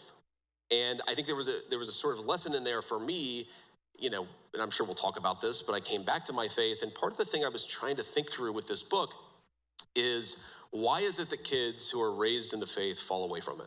I think most of us in this audience are probably people of faith. We raise our children to be Christians. I take my kids to church every Sunday, even when they're misbehaving and they don't want to go. And I'm thinking to myself as I'm writing this book, what makes it take and what makes it not take? Why do some kids who are raised in the faith have this very, very strong connection to Christ, whereas some kids, it just doesn't ever really take root? And that's one of the things I was trying to think of. And, one of the answers I came up with myself is, while it's very important to have a parent or a grandparent or somebody who raises you in your faith, I think that if that's it, if your only connection to faith is a loved one rather than something deeper and broader, then your faith is always going to be at risk, like mine was when that person passes away. And so that is definitely like one of the things that I write about, and one of the things that motivated me to write the book in the first place. Well, and that's kind of where this debate, which you write about, between reason and science, right, and the versus the mystery of faith. And you say that this is playing out on Reddit threads, and we've all heard those theological debates, and you're having these debates with yourself. Sure. So you then begin classifying yourself as an atheist. And you write, quote, "I was severing myself from my roots." How and why did that happen? Yeah, so, I grew up in a working class family in southwestern Ohio, and to lose my faith when I was, 21 years old, 22 years old, so I'm in the Marine Corps, I go to Iraq. By the time that I leave the Marines, this would have been 2007, I was now calling myself an atheist. And to do that was, it was this very sad thing in some ways, because I was disconnecting myself from the family that made me who I was, right? To sort of say that I wasn't a Christian anymore was to say that I wasn't connected to my grandmother anymore, because that was one of the most important things to her. I would say it was the most important thing to her. And so there was a certain amount of tragedy there. But there also was a certain amount of arrogance. And I think that a lot of us have went through this phase, and I certainly did, where you start to think that you know everything. And one of the ways that reflected itself in me is that I just assumed that anybody who had faith, anybody who was a person of deep religious roots, was superstitious. And I started to think of myself as I was motivated by reason, and I was motivated by smarts, and I was motivated by, honest and open debate. And the people who believed that Jesus Christ was the Son of God, like my grandmother, it was kind of tragic that I didn't share that belief with her, but one of the ways that I expressed it was, she's superstitious. She was a simpleton. And that arrogance that came from rejecting my faith, frankly, made me a much worse person. And it made me much more open to ideas that were far crazier and far more radical than anything that I had rejected when I was a Christian. And that was one of the things that I kind of realized is, G.K. Chesterton once said that when people stop believing in God, they don't believe in nothing, they believe in anything. And there was something really profound about that, because what I saw around me was a bunch of people who saw themselves as hyper-rational, as motivated by science, as motivated by reason, but in reality, having discarded faith, they just adopted a whole new set of ideas that I think was, frankly, a lot crazier than anything that I had derided as superstition or as simple when I was a kid. And that was an interesting realization for me, that you become an atheist in part because you assume that you're smarter than everybody else. And then you realize that the people who assume that they're smarter than everybody else believe some very stupid things. Well, that's certainly true. But during this time, you start to read C.S. Lewis. I do. And you write that you wish that God was more like Aslan from the Chronicles of Narnia. What did you mean by that? And what are you learning? What are you taking away from C.S. Lewis? Well, one of the things that, I think all of us come to God in our own ways. And some of us, it's through a loved one. Some of us, it's through a relative. Some of it's because we belong to a church that's very meaningful to us. I think one of the ways that I always engage with my faith, and was certainly true then, and is definitely true now, is through ideas. Is the idea that there was some truth built into the Christian faith that maybe I discarded, but was very profound and very moving and can motivate people to do amazing and inspiring and courageous things. But I was definitely interested in the intellectual elements of Christianity. And what C.S. Lewis did for me, and what, I talk about in the book about being, really, really attracted to this Aslan figure in a child's book, and encountering God in a children's book in a way that I had never encountered God when I was being raised by my grandmother in southwestern Ohio. And what I meant by that is that there were all of these things, that Aslan would say that I later found out were basically just C.S. Lewis copying from the Bible and putting them in his books. I mean, it was fundamentally, if you don't know the backstory of the C.S. Lewis's novels, what he was trying to do was imagine what would Jesus Christ look like in the context of a children's novel. That's who Aslan is. It's not a metaphor or an allegory of Christ. He's actually trying to say this is what Christ would look like, would sound like, were he in this, very rich children's novel that he wrote. And what I found so compelling about it is that, there was something deeply smart about C.S. Lewis's Christianity. And I think, by the way, that led me astray in some ways. And what I mean is there was a point in my life where my faith was very much of the head, but not of the heart. And so I think you can overthink these things. You can over-intellectualize these things. But the way that God sort of started to pull me back in is I realized that there were a lot of really interesting ideas at the core of Christian philosophy and at the core of Christian theology that I had cast aside, but were far richer than what I'd realized. And that kind of, again, that was the hook. That started to draw me back in. And there were other hooks, of course, but that was a very, very important hook for me, realizing as a kid who thought of himself as very smart and very rational, realizing that there was a brilliance to the Christian faith. There was an insight into the Christian faith that I had never really taken seriously, but was very much there. And as you are getting reeled back in, you write that it was a Catholic saint that provided the first proverbial crack in my atheist armor. Who was that? What were the circumstances? Well, so when I got baptized in, I guess, 2019, I took the name of St. Augustine because there were a couple of things that I again was in this sort of arrogant atheist phase. And I look back on it now and I think to myself, I'm kind of embarrassed by it. I cringed when I think of the things that I said back then. This is one of the great things about being a millennial as opposed to a Zoomer.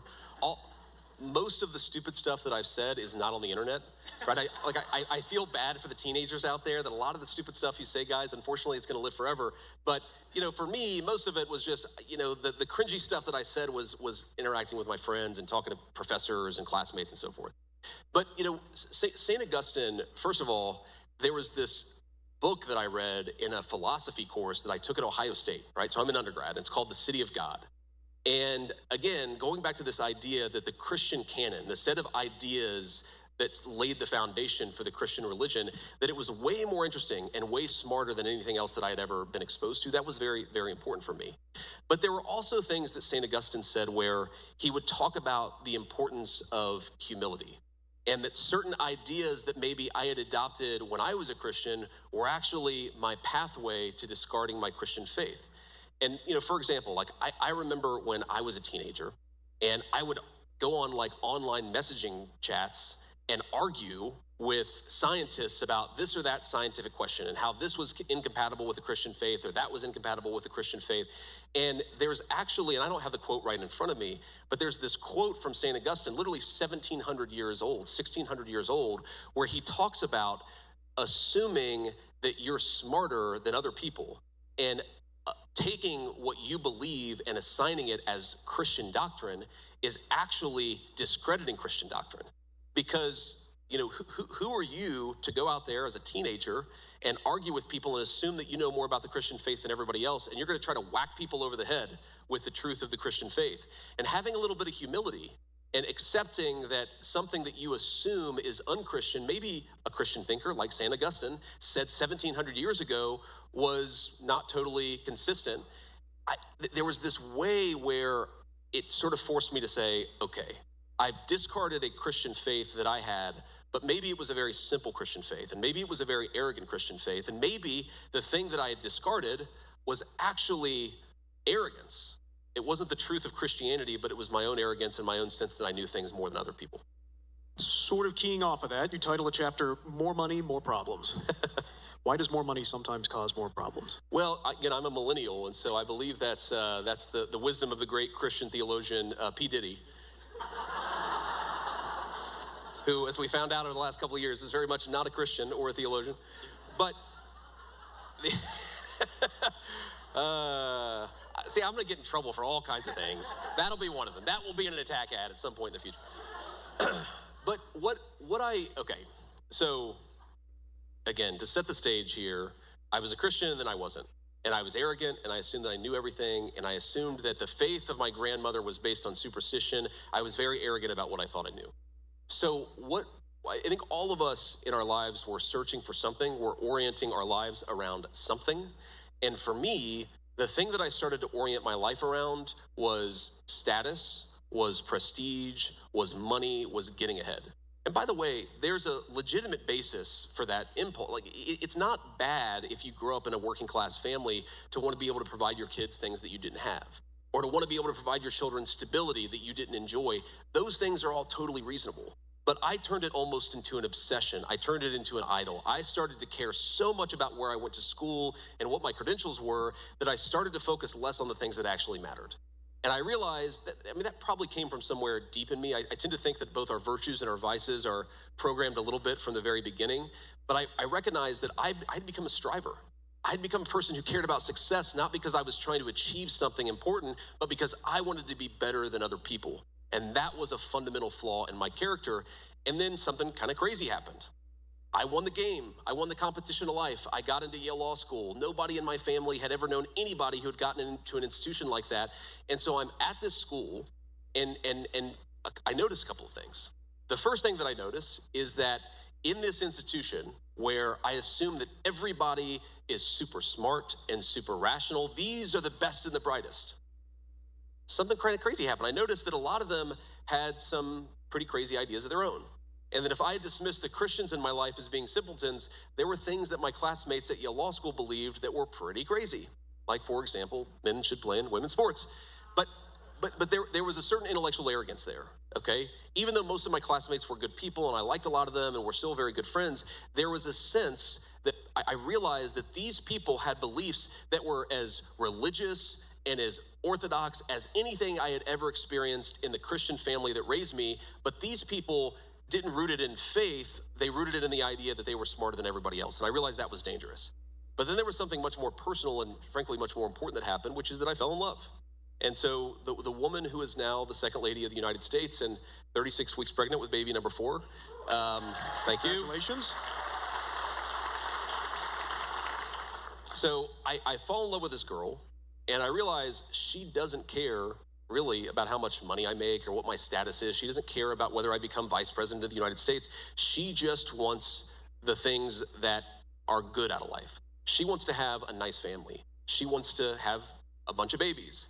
And she wants to build a life with somebody that she loves that is rooted in the things that matter. And it kind of hit me, all of the things that I've been orienting towards, all the things I've been focused on, the striving and the obsession with credentials, she doesn't care about that. She cares about whether I'm a good person. And I hadn't built my life to be a good person. I had built my life to get ahead. And the more that I started to think, how do you build your life to be a good person, to be the kind of man this woman wants me to be, it sort of hit me that Christianity that I discarded as a superstition was actually much wiser and much truer than what I had discarded. So you devote much of the second half of communion to exactly that, your family. That's right. How you raise your children, their continued important roles in your life and along your faith journey. You write that you want to teach your sons to be virtuous men. What is it like to be both vice president and a young father raising virtuous children simultaneously? Well, they're not virtuous yet, I'll tell you. They're very sweet kids. They're very good kids. We're working on the virtue part. I mean, so one thing, one thing I love about American Christianity is that it's very dynamic. You have Catholics and evangelicals arguing about this or that doctrinal question, and you have the mainline churches, and you have the Orthodox Church. You just have this very interesting, very dynamic hodgepodge. But I think I love it because I think it leads to a lot of interesting conversations. I had so many interesting conversations with people of different denominations. And one of the differences between the evangelical church that I grew up in and the Catholic church that we take our kids to now, and I'm a baptized Catholic, is most of the time, Catholic churches encourage you to take your family into the Mass with you. That's a very big difference. When I was a kid, you would drop your kids off, the little kids off at the youth group, and then you'd go into the main congregation with everybody else. Now, there are like downsides to this, right? Because we've got a 9-year-old, a 6-year-old, and a 4-year-old. And so sometimes, my 6-year-old is blabbering on about Dog Man, which is these comic books that little kids are really into, while the priest is saying the most important part. And the thing that I realized is that the ritual of going to church is a very, very good thing for our family. And that's one of the things. We talk about inculcating virtue. Okay, one of the most important virtues for kids to learn is they have to learn when it's appropriate to speak or not to speak, or when it's appropriate to sort of interrupt or not to interrupt. And they're just all of these little ways. Now, that's something small and something all kids eventually, at least most kids eventually figure out. But there's something also, where I'll look at my 9-year-old, and sometimes he's daydreaming when the homily is being said, but then sometimes he's actually thinking, oh, that's really interesting. Or, oh, because Christ sacrificed himself for us, maybe I should be a little bit more patient with my 6-year-old little brother who wants to steal one of my toys. And you realize there are these ways in which just a connection to the gospel is forming their minds in ways big and small. And that is the thing that I really, really love about the church. And it's a thing that I really, again, going back to my own formation, as much as I love my grandmother, and as much as she was a person of very devout faith, and as much as I believe that we will be reunited in heaven when all this is over, we didn't have that kind of church community. I didn't have that kind of day-to-day exposure to what the gospel was saying and what it required of me. And that is a thing that I just think is very good for kids. I happen to believe it's true, but I also think, completely aside from the truth of it, it's very good for my kids to be forced to reflect on this very, very ancient set of traditions and ancient set of faiths, And I'm already seeing it having a very profound effect on them. One of the themes that you address in Communion is the value of debate. Yes. And dissent and challenging long-held perspectives. Of course, your own debate in the 2024 presidential campaign helped to introduce you to most Americans. That was fun. It was fun to watch, too. And in Communion... Can I tell you a story about that? Please. Okay. So you never really know how these things are going. There's adrenaline. I mean, Robert knows this. And, you know, you're fundamentally... You might think things are going well and they're going terribly, or you might think things are going terribly and they're actually going well. So I finished this debate, and I think things have gone pretty well. But of course, I don't know. And I'm sitting there on stage next to Tim Walz, and there's this point where they're kind of cutting to credits, and then my wife comes on stage, and then Tim Walz's wife comes on stage. So I look over at Usha, and she's like glowing. She's got the biggest smile on her face, and I'm like, okay, that's a good sign. And then I look over at Glenn Walz, and she looks like she's just showed up to her dog's funeral. And that was the moment where I realized if my wife is really happy and Glenn Walz is not so happy, things must have went pretty well.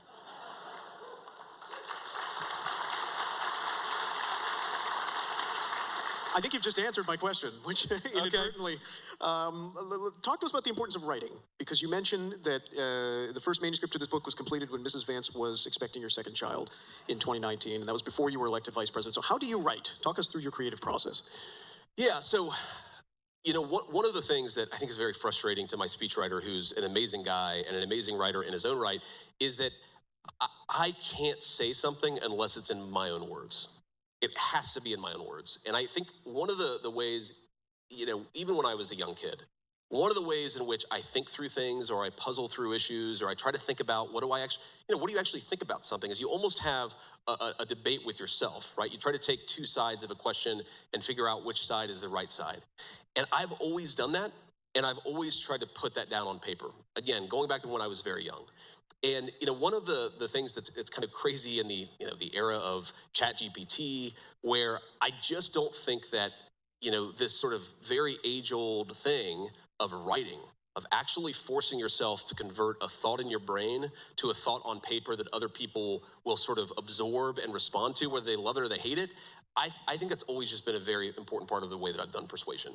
And, you know, when we do, just going back to the debate, when we did debate prep, yeah, we did a sort of traditional session. Tom Emmer, a great congressman from the Minnesota, the state of Minnesota, you know, he played Tim Walz, and he did a great job. He was a lot tougher than Tim Walz, if I'm being honest. But, you know, one of the ways that I actually did debate prep is someone would send me, here are the things you might get asked about. And then I have to write out an answer for myself. And I just think that, for me at least, that process of forcing thoughts from your head to the paper is very, very important. And, you know, one other thing about just, if you look at my entire life in the public eye, a big part of it has been through writing, right? I became at least a reasonably well-known figure because I wrote Hillbilly Elegy, but I also always like to write op-eds. I always like to make arguments. I always like to debate ideas. It's one of the ways I've always tried to find truth, is by seeking it out and engaging back and forth with it. And again, to give Christianity a lot of credit, one of the things that I sort of figured out is Christian societies are much better at absorbing dissent than highly secular societies. And that was like, when I realized that, it's like a light bulb went off. If you go back to the really big transformative moments in 2,000 years of Western civilization, what you find is, despite the stereotype that I think progressives have of Christians, is Christians are much better at tolerating dissent and absorbing dissent, and in some ways encouraging dissent, than highly secular societies. And I think that's actually one of the secrets to why we're so dynamic. It's one of the secrets to why we've had such great technological innovation in the West, is because, yes, of course, you know, when somebody challenges the status quo, even in a Christian society, they sometimes get pushback from it. But Christians, because they're rooted in the fundamental truth that Jesus Christ is the Son of God, I think our societies are much better able to tolerate the kind of dissent that creates scientific brilliance and advancement in philosophy and politics. We're not afraid of people disagreeing with us because we know that we have the real truth in our heart. So we're here at the Nixon Library, and President Nixon was the consummate statesman. And just a few days ago, you completed a major peace negotiation. And just a few minutes ago, you paid respects at President Nixon's memorial site, where the epitaph on his marker reads, "The greatest honor history can bestow is the title of peacemaker." Was that the mentality that you embraced? Were you thinking of that sentiment as you were representing our country in Switzerland? Well, first of all, just because you brought up Nixon, I got to say thank you to you and to Robert and to the entire Nixon Library folks. This is an amazing thing, and I'm very proud to be here. So thank you, not just for welcoming me, but for everything you do. So we were talking about this a little bit backstage, but I'm actually fascinated by Nixon as a character in history. I think that his historical legacy is enjoying a bit of a renaissance, but I think deservedly so. As I joked with Robert backstage, if Watergate happened tomorrow, it would be like a 12-hour news story. Like, the idea that it would have taken down a presidency is crazy. And by the way, if you look at the story of how the deep state took down Richard Nixon, it's not all that different from what the same groups of people, the same institutions tried to do to Donald Trump in the first Trump administration. There is a parallel. I also just, at a personal level, young senator, vice president, writes some best-selling books, is hated by the media. It kind of sounds like J.D. Vance. So I'm a little, I've always liked Richard Nixon. But okay, one other thing about Richard Nixon that I think is fascinating is, the two biggest historical electoral college landslides in American history are, of course, Ronald Reagan in 1984, Richard Nixon in 1972. Okay. What you may not know, and some of my political data guys who are very into this have drilled into me, is that Nixon's coalition in 72, though if you look at the top line numbers, you would say, well, that's exactly what happened in 1984. It's much different. Nixon's coalition in 72 is actually durable and much more closely resembles the Trump coalition of 2024 than the Reagan coalition of 84. So what Reagan did in 84 is he ran up margins basically with white Americans. And of course, he won a historic landslide, but the country's much less white today than it was in 1984. Nixon's coalition was unbelievably durable to the demographic change that we've seen in the United States of America. So this is a guy who Reagan could not have won his landslide in 2024. Richard Nixon maybe could have won his landslide in 2024. And I think that there's a very important political lesson in that for all of us in the Republican Party. He was actually like a political genius. And I'm just fascinated by the guy's historical figure. So anyway, so very, very happy to be here. But okay, so it says that the greatest honor history can bestow is to call someone a peacemaker. And I think, thank you. And was I thinking about that quote when we were in Switzerland? No. Was I thinking about that sentiment? Absolutely. Because one of the other lessons of Richard Nixon is it's not just that he got out of Vietnam, but that he got out of Vietnam from a position of strength, okay? It's one thing to tuck tail and run. It's another thing to clearly define an objective, to accomplish that objective, and then to ensure that you don't allow mission creep to transform a victory into a defeat. And one of the things I've seen with the President of the United States in the last few weeks, and frankly, some of the criticism that we've gotten even from our friends, is they're constantly trying to change the mission that Donald Trump set us up to achieve. And what did he say? He said at the outset, I want to destroy their conventional military, I want to eliminate their ability to project power, and I want to ensure that they never have a nuclear weapon ever, okay? And what I've seen is some people try to say, that's great, but you should have a different objective. And I think the reason why the president has been so successful is because he refuses to give in to that impulse. He says, we came what we set out to do. We created incredible diplomatic, economic, and military leverage. Let's use that leverage to go and accomplish an even bigger win for the American people. That's what he's asked us to do. It's not over yet, but so far so good. That's great to hear. Finally, Mr. Vice President, you are a walking, talking embodiment of the American dream. And as you write in Communion, you came from the lowest 5th income bracket, and you are now only one step away from the top of American public life. How are you reflecting on America on its 250th birthday? Yeah, I guess I just can't help but look back at my life, 41 years. I'm the Vice President of the United States, but most importantly, I've got 3 beautiful kids and a 4th on the way. I'm married to the love of my life. We're able to give our kids things that I never thought that I would be able to give my kids. And I just can't help but feel incredible gratitude to the United States of America. Nowhere but here would this be possible.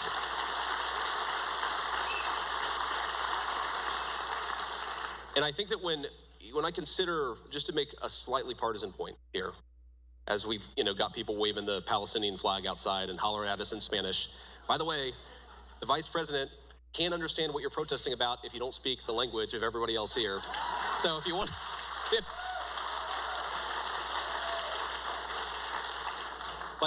note to protesters, if you want the vice president to hear what you're protesting about, you've got to use a language I actually understand. Anyway, but I think that what I've noticed about politics in my lifetime is, I was raised by blue-collar, socially conservative Democrats. My papaw was a union steel man his entire life. He voted for Republicans like once ever, and otherwise he was a Democrat. And whatever your politics, whether you were a Democrat or Republican, I grew up in a world where every politician was expected to have some basic gratitude for the United States of America. So when I think about 250 years of American history, what I think about is that the entire greatness of this country was built by all of us together. When we went to the moon in Nixon's administration, yeah, it was the astronauts, but it was also the scientists who designed the rockets. It was the janitor who was making sure that the place where they were building the rockets was a clean place to come to work. It was every single person working together to make a great achievement possible only in the United States of America. When I think about what happened just in the last few months, yes, it's the vice president and Steve Witkoff negotiating, but it's junior enlisted folks who signed up and didn't know what the hell they were getting themselves into, but made it possible for us to win something great for the American people. The story of this country is that the foundation is laid by normal, common, good people who make the great achievements of American civilization possible. And when I think about what bothers me so much about partisan politics in 2026 is I don't hear the sense of gratitude that all of us should have. Whether you're black or white, rich or poor, we should be grateful to the people who built this country. We wouldn't have such a great life or a great civilization without them. Ladies and gentlemen, the Vice President of the United States.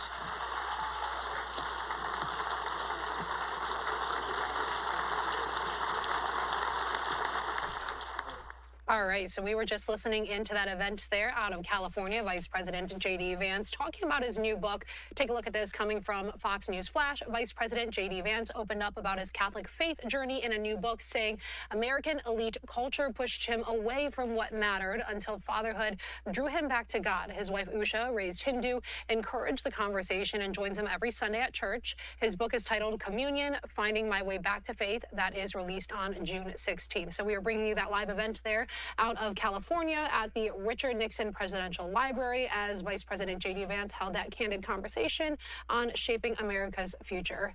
We are going to slide away right now for a quick 2-minute commercial break. We'll be right back with much more for you on the other side. Stay close. We're back in 2. Cartels are changing up their tactics. And just as the individuals that were fleeing were tracked down with the help of a drone, these criminal organizations, they've got drones too. And that's how they spot the right moment in their minds to try and make a break to cross the border. They are monitoring law enforcement on the U.S. side of the border, just as law enforcement is monitoring them. And what you have at the border is basically a standoff. A Cold War, if you want to call it that, of people trying to use intelligence to subvert each other and to get around each other and to capture each other. And as you're about to see, going over the border or going across on land, that's not the only thing these criminal organizations are up to. Watch. This looks like an ordinary electrical store in the United States. Sure. But at the back, U.S. police found an opening beneath the tiles. Oh, yeah? They went down a carefully constructed tunnel which was 17 meters below ground. Wow. The structure had steps going down, a ventilation system, and even a power supply.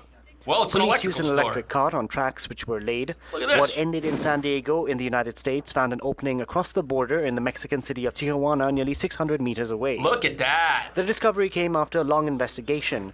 For 6 months, U.S. police monitored the electrical store in the United States. Wow. Until one day they saw a large... Wow. So you had people at an electronics store who were up to something. The U.S. authorities knew there was something going on here. They knew there was something fishy, but they needed a reason to go in and make some arrests. Then they got that reason, and what they discovered was this pipeline between the U.S. and Mexico that went underneath all of the border infrastructure out there and let people come into America. Who knows how many individuals traversed this thing, what their plans were, what they were up to once they got here, who they may have brought into the country along with them. It's very frightening to think that stuff like this is happening in what look like legitimate businesses. That place was masquerading as an electronics store. There were probably people going in there to get their refrigerator fixed. And obviously, a tunnel like this isn't going to work for smuggling massive numbers of people into the country that are paying tens of thousands of dollars each. That's not going to happen through one of these. But what would criminals need a tunnel like this for? Well, if you've got criminal operations on the U.S. side of the border and on the other side of the border, what happens is you need people who are going to monitor those operations. And that's how these high-level cartel operatives get into the country. This tunnel's for one person or a small group of people to come into the country to keep tabs on other operations these gangs have going. And that's what these cartels need. They need a way to traverse the border because that's how they make their money and that's how they run these operations. That's how these criminals are even inside the country to begin with and can seemingly come and go at will. And here we have a specific example of that. Here we have a vehicle. All of the occupants of the vehicle left. The vehicle just came. What? Oh, look, see they're running? But who's driving this vehicle? Who's in here? Wait till you see. Looked at a residential neighborhood. Here come the officers. Oh, look at that truck right there. Oh, inside someone's garage. Look at this guy. Look at this guy. Wait till you see who he is. Smuggling of persons and reckless driving. This guy, he is a confirmed Gulf Cartel member. And he was just arrested in a smuggling bust. Now, what would a confirmed cartel member be doing running around the interior of the United States of America? Well, it's simple. They're here leading a criminal operation. In this case, they were doing the smuggling themselves. But in other cases, these people are here to keep tabs on the quote-unquote customers that they bring into the country. Because you see, the people coming across, they have to pay massive amounts of money to these criminal organizations that they do not have. Cartels do not work on the honor system. They'll bring people into the country with a promise that that money's going to get paid back. And how does it get paid back? Well, it gets paid back because you have enforcer characters like this gentleman watching and making sure that people are illegally working and are illegally earning money, which then gets sent back to these groups, empowering them, which can sometimes take years. I mean, some of these debts are $10,000, $20,000. And obviously a criminal organization that can enforce its own criminal activity isn't going to last for very long, which explains why you have people like this in the country. They are here to make sure things keep running, and that's bad news for the law-abiding on both sides of the border. You got a drone out with a drone? In this video, you can see FBI agents armed with guns go inside the St. Peter's home on Park Charles Boulevard South Tuesday morning. That's an agent screaming, "Hands up," in Spanish. A witness who took this video said agents arrested 20 people. 20 people. No one answered the door Thursday morning. Then an hour later, 5 on your side learned 56-year-old Gao Lingyi and Di Zhenyi were charged for bringing in and harboring immigrants living here undocumented. Defendant Gao Lingyi is also the manager of Golden Apple Buffet in St. Charles. One witness said a group of employees would come to work in a van.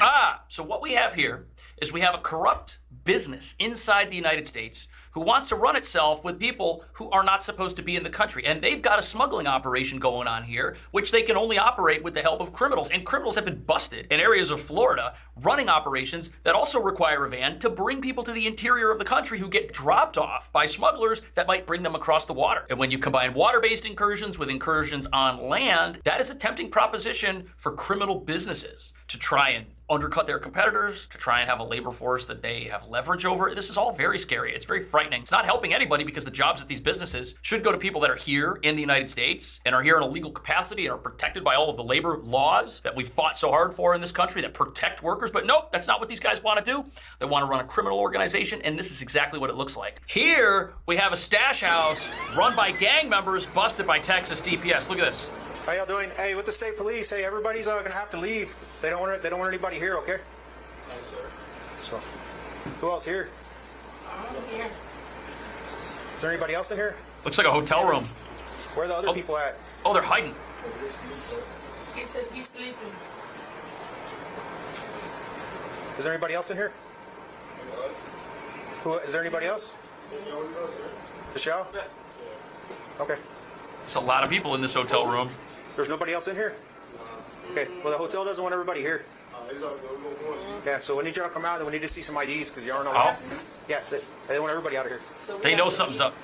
That's what I said. The hotel doesn't. The hotel doesn't want you here. It's their property. They have the right to do that. This? No. No, you need to get your stuff and let's go. There's a lot of cops outside. Watch. They know what they're walking into. There's something going on here. Oh! Hey! More people. Get up. Oh. Get up. Wow. Hey, come here. Are you Cuban? Oh. They don't begin. Smuggling operation. Hey, get her too. Hook her up. Oh. They hook her up for maintaining a stash house. Come over here. Maintaining a stash house. Right now you're under arrest for maintaining a stash house. This is not a stash house. Okay, we'll get that. Not a stash house. We were just sleeping.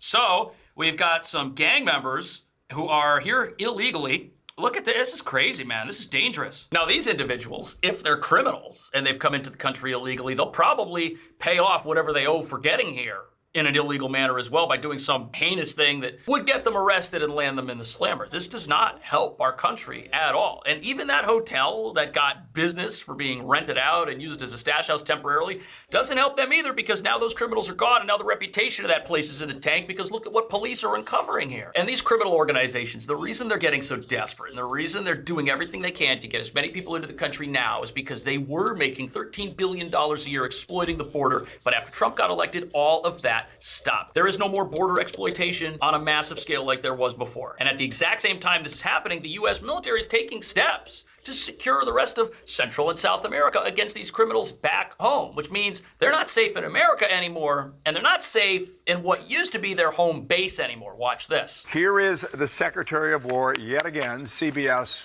just yesterday. Watch. Should Americans understand that the U.S. will remain militarily involved in Venezuela? Should they expect similar operations in places like Ecuador and Guatemala, where the U.S. is working with their governments? It's already happening. Yes, they should. It's called the America's Counter Cartel Coalition, ACCC, and we're forming it with partner governments all around Central and South America to go after, defeat, and destroy foreign terrorist organizations, cartels. And all those countries you named are stepping up to work on partnerships with the United States. Okay, Jim. Wow. So the Counter Cartel Coalition, that's essentially NATO for Central, South America, and the United States, but without these squabbling European nations that don't want to do anything and don't want to stand up to the bad guys. These are countries that are fully vested in law and order and that are fully invested in protecting their own people and bringing prosperity back to their borders. And you know what stops prosperity? Criminals that earn unlimited amounts of money and can arm themselves and become more powerful than their own local government. That's the problem that the United States has seen in Mexico for decades. A criminal organization or groups of criminal organizations, you have more than one cartel over there, that are so strong, the Mexican military and the police are always a few steps behind and maybe outmanned in some cases. But now that's over, because you've got governments like Ecuador was mentioned here,